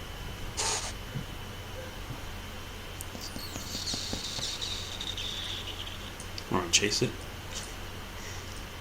No, I'm okay with letting it live. Oh, well, I didn't want to go hunt it down. I just meant chase it, see where it went.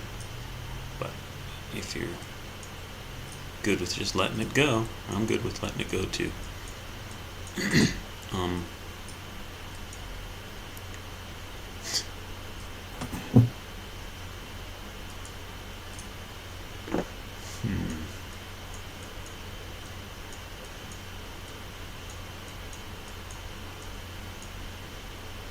I need to delete these strings. Yep. Oh, goodbye strings. Goodbye Willow. Goodbye shield token symbol.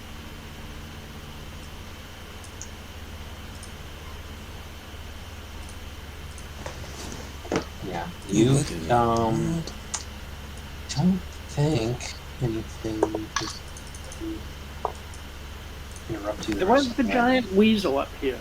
There was the one cultist that we left alive and tied up in the room. Yeah, you do.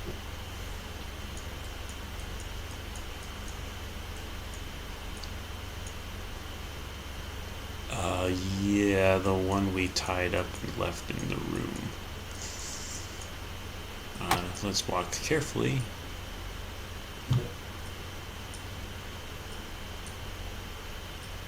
You can make it all the way here, probably, and then see north that the boat isn't there, Right. or the boat is on the other side of the water. Hmm. But there's also no crocodiles here anymore. Right.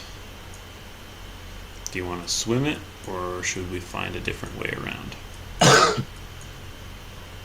Let's swim. Oh, wait! What? We don't have to swim. I wave my hand, and that everybody can walk on the water. All right. You are handy.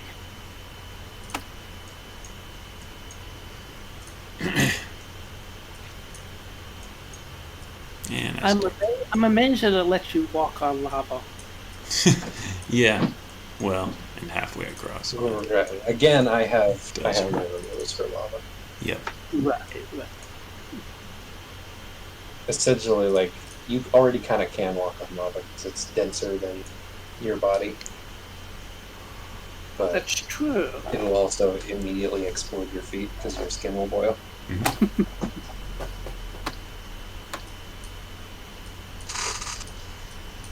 Any encounters on the water? No encounters on the water. Just some smoke. But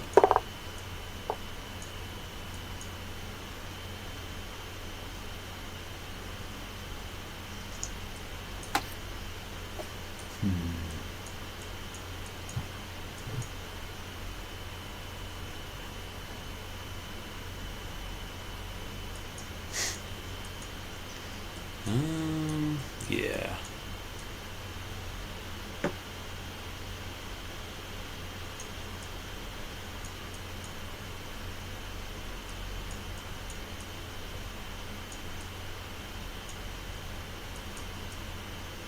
And then we find Explicit Defilus had a mate.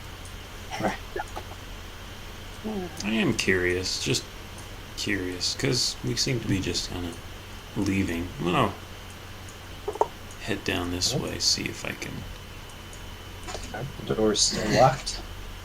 So a wooden door. Yeah, but I have keys this time. You do have a ring of keys. Let me just start trying them. See if a large one fits or a small one fits. You know what? I'm actually going to add another large key to that ring because she would actually have a key to this particular door. Ooh. What about this? The adventure says she doesn't, but I think. Number 11. Very small storage room. You actually can barely walk inside. There's barely enough room between all the shelves. And the shelves have a bunch of barrels on them. Oh, hey. This is the wine storage.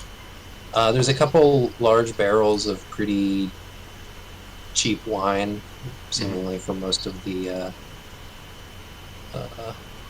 cult members. But there are 4 small casks of what looks like very, very fine. Make a history check to look at them and Yep. identify where they're not with the identify spell. Okay. You recognize one because you found a bottle of it before. You find a bottle of the McLear Yes. Yes. wine. And I've still got it. I pull it out for comparison. Yeah, you find another cask that has this very odd. It's almost like blue cheese. It's got like this blue lichen on the barrel. Which you're not sure if this is supposed to be here or if the barrel is rotted for some reason. Yeah. Why would they keep a rotten barrel? None of the other barrels are rotten. But it's got this blue lichen stains all over it. Bright blue. Like sky blue. One of them, you're not sure where it's from. It's got a name written in Elvish, which you can read, but you're Yeah. not sure where. And then there's a wine from. You recognize the place. It's somewhere around Hook Hill, or somewhere around Hook Oak, but you're not sure where. Okay. So. But yeah, 4 expensive casks of wine. How heavy are they? And they're small. They're like hogs. Wait, maybe smaller. No, not hogshead. They're half cask. Is that what it's called? Half cask. I think so. Quarter cask, maybe. Quarter cask, I think. Okay. What'd you find, Jaska?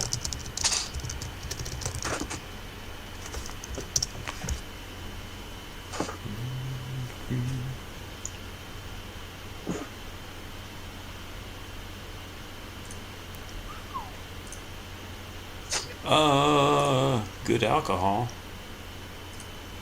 Wahoo! We can throw a party. I wouldn't waste it on a party. One party. One cask on one party. Oh, I can't get drunk. Damn it. Right, yeah, you haven't. Gonna be disappointed. Bran heaves a huge sigh and just like slumps again. Right, isn't it like a month or something? A couple weeks. It was a bunch of like really high D6. Yeah. All right. Oh, you already are drunk. Is that what it is? Nope, he just can't. He can't get drunk for the next few weeks. Oh. I could have sworn it was worded like you are now drunk for the next. That table is really random. It's effects. All right, what are you guys doing? Are you carrying those casks? Are you holding them? At least that They're weird ear just doesn't. small enough that they could fit in the opening of the bed. Ooh, yes, then. Because they're these little quarter casks. Mhm. The big casks, there's no way. Right. I come up to the door. I see Jaska carefully sliding these casks into their bag. I'm like, for a guy who claims he doesn't like treasure, you're doing an awful good job at cleaning the place out.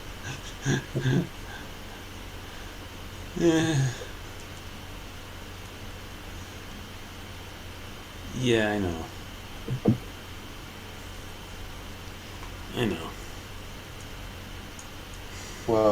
Whoa! Here in the wine storage room, in the notes, it says the casks weigh 250 gold pieces each. Wait, what? They weigh and are worth.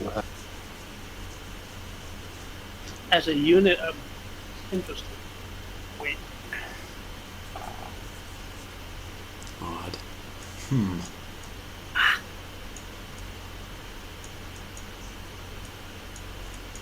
Oh, they're not actually all wine. Yeah, 2 of the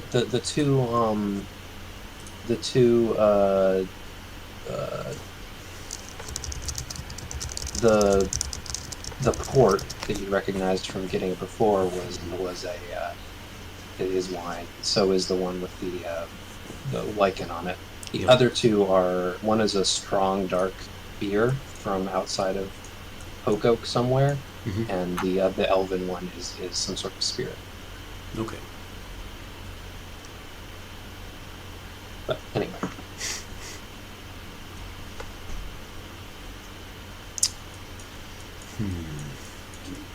Actually specific. Although it doesn't say where they're from exactly. Yeah.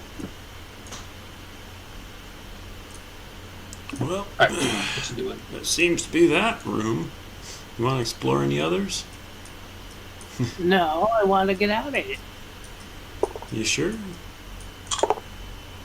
I mean, yeah, I do kind of want to plumb all of its depths, but at the same time, I want to get back to dry bed and clean clothes, food. And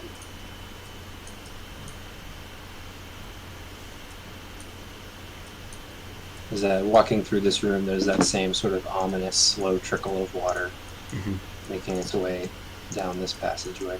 Yep. Can I see where it comes from?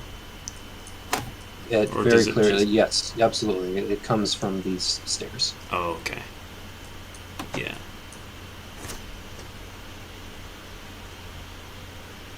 And these stairs were the ones that were dished out, right? Or was that the other set? What? These were the stairs that were dished out. What does that mean? It was like, was it these ones or the those- ones south?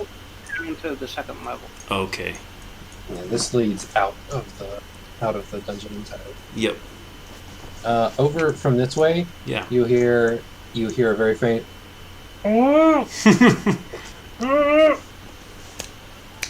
Got it. Right. Yeah. I'm a man of my word, sort of. I don't know what my word was. My word. Come back here. You can't let her out. He's my predator. Oh, okay.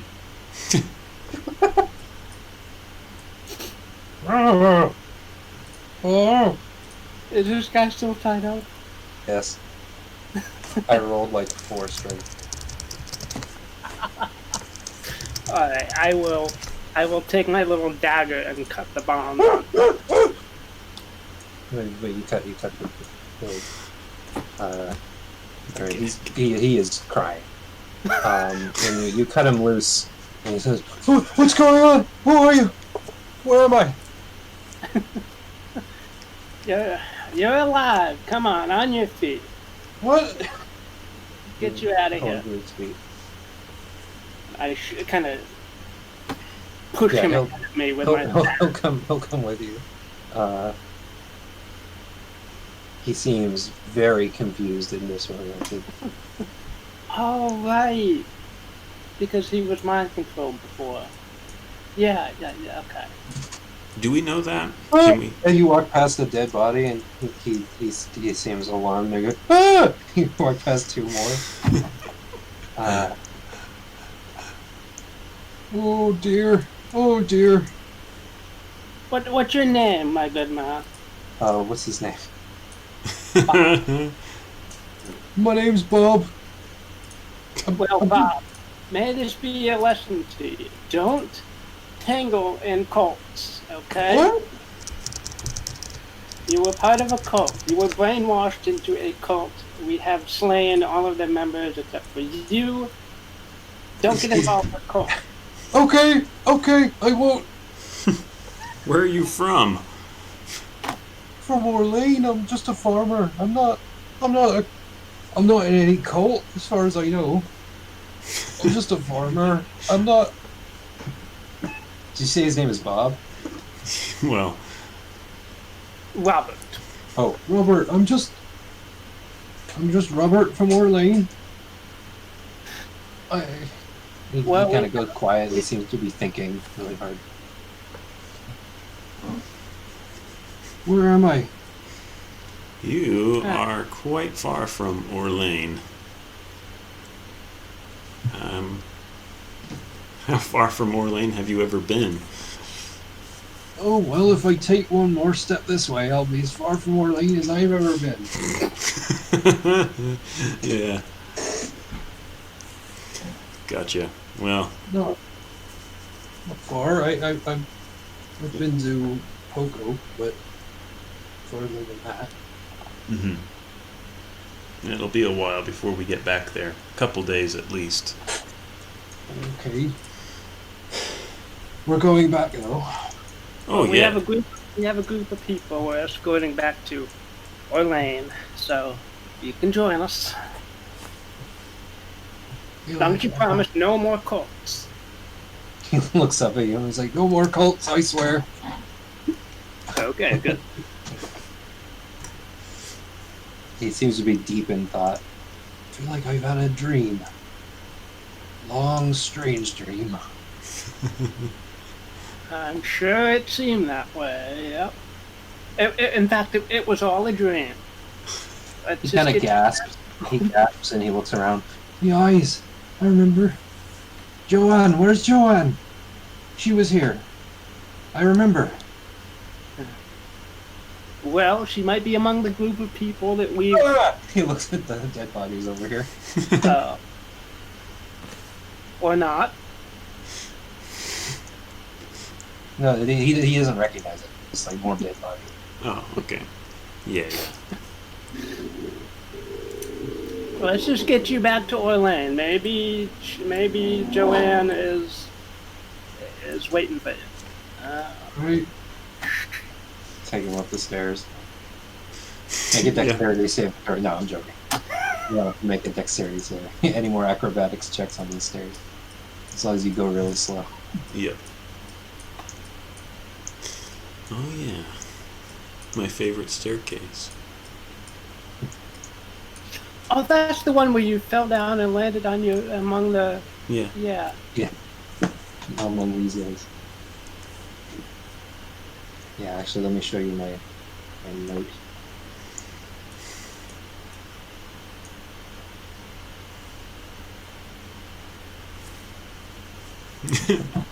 Nice.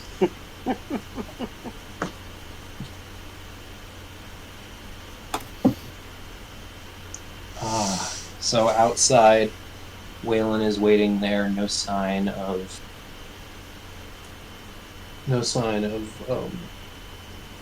Handler. Mm-hmm.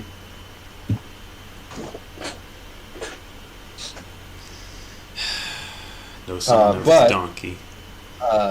There is a very nice reunion between Joanne, painter, who you saved from the jail cell, and Robert, her husband, the farmer, that you tied up. So. Pay no attention to the rope marks on his wrists. What? Yeah. But yeah, they are all very confused, and well, he's very confused, but he does seem to remember pieces of like the things that happened immediately before he was charmed, and he keeps saying he feels like he's had a dream. Mm-hmm. Occasionally, things will sound familiar. He'll remember, feel like it was quite remember much. It doesn't seem real. The things that happened while he was charmed. Right. It's a little harder for him considering it seems like he never left this dungeon after he was charmed. He was never sent back to Orlane. He was kept here as a guard. So the only things he saw when he was charmed were these walls and tunnels. So it's harder to separate what happened. Or it's actually easier to separate what happened while he was charmed because it's all down. Mm-hmm. Well, Robert, it's probably best to think of it as a period that you'll never have to revisit. Right, so you start making your way back to Holy. Yes. I'll say maybe you have a minor encounter or two, but you have a large group here, so things don't bother you as much. Mm-hmm. Even though most of the group isn't ready to fight, you make these.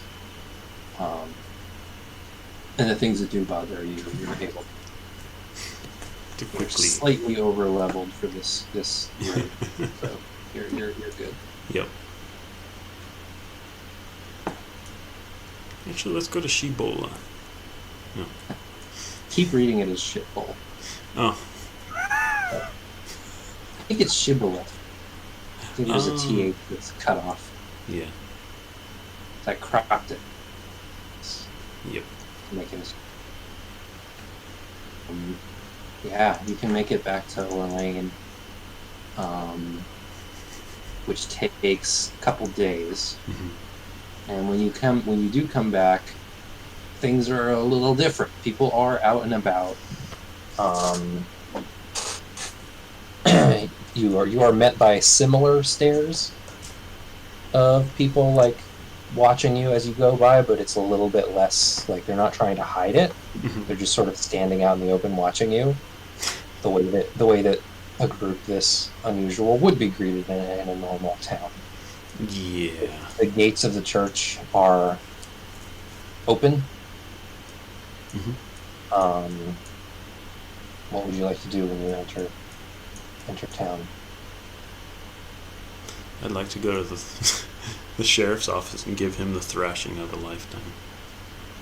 Whoever that is. You did already because you killed him. Yeah. But whoever's there now, probably a Right. gangster, probably a massive side story of intrigue and mystery Right. and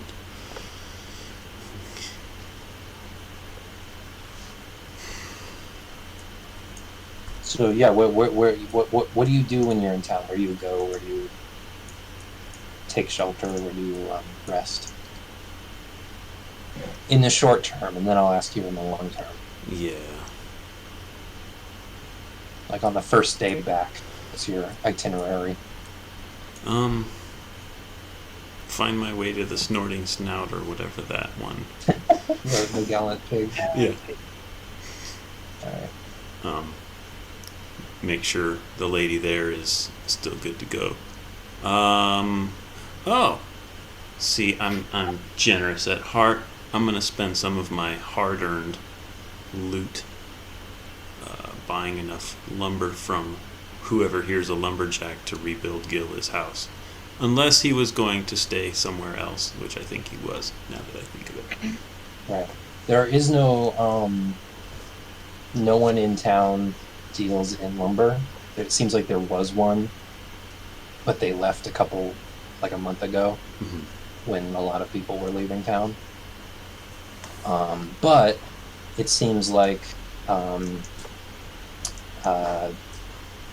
Claiborne is willing to occupy that void. He has some experience. Okay. He's not a lumberjack per se, but he's a woodsman.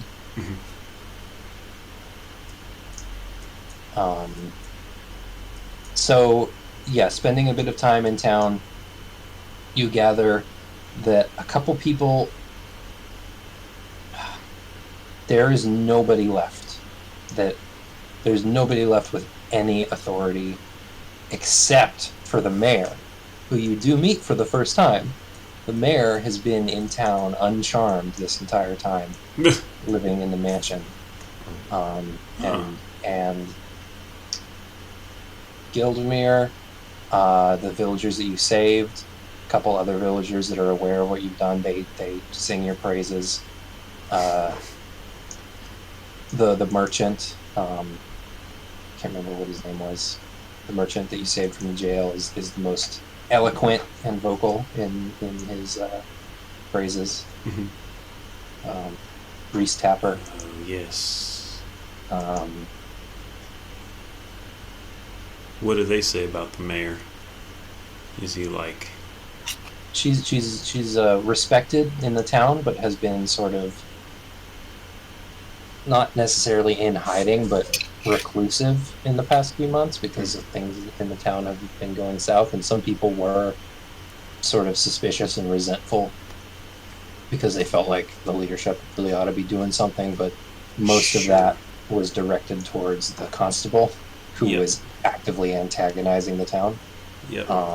But the constable's dead, and the people that were acting as sort of the de facto law enforcement in the town, they have no idea how the fuck they got here. Like, they don't know this town. They don't know anyone in Orlane. They don't know how they got here. One of them's from Hoke Oak, two of them are from Hook Hill. They don't remember how they got here. They remember being ambushed on the road. And yeah, it seems like the villagers have sort of gone over in the pubs. They've discussed, like, you know, the ones that were charmed remember the moment when they were charmed, and then everything after that kind of feels like a dream. And so that's kind of been discussed, that's been dissected, and a lot of them are still dealing with obviously the psychological horror of that, but the phenomenon is, like, even though they don't necessarily all understand where it came from, they have some idea that at least no one thinks they're crazy. Like, it's very clear that many people have gone through this happened to everyone. Everybody saw the flying UFO. Right. And the people that didn't, which there are plenty that didn't, had no idea what was going on in the town, and they still kind of don't. But a lot of people are still suspicious of people that apparently have just woken up from insanity. But like, some people are still reclusive. Some people still haven't left their houses. It's hard to know who that is. A couple people did leave town. The dairyman over here in number 4, he left town while you were away. So his family up and left during that time. So they're not here anymore. But they're presumably safe over in Hokoke. Well, I feel a little bit sympathetic. I am going to propose to the party that we rethink our long-term plans and see about coming here to reestablish some order and government and such. Knowing what you did, the town is, in general, I'm not going to say everyone, but like in general, people respect you. And you are received, if not as heroes, at least as like, you're basically heroes in this town, and you will be remembered. Yep. And you have power and sway with the people who live here. There is still a mayor. She's still alive. She doesn't know you. She never met you, but she's willing to hear what other people say about you. Right. And I mean, not knowing us, we don't have any like. Well, I guess we do have a couple people that would feel a sort of sense of favoritism toward us, namely those that we befriended. But you have a very difficult. It's up to you how you handle this. I'm not going to role play this because I'm not very good at this. Right. But there is someone who has some questions for you because he doesn't know what happened to his son. Yeah. He does vaguely remember you guys, almost out of a dream. And he suspects, he has a feeling, because he does kind of remember a little bit, as if it were a dream. But he just wants, he says, at least, when he comes to you, he says, at least, that he just wants some closure, and he asks you what happened. Both of you. This is Ronnie's dad. This is Farmer Donnelly. Yeah.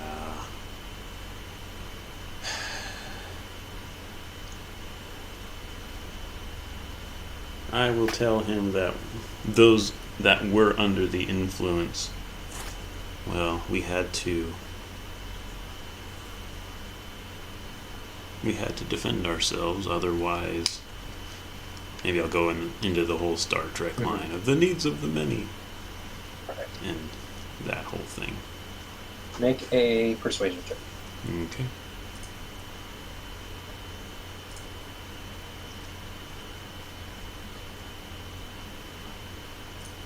Can I assist on that? Yes, you can. Yes, you can. And that's a 10.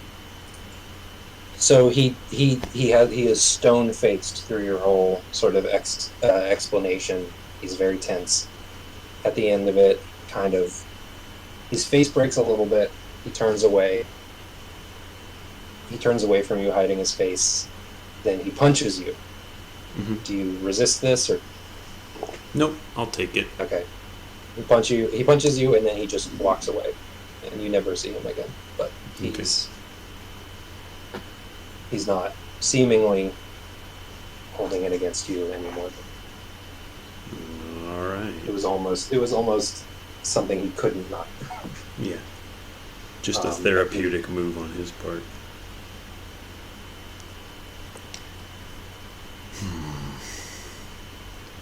But the town seems to be over. If you stick around and whatever you do with this town, like you leave, maybe come back, over the next year, and especially with your help, it thrives. Mhm. People do come back, and there's a lot of stories, like people still avoid it, but there's also a lot of interest in the town. The church remains abandoned and is looted several times. The town does as good a job as they can protecting it. Yeah. They take all the food stores out of it. There is still that ogre in the dungeon. Is there anything specific you do about the ogre in the dungeon? Do you kill it? Do you try to attempt to convince it to leave? I'm gonna try to convince it to act as like a town bodyguard. Okay. Uh, you have Is plenty there- of time here. Is there any sort of chance that we can like learn the password? Well, you get to the ogre, and the ogre is very confused. Was he influenced? I mean, it would probably He be was. pretty easy to influence him. He was. Yeah, he was, and he was waiting for you to do the hand sign for you. So you never found this out, but the cult had a hand sign. Hmm. It's easier to do if I have a camera. It was easier to do with party one. I had to describe it to you, Yeah. and I did describe it to you a couple of times, but it's harder to pick up on. Yeah. Whereas they place their hand on their palm, Right. or place their palm on their forehead with their fingers outstretched. He was just waiting for you to do that. I see. Yeah, no, I never caught on to that as Yeah, a hand me- sign. You could make a persuasion check with this ogre, and Bron can help you. Okay. And this is one check, but you're going to be making it over the course of however long it takes to convince this ogre. Okay. So the ogre is open to this idea. However, the ogre, you are not sure how the ogre got that. There's seemingly no way to get the ogre out. Yep.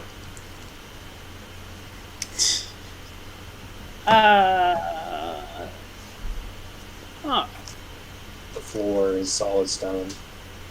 There's that little trap door, but it's way too small for the ogre. There's no way that ogre could even fit through the water tunnel if he Can could we breathe ask- underwater. Gale, dimension door? I was just gonna ask that. He likes your idea, but unfortunately the ogre is too big for that. He does. You know what? I'm gonna roll an Arcana check. He says, "I might have something that could work, and if you're patient, he'll spend the next day making a potion of diminution. I don't know how to pronounce it. A shrinking potion, Yeah.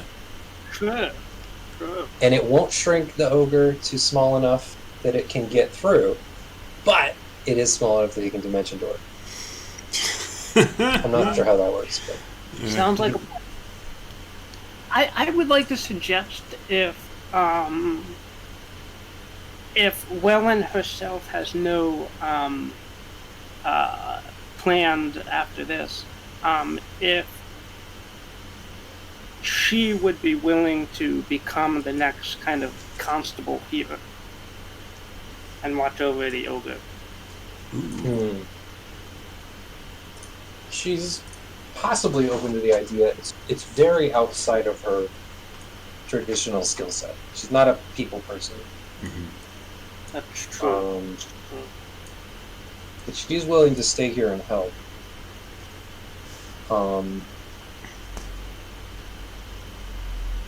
I'd say over the next year, by the way, I was saying the church remains mostly abandoned. Even though people are doing their best to guard it, things do get stolen, including almost all of the golden relics.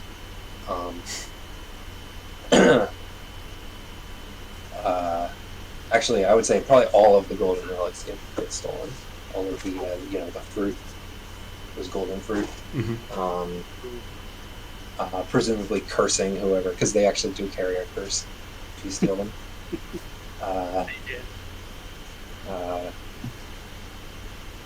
But eventually, if you get in touch with Margie, she is actually willing to come back and with some other people from a larger church in Poco and sort of take over. That would be ideal, actually. Yeah. As for the constable and the sort of law enforcement structure, there's just nothing left in place for that. You would have to reinstate something. The only person in town who's willing to there's a couple people who are zealously willing to figure something out in that department. The only person that you've actually dealt with that would be open to that would be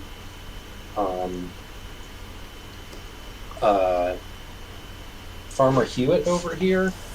Was on the old town council back when that existed.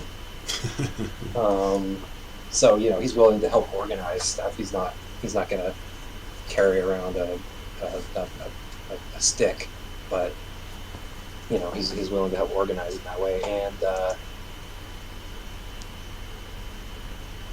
the family that runs the pig, they're willing to help kind of organize in that department. Okay. There are no fighters left in town aside from the whatever cultists you left alive that weren't farmers. But the mayor is also willing to handle that sort of reinstatement of authority. Sure. She also actually has a Goliath bodyguard. He can help a little. Yeah, as long as there's like some form of structure in place. Yeah. Or...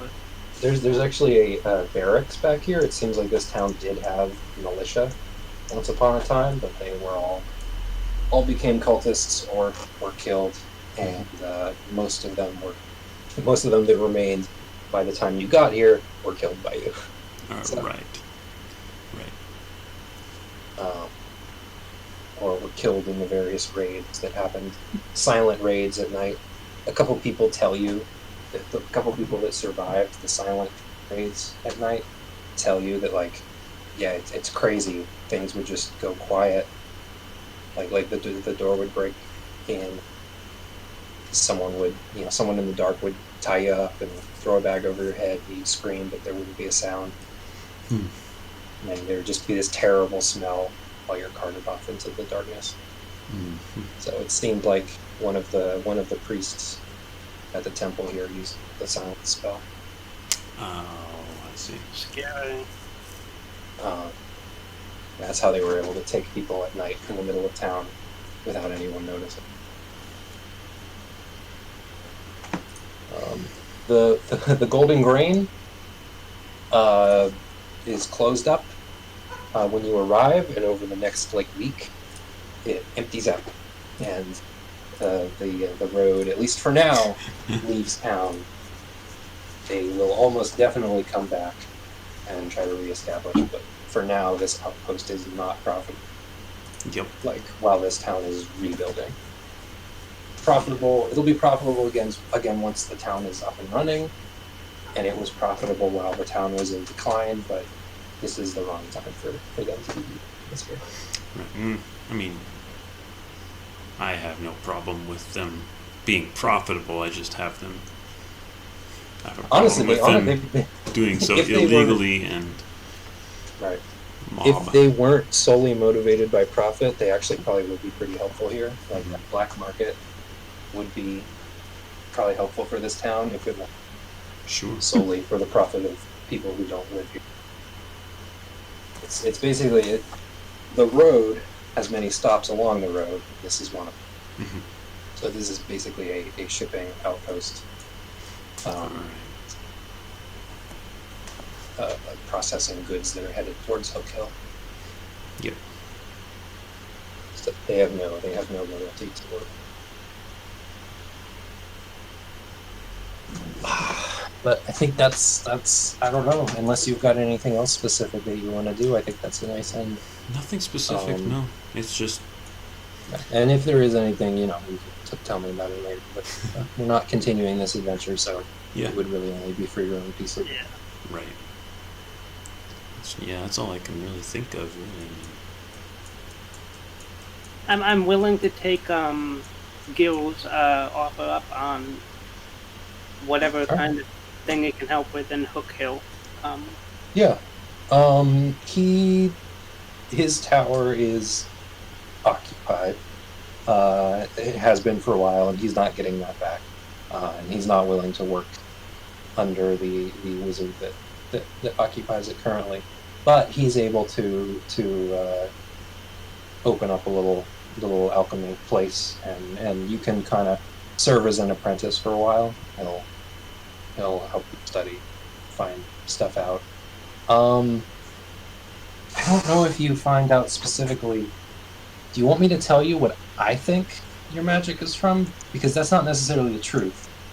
But I have an idea, and if you don't like it, like, there's no reason that my idea is not here. If you have an idea of what it's from. Yeah, sure. What's your idea? I honestly, weirdly, I didn't consider that you might have an idea, but of course, you probably do because it's good.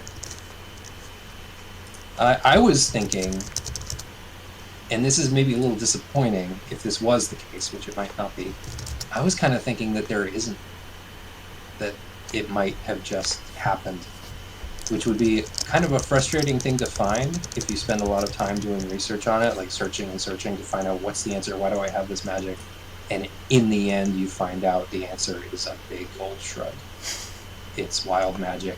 It just kind of happens, and then from there you can use that once you get over the disappointment as a launch pad to study, magical ley lines in the earth, the weird way that magic behaves. But that's a whole other. Like the answer to why I was thinking that the answer to why you have your magic is it's complicated.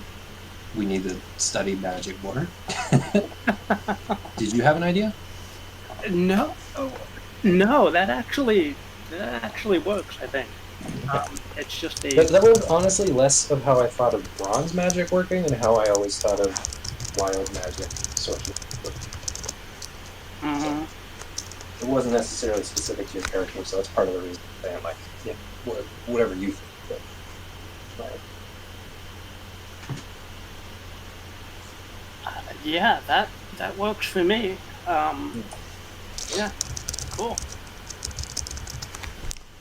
there's a similar thing with the Pillars of Eternity. I don't know if either of you ever played those games. No. Yeah, they're very good. I could see someone getting bored by them, but I like them. There's a thing with the origin of like the gods of magic in that game that I really liked. It was weirdly kind of a letdown, but it was like a really inspiring letdown. I'm thinking wild magic. What's the point? And the point is 42. Or yeah, kind of. All right, yeah. I'm trying to think immediately if there's anything I wanted to say, but I've been like really holding back until you finish your adventure. But I'm sure it'll.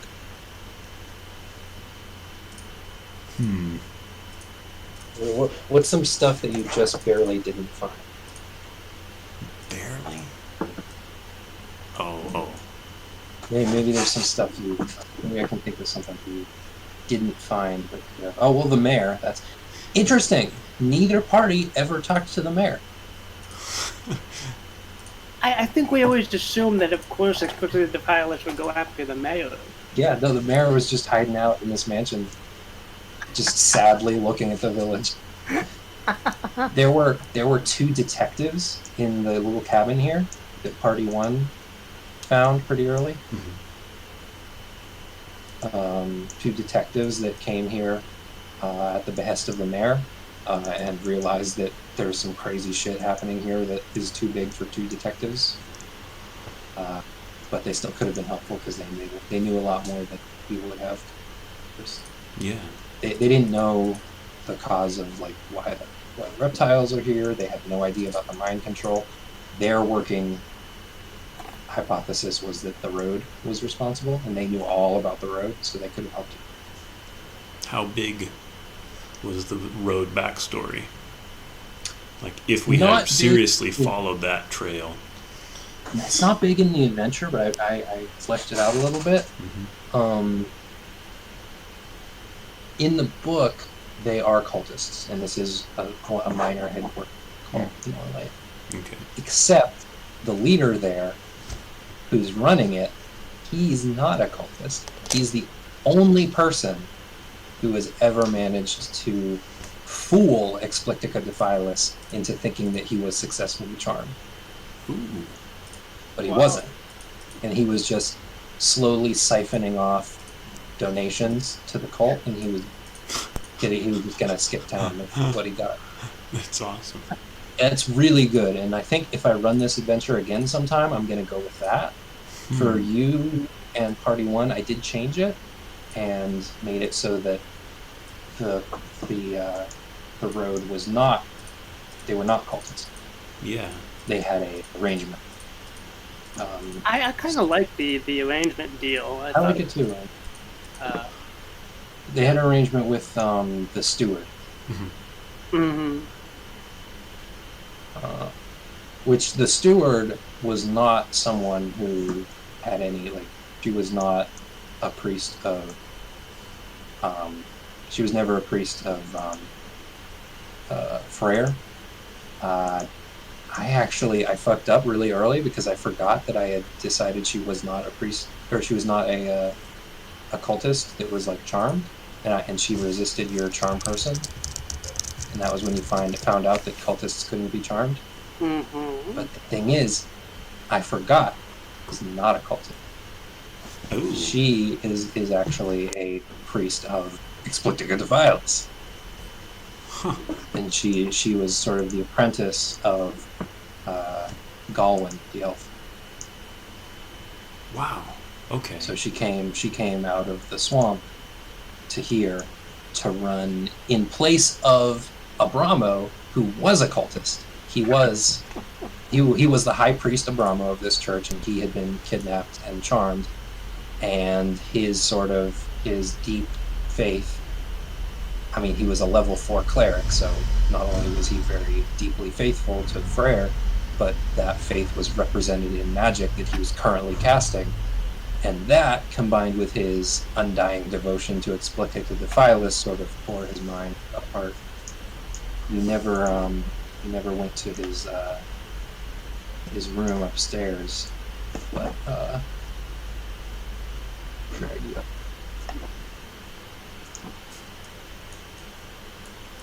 This is Party 1. Explored this area. They didn't explore the rooms that you explored. I recognize none of this. Yeah. So this is here. Let me reveal some.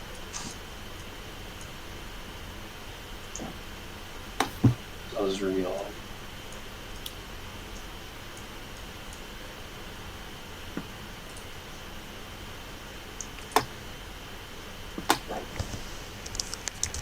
So you'll remember this stuff up here. Yeah, that was. Yeah, that was And then the goblins you and got here where the wine is. yeah. But then you didn't explore further. They got here and didn't explore any further. So they basically stopped exactly where you did, but on the other side. Okay. And this was Abramo's room.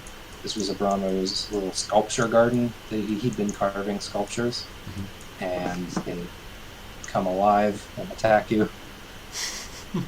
Oh fuck! There was a yuan T here in this cage. A what? A snake person Ooh. Whoa. in this cage, and I had a whole thing that your party never uncovered. The lair of Explicita Defilis, the whole building, the underground structure, I made it maybe a little bit too elaborate. None of this is in the adventure, but Yuan Ti are kind of classic D&D creatures. I don't know how classic they are, but part of their thing is that they're enemies of Nagas. Yeah. Like, my instinct was to use Yuan Ti as part of the cult, but their thing is that they're enemies of Nagas. So I actually thought that was more interesting because I could put a snake person in here in a cage, and it's like, wait, this is a snake cult. Why is a snake person here? Yeah. In the book, I'm all over the place now because I'm trying to piece together stuff. In the book, there's like a woman here who's being kept, and it's kind of boring, and it's just basically supposed to be like, hey, Abramo's really bad, so he kidnapped a lady, and it's like, I thought I could maybe make it a little bit. I still made it kind of fucked up and a little bit questionable in that way, but at least I wanted to tie it more to giving you useful information rather than just Abramo's bad. And I also didn't really feel like, use it. I didn't want to fridge. I think that's the expression, fridge a woman, just to make a character, just to show you that a character is bad. It just seemed like a trope I'm not excited about flaunting. So I made it I changed the Yuan T to be more like parasitic, because they're like half snake, half human. I changed them so that they are snake parasites that inhabit a human host, and so that's the human half. Getcha. The snake half is the parasite half. Oh, that's cool. And they were the ones who used to live in that underground lair. Before Explicticatophilis, they probably brought her there to kill, because more recently in D&D, they've added a thing where Nagas automatically respawn. They reincarnate unless you use a wish spell, so they're unkillable. But obviously this whole adventure doesn't work if that's the case. So usually people just ignore that, which is good, because what else are you gonna do? Because the Nagas just didn't work that way back then. Right. I kind of did a little of both. I decided that she probably used to be able to do that, but the UNT suppressed that somehow, and they had brought her there to complete some ritual to finally kill her. Oh wow. And it just didn't work, and she got out. With her followers, managed to kill them and establish herself there. And this was a survivor. Is there any history behind that big pile of treasure that Explicticatophilis was Not really. I mean, it's from a bunch of different places. Some of it is from the Dragon's Hoard. Probably, honestly, like half of it from the Dragon's Hoard. Dragon's Hoard was in a cave somewhere in the swamp, though. I actually think you passed the cave. I think I pointed out the cave on your journey. Okay. Kept moving. Maybe I didn't. Maybe I just thought about it. Can't remember. I was thinking about pointing out. Maybe. I don't recall that, but then I don't recall it either, but Okay. Maybe I didn't. I did download a map for like an acid cave, just in case. But maybe I never went through with that. For party 1, because I didn't think of this for you guys, but I thought of it later. And so for party 1, if they went to this room, they would have found a tapestry depicting the black dragon being slain by some adventurers. You guys saw the tapestry in the room with the altar instead. This is a secret bookcase, by the way. It's a secret door. oh, I was very surprised. Neither party, even party 1, you guys were in this room with all these bookcases. I thought you guys would start just pulling books out, all the books out, trying to find a secret door. You didn't. Party 1 got to this room and found this really shitty broken bookcase with one book in it, because Abramo doesn't care, and he leaves his secret doors open and obvious, because he doesn't really use them. So this bookcase is completely empty. There's nothing on it except a key for this cage and one book leaning out, it's leaning out too far, like unnaturally far. And I described to them, there's one book on the bookcase, it's just kind of like half leaning now. It's like, clearly he doesn't use this book. They didn't go over and pull the book. Oh man. But, yeah, the statues are like, one of them is a statue of Freyr, but his arms are snakes with like snake heads. Ooh. One of them is, this one is a pig. It's like Golden Bursty, the golden pig, the golden boar. But it's the head of a boar and the body of a snake. Oh no. It's like a big snake with the head of a boar. And this statue, which is a flawed statue, it's on its side because it can't stand. It's a boar with its legs are just a writhing mess of snake tails. Mm. And it just slithers around on it, just wiggles around on its side feebly and tries to gore you from the ground. They're mobile. Wow. Yeah. Oh, that's creepy. He was just like trying, in trying to reconcile his two fates, he was carving these statues of Freyr and gold infused with fire. This jade statue communicates with the statue of the Naga in the, So if we had gone up the secret trap door in the steward's office, we would have found this room. Yep. Hmm. Wow. But yeah, you guys found a lot of stuff though. You did really good. There's a lot of stuff to find in this adventure. Honestly, you found most of it. Wow. That's I am very surprised. hard to believe too, because I mean, especially in the final dungeon, we skipped so much.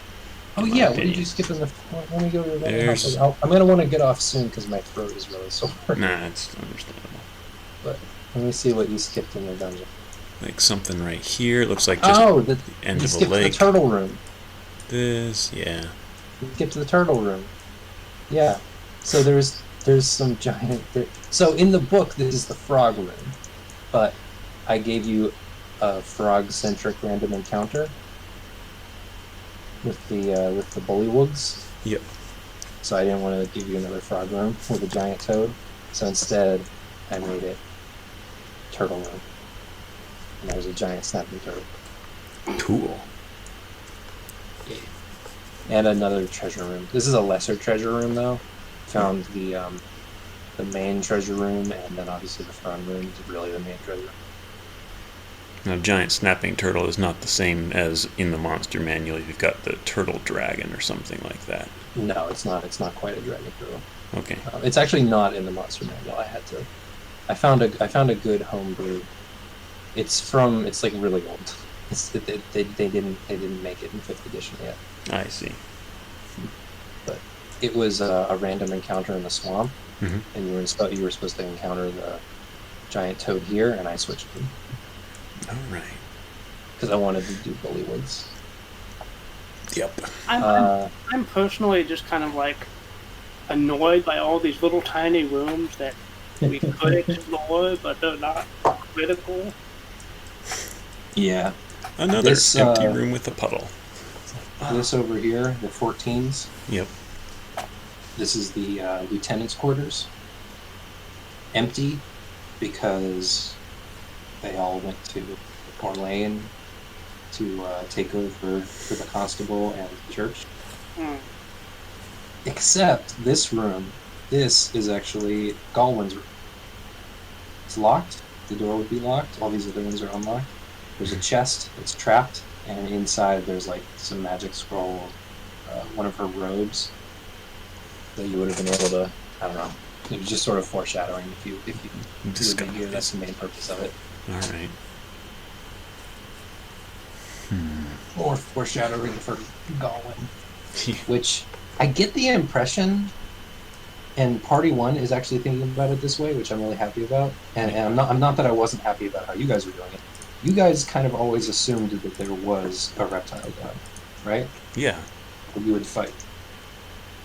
Well, because we know that there's such things as Nagas, and why wouldn't that be a thing? Right. But it wasn't even until later that you found out that there was a Naga. I feel like even before then you were kind of, maybe not. But yeah, when you found out there was a Naga, you found out from the wizard, yeah, pretty clearly that it was. Party 1 has not made that assumption. They found out about Galwin, and they did find out about Explictica Defilis, and that she's depicted as a serpent with a human face. I was surprised by this. I'm glad I didn't give it away otherwise, but they actually think that Galwin is the one running this thing, which she kind of is. I mean, They don't actually know that there's files in real life here that they'll have to fight. yeah. Which I'm really looking forward to them finding that out. So I think that'll be really fun. Hopefully they won't find out until they kill Galwin and the prisoners are like, no, there's a big fucking snake. Right. Man. I'm kind of wanting to spectate that one. Does this lake, the water here, connect with the lake? Where I can't help. Where are you pinging? You're pinging China. here. Yeah. Yeah. The alligators hang out up here, Oh. and they'll hear you coming. But if you're in a boat, they ignore you.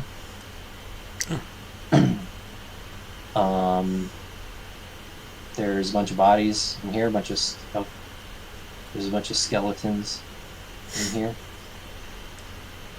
They're not alive. They're just actual skeletons. Gotcha. The slime, the gelatinous cube, drops them off there. That's where it empties out. Wow. Dumps all the bones in that pit. And there's a secret door. There's a secret opening between that and this, which the weasel uses. This is the weasel's lair, and it was in the process of dragging this cultist body back to its lair. It has some minor treasure. Yep. But oh, I know what I wanted to tell you. The harpy over here, number 16. Yes. You came in here and you heard the singing, Yes. and it was going to charm you into walking into the mud Yes. where you would be stuck. And then harpy that lives in this room would come and kill you and take your treasure and hang up any jewelry or shiny things that it finds in this little arch that it hangs out on. Cool. Lovely. And the reason the adventure doesn't say why there's a harpy in here and why this door is barred from the outside and why there's a scorch mark on the door. So I decided it's because the harpy's song contests Explictica Defilis' charm. That she can override that charm. So every time they send a cultist down here, the cultist comes out, either dies in there or comes out immune to Explictica Defilis' charm. Have to kill them. They lose a cultist either way.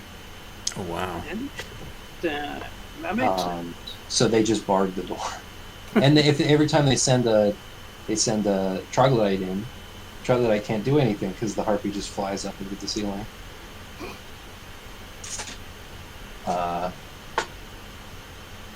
The troglodytes aren't smart enough to deal with that, and they can't send any of the lizard folk in because they're charmed. So they just have to leave it there. Wow. Like Galwin probably could have dealt with the harpy, but it just wasn't worth it at this point. Eventually, she probably would have come up and dealt with the harpy, But it was an unwelcome guest in any case, or something of that sort. yeah, they bought it. They brought it here with the intention of charming it and using it as just another defense of his lair, and then they discovered the hard way that the harpy's magic. you know, Wow. is a real problem for them. Is this place like the work of years, or I think it's probably an old temple to whatever abyssal gods the UNT worship. I mean, that's what I came up with anyway. In the adventure, I think this was actually in the book. I think this was actually dug out by them. It's not old at all. Like pretty fresh. But I just didn't really like. It looked older to me. It's got pillars. It's got these neat square passages, but then on the lower level, it becomes rough tunnels, and I just didn't see if it's all new, if it's all fresh. Why is this neat and square supported by columns? And why is the lower level there's a rough tunnel? It's the only thing I could. It made the most sense to me that it was an old structure, and most of the lower level was dug out extra. Interesting. Huh. I mean, that's what I. Yeah. Number 9 here. This room that you didn't look in. I'm pretty sure it was haunted. Yeah. Another locked door. Go down to level 2. See what you. Oh, and then I have to read the other things that happen with your blessing of the fairy dragon. yeah. You probably would have been okay if you activated them, but it was a good call to play it safe. Yeah, I just wasn't sure what was going to happen, and I wanted to get Yeah, off. I really scared you with those beetles. Rightfully so. I mean, that could have been. I mean, even the first time I used it, there was that one round where I was stunned afterwards. Yeah. Yeah, that's true. Let me see. What didn't you? This is where the spider lives. That wolf spider. It doesn't spin webs to trap. It just spins webs like in its home. It spins webs in here, but they're not traps. And then it just crawls around and hunts. It doesn't work for a cult. It's just a pest. They don't kill it. Problem. The giant centipedes. There are. Oh, Yes. there's a lot of. So we would have to have gone a round. Yeah, the giant centipedes are. They were put here intentionally, but they're not like. Everyone just avoids this area. Yep. And if we had killed the engine zombies or the Over the next couple weeks, this place would.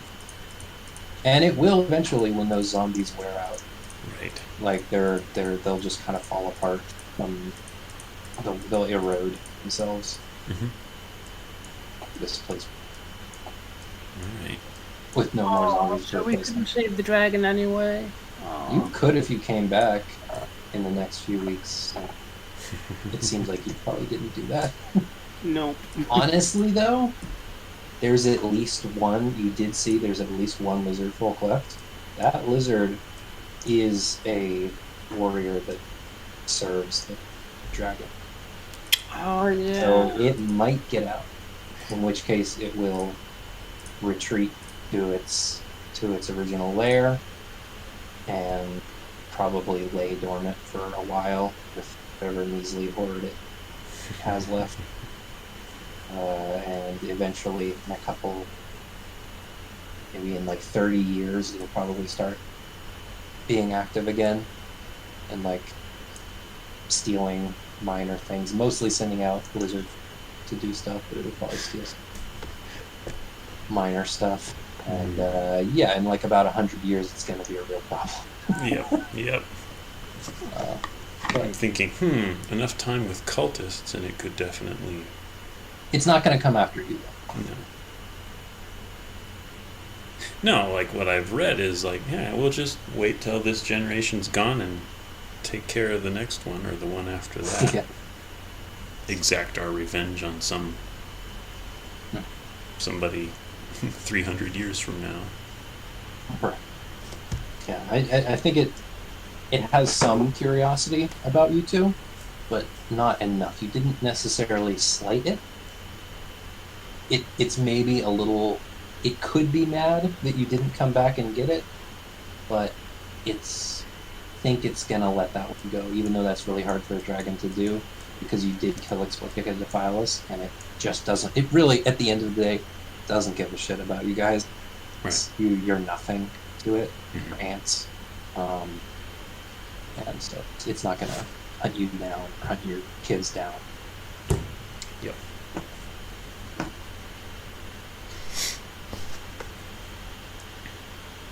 It does seem Probably, like a cool story.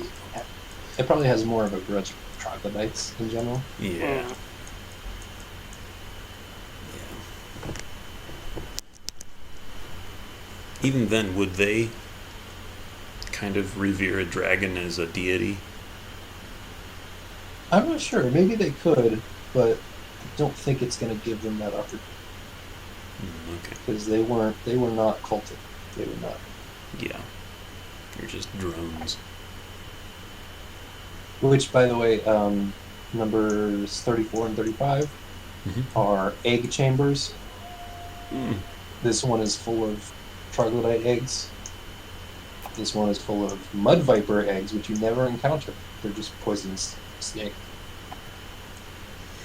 Oh yeah, I was all the way up and stuff. I was rolling random encounters, but while you were making your way up, the only encounters I was going to give you were either like a lone troglodyte that would attack you or run away or behave like a troglodyte normally would, or the lizard folk, which Yeah. Yep. you didn't. The spider was a random encounter. I think it said every third turn you make in the dungeon, I was supposed to roll a d6. Yep. And see if something happened. The zombies at this door were all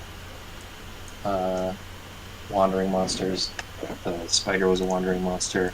The rats were a wandering monster. The weasel.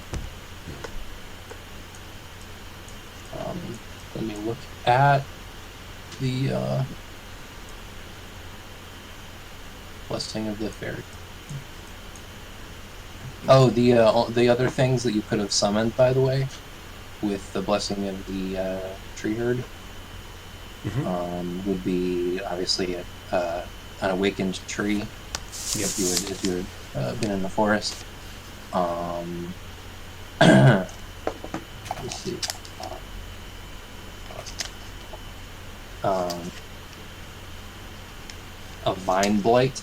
If you were up in the forest, could have summoned 4 vine blights, just like basically Tangela Pokemon. Yep. So like little mounds of vines. Or you could have summoned Thornies, which are basically like fungus dogs. They're like shroom dogs. Cool. Oh, So you those guys were in the Team of Annihilation. well, were they? That's cool. Yeah. Oh yeah, Veja Pygmy. I changed their name to Moldman. Mm. But yeah, I also considered making Veja Pygmies with Moldman a possibility, but I didn't want you to summon 8 creatures, so I just took that. I just took that off the list. Yeah. Did you make that portion of it completely? The whole. I altered. It's basically the conjure animals or conjure woodland beings spell, but I used plants instead. Well, I It's mean the the same whole wording. the whole Midwarden. Oh no, encounter. I did all of that. That's cool. I was really happy with the puzzle. That's my first like big ambitious puzzle that I've made Yeah. on cloth, and I think it went really well. Yeah. I'm sure I'll reuse it someday. What were the other blessings? Colors, yeah. For the, So you used red first, yeah. which was the heal that like basically was like a fresh start. You start the day again and you don't remember what happened. Heal. Green was the iridescent green beetles. Yellow, I'll read yellow. Each creature you choose within 30 feet of you instantly takes 10 radiant damage and is blinded until the end of their next turn. If the radiant damage brings a creature to 0 hit points, it turns to ash. You then fall unconscious and begin dying as per the player's hand. Ah, damn. So it would have done this big burst that automatically does 10 radiant damage, no saving throw, and automatically blinds everything for 1 turn, no saving throw. But then you fall unconscious and start making death saves, which you don't do. The last one, blue. You're probably going to be disappointed that you didn't do this one, but honestly, red is probably the most helpful. But this one would have been really good too. Blue. A sky blue fairy dragon comes to your aid, appearing 10 feet above you and remaining until the fight is done. Follow the wounds and injuries. So you would fall to 0 hit points. You'd take an injury. You take the wound condition and an injury. All that stuff is normal, but a fairy dragon would appear, and it would help you for that fight. And it would cackle on you. Cool, man. Yeah. But you did my favorite one, which is the Beatles. That was my favorite. Yeah. The only thing I was hesitant, the only reason I was really hesitant about making the Beatles was because it's a possibility you might use it in the fight with Explicitly.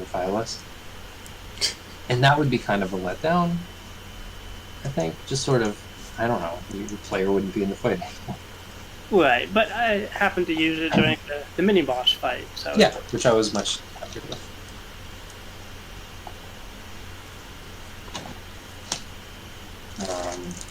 Man, very cool that you evaporated the mini boss. That was genuinely cool. I figured we gotta use Glad that this. item ended up being useful. Yep. That's not in the adventure. I made that one partly because I wanted something. I knew you'd get a lot of use out of something that created daylight because of the troglodytes. Right.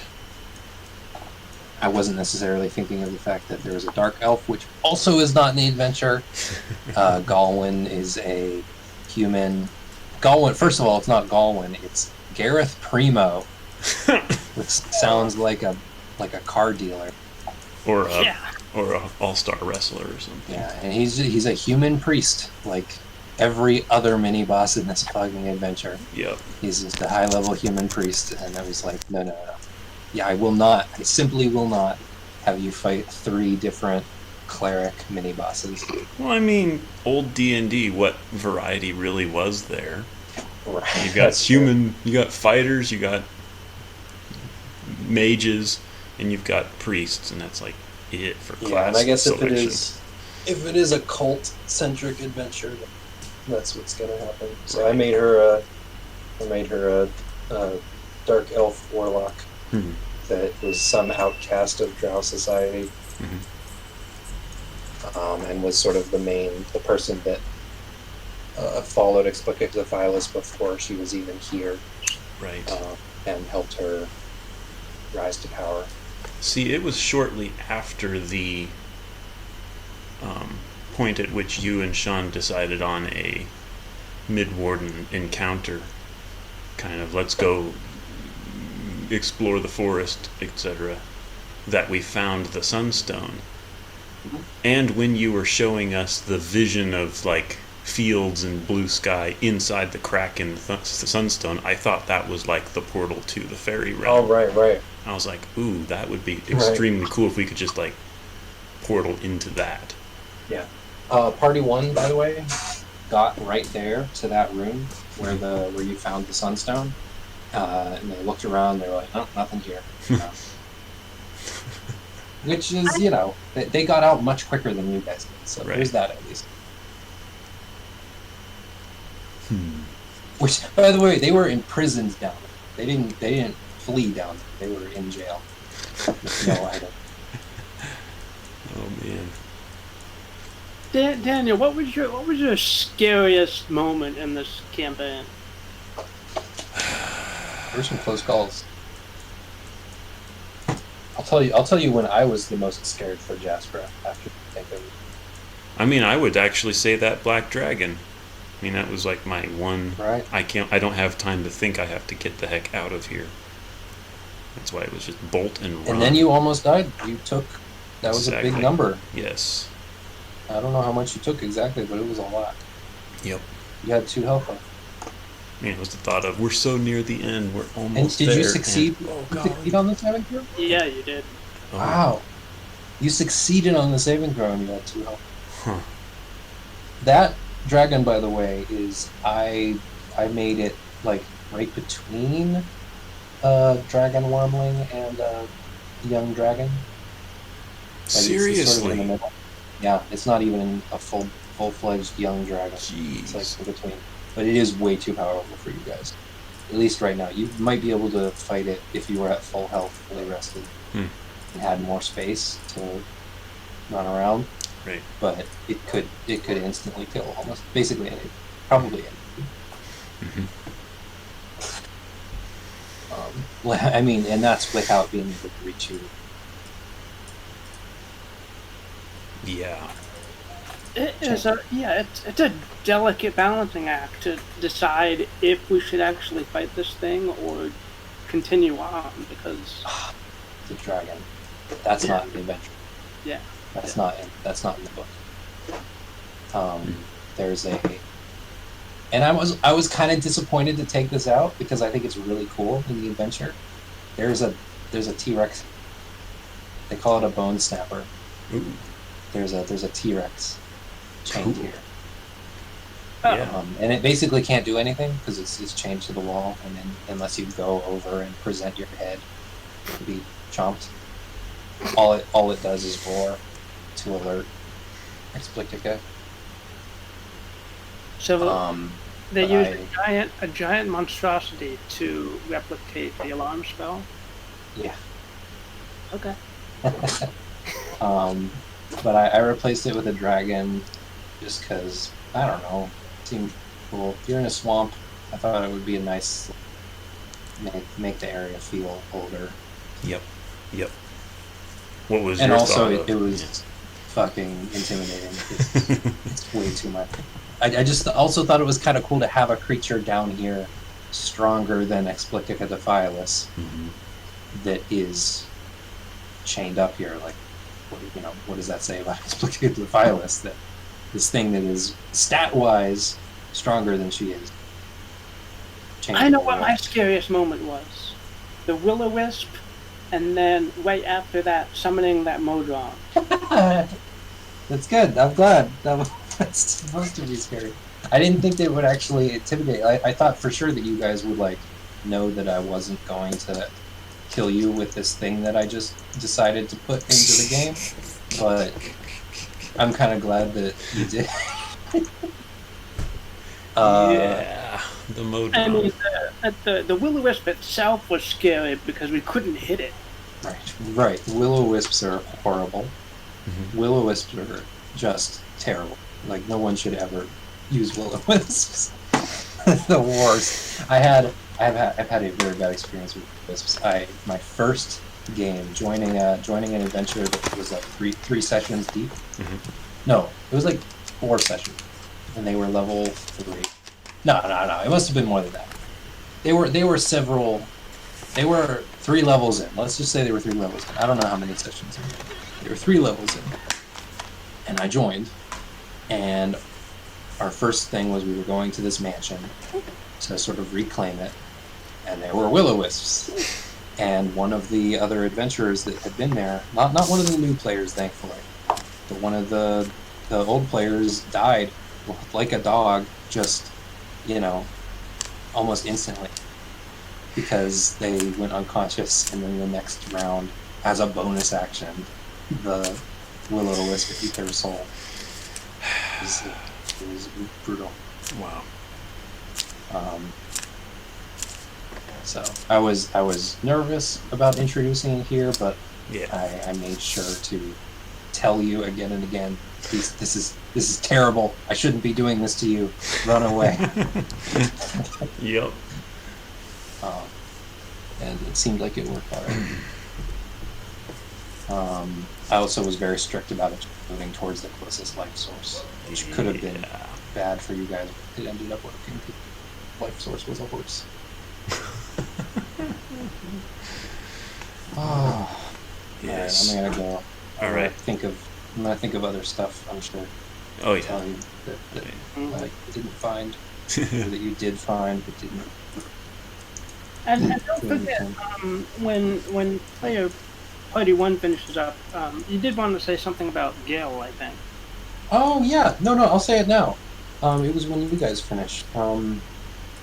So in the adventure, and I'll probably do this next time because it's not a problem. I really like how likable, like that both parties really attached to Gil and like really wanted to recruit him. Both of you went way out of your way to try to. I mean, again, you guys like worked really hard to endear yourselves to Gil, and it eventually worked. Mhm. Party one just bullied him and bullied him, harassed him, and Me. bought him a goat. They bribed him, they bullied him, they harassed him into eventually joining them. But basically, they do like him, and Gil kind of likes them, although it's a little bit more. He's a little bit more overwhelmed by them. Right. But both of you were. I'm glad about that. I do think if I run this adventure again, I'm going to try and make him a little bit less likable. I don't know. It's not a bad thing that he's likable, but in the book, he's not Gildemir the Green. He's not a dwarf. He's an old human wizard named Ramune, which is a little too close to Romney for my taste. And he's both more accessible and less likable, and I don't know. I just didn't really like him. Yeah. So I replaced him with Gildemir, which is an old.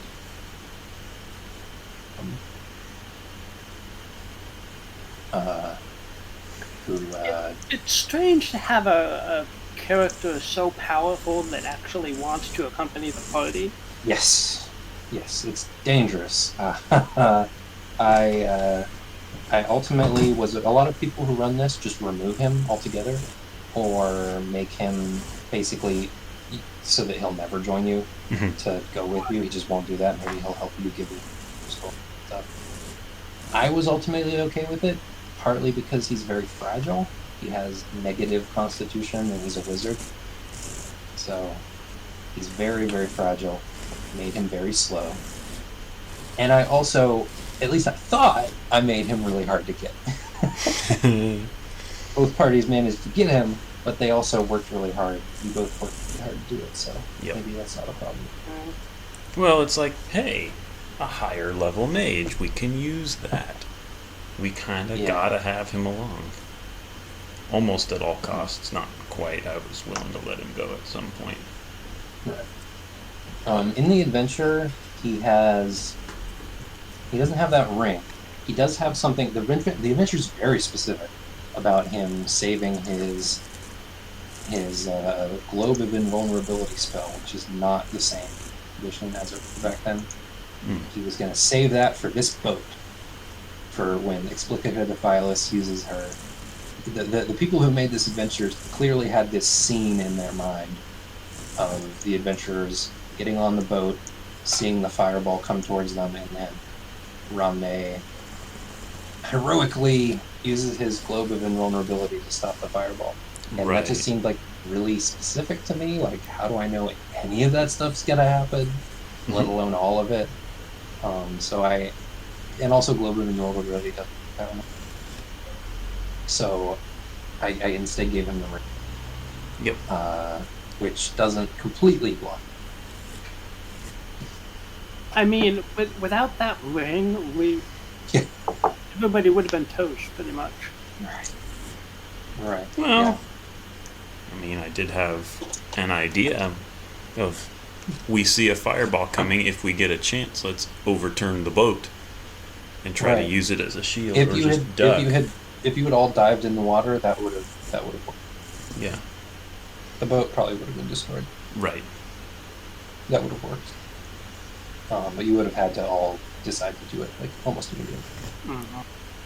And I would have had like a check, I would have had you do like a check to dive in the water quick enough. Mhm. Because it is an instantaneous spell. Technically, you shouldn't be able to do that, but also, like, that's not dramatic. Right. But yeah, in the future, I may actually go back to Ramune if I run this again. I'll change his name still because I don't want to say Ramune. It's hard for me to say. It sounds like Romney. And end up saying Romney. Players are going to make fun of it, which is fine. But I think I might make him a grouchy old elf, and I might give him an apprentice so that the players can, if they really like make friends with him, he'll send his apprentice along.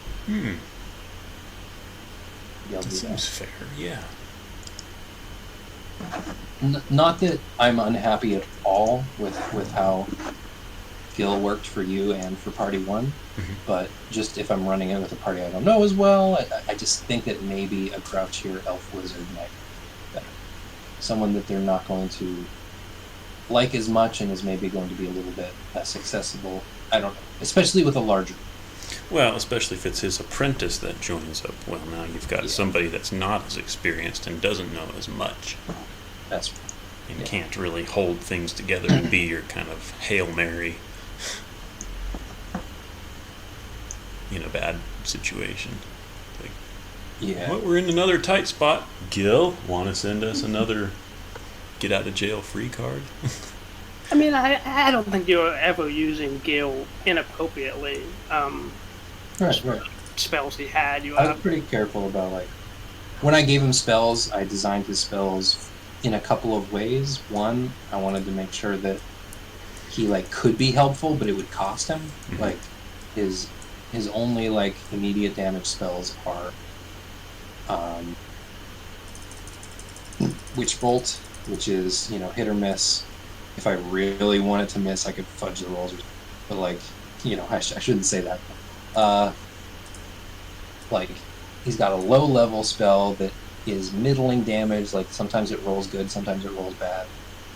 And then he's got Lightning Bolt, which is huge. It's extremely helpful, but he can only use it 3 times. No, twice. I think he only has 2. How many does he have?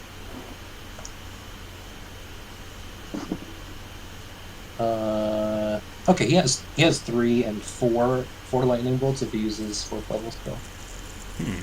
So he can use it a few times, but then that's no haste, that's no dispel magic. Right. So yeah, I wanted to make sure that he was very helpful, but he helped in simple, predictable ways that wouldn't necessarily feel like I was flying in to save you, but like you would know, you knew what he could help with, so it was never like a surprise, but it was still exciting and you felt like you were a part of it, right? Because you managed. I mean, also because he was hard to recruit, I feel like that gets rid of most of the Deus Ex Machina feeling already, because you worked to get him to help you and now he's helping you. Yep. But even so, his stuff is simple, it's predictable. The other thing I designed is spell. I picked his spells around his picking spells that would be easy for use. Witch Bolt, because that just roll it while for his turn. Decide Lightning Bolt, pretty. Yeah, very straightforward. What I was happy about is that we actually managed to keep all of our hirelings alive the entire time. That's true. Well, we lost a horse, but that was it. You lost one though. We lost Diego. We did. Yeah.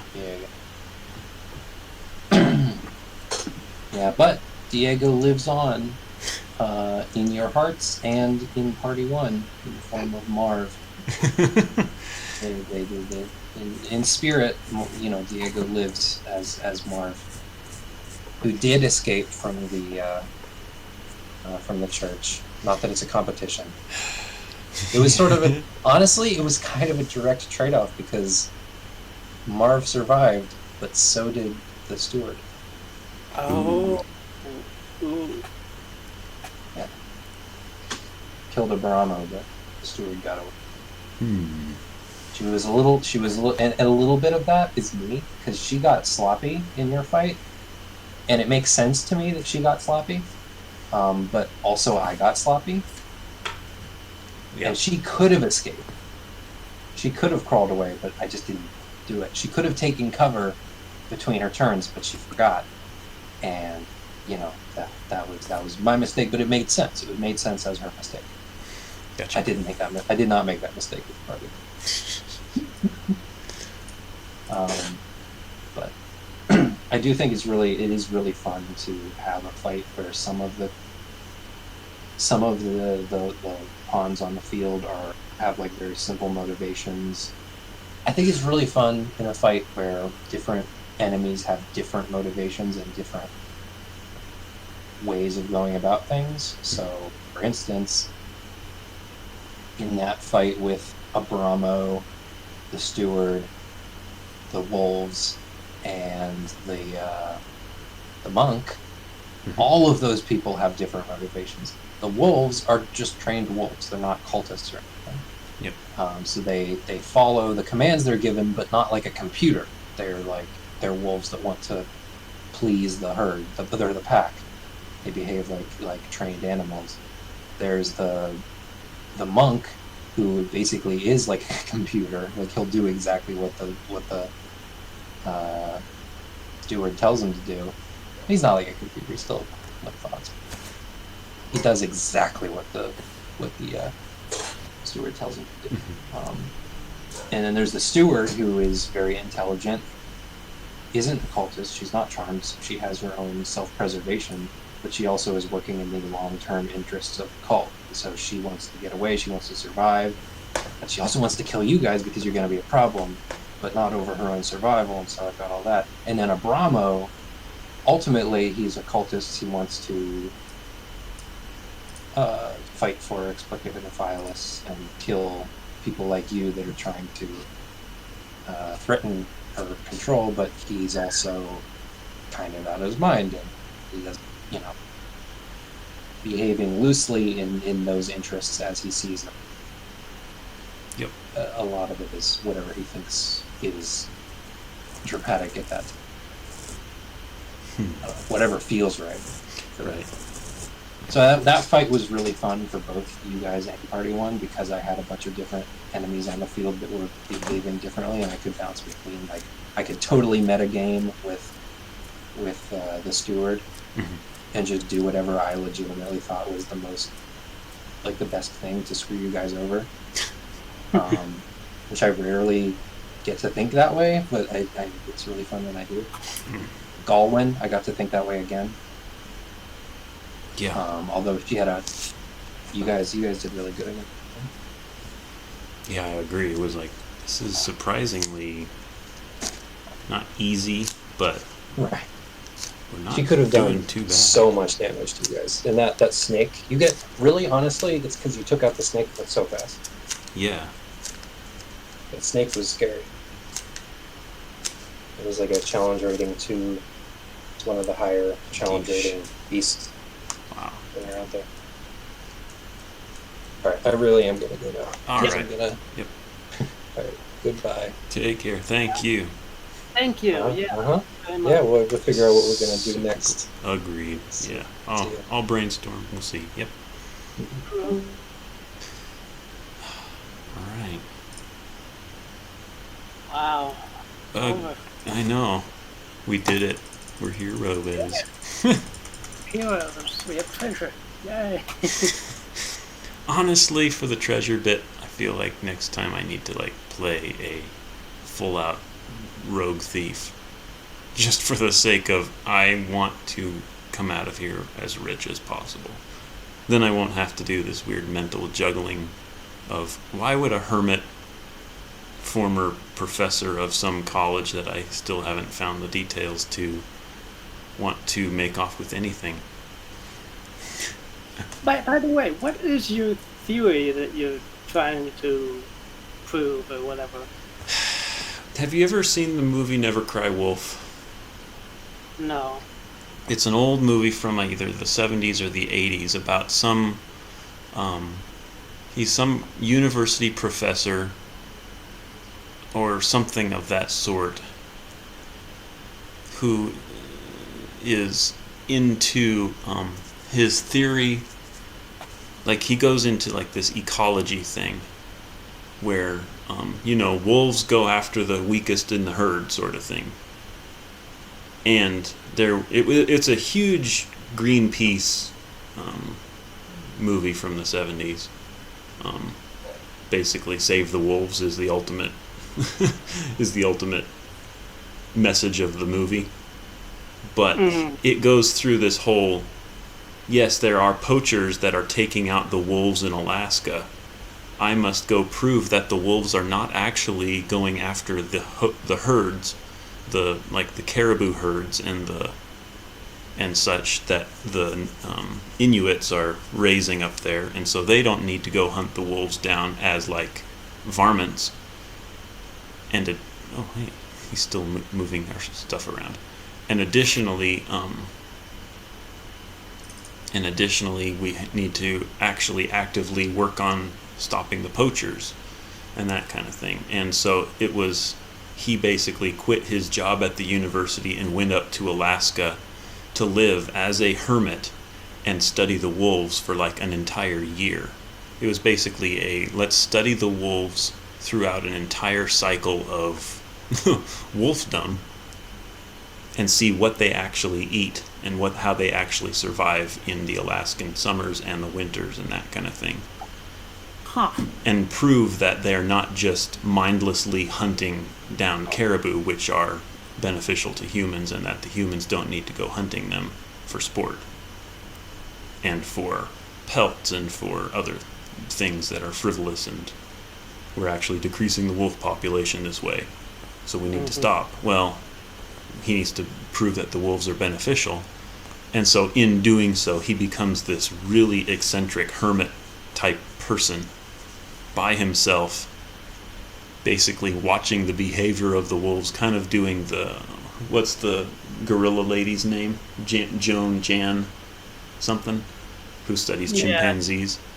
Jane Goodall? Jane Goodall, yes. He does kind of a Jane Goodall and starts like living with the wolves and acting like the wolves. And his big theory is that actually when the wolves are not out in the pack hunting down one caribou with which they survive for like weeks, they actually can live off of mice. And so it was his theory that a human-sized animal should be able to live off of mice indefinitely. And so in his tent, he starts catching mice and butchering mice and eating mice. And he essentially proves that, yes, a human can live off of mice alone. And he's like, yeah, I totally ate mice for dinner. I prepared them this way. I got so sick of mice. But I have proven that you can live off of mice. And I have seen the wolves hunting the mice. So I'm pretty confident that that's how they're surviving. And then one day, a caribou herd comes through. And he's like, this is my big chance. I have to go prove that the wolves are not hunting healthy caribou for sport, quote unquote. And so, in order to not spook the wolves, he completely undresses, removes all his clothing, and goes running naked through the caribou herd, chasing the wolves, trying to keep an eye on them. Basically trying to be one of the pack. And so is that why you had the whole Arctic theme with your animals? Yes, that's why. Because I thought, if I could just go verbatim never cry wolf, that would be kind of easier. Because I'm not able to think up anything. Although at one point I did come up with some idea after we had the orc encounter, which was, I wonder, is it possible that my study was to try to prove that orcs and ogres and trolls are not as mindless as we smarter, more cultured people make them out to be, and on like that. So I didn't, and he was like, no, they kind of are though, so let's try to think of something else, and I just wasn't able to think of anything else after that. So that's where that was. not really. I didn't really come up with anything solid and concrete. But that was kind of the basis for it, was that Never Cry Wolf movie. College professor that's so dedicated to his field of study that he must prove it at all costs and go out and like figure it out and use the scientific method among other things. He'll go as insane as he wants to prove his point, or have it disproven blatantly. But he's going to figure it out one way or the other, and he's going to do it the hard way. But of course, it's hard to write a backstory like that without like kowtowing to the DM and asking the DM to please play into my backstory, because otherwise I will have just spent a week writing this elaborate backstory that won't make any sense at all ever. And for me, that was basically how it went down. It didn't make sense, and we never actually touched on it. And I'm not disappointed, because halfway through thinking about it, I was like, I can't put too much detail into this backstory, because we're probably never going to touch on it. It's not abstract enough. So.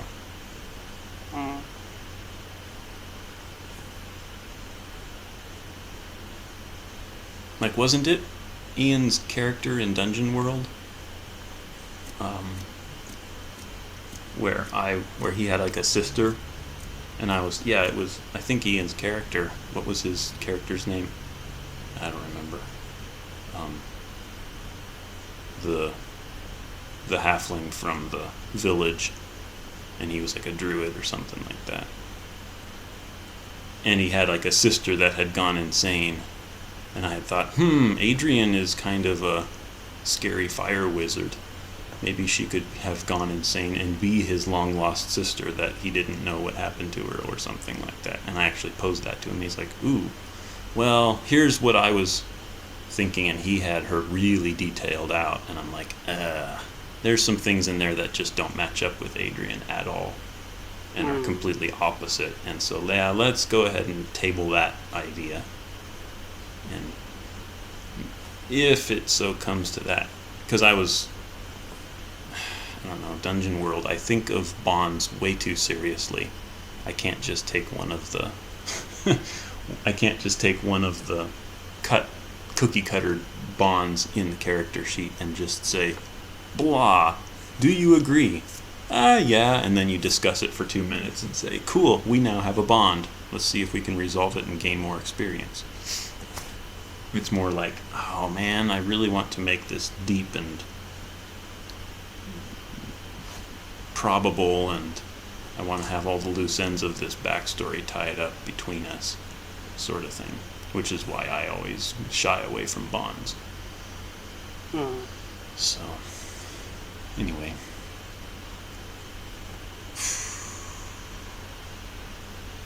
How long has your Roll20 account existed, by the way? Like, if you go in and go to the welcome screen in the Ingrid login. 20? Well, my account was originally yours, remember? Yes, and that's what I'm referring to, is how old is that account? Because I'm looking at mine, this new one of mine, and it's 2018. Like, yesterday. It's like 2 years old yesterday. So we swapped accounts exactly 2 years ago. Meaning you tried out dynamic lighting and premium exactly 2 years ago. I feel kind of bad about hijacking your... Yeah, I know. That's alright. I mean, was I the owner of that game? Sky Pirates? I think I was, and that's why we had to switch. Is because you had to somehow... You were going to be the one paying the money, and you had to somehow be the owner of that game. Member since 5/19/16. Wow. Huh. Hours played 575. It's about twice as much as this new account. And you've kind of abandoned your original one by now, so you're probably down around 200 as well, where I am. Well, no, because my original account, it logs hours when you spend time like adjusting the dungeon and stuff. Hmm. So I think my original account did have a lot of hours on Oh, as well. yeah. Yeah. I like it. Anyway, I'm gonna run. The doom. I still have Horde of the Dragon Queen here, by the way. I think from your account I made myself a GM of that, just because Oh, all my tokens... Yeah, it's owned by Ingrid. And Ingrid has played for 575 hours. Yep, okay. And here's your old account. Member since 6/16. Played 478 hours. Alright. I like it. see ya. Take care.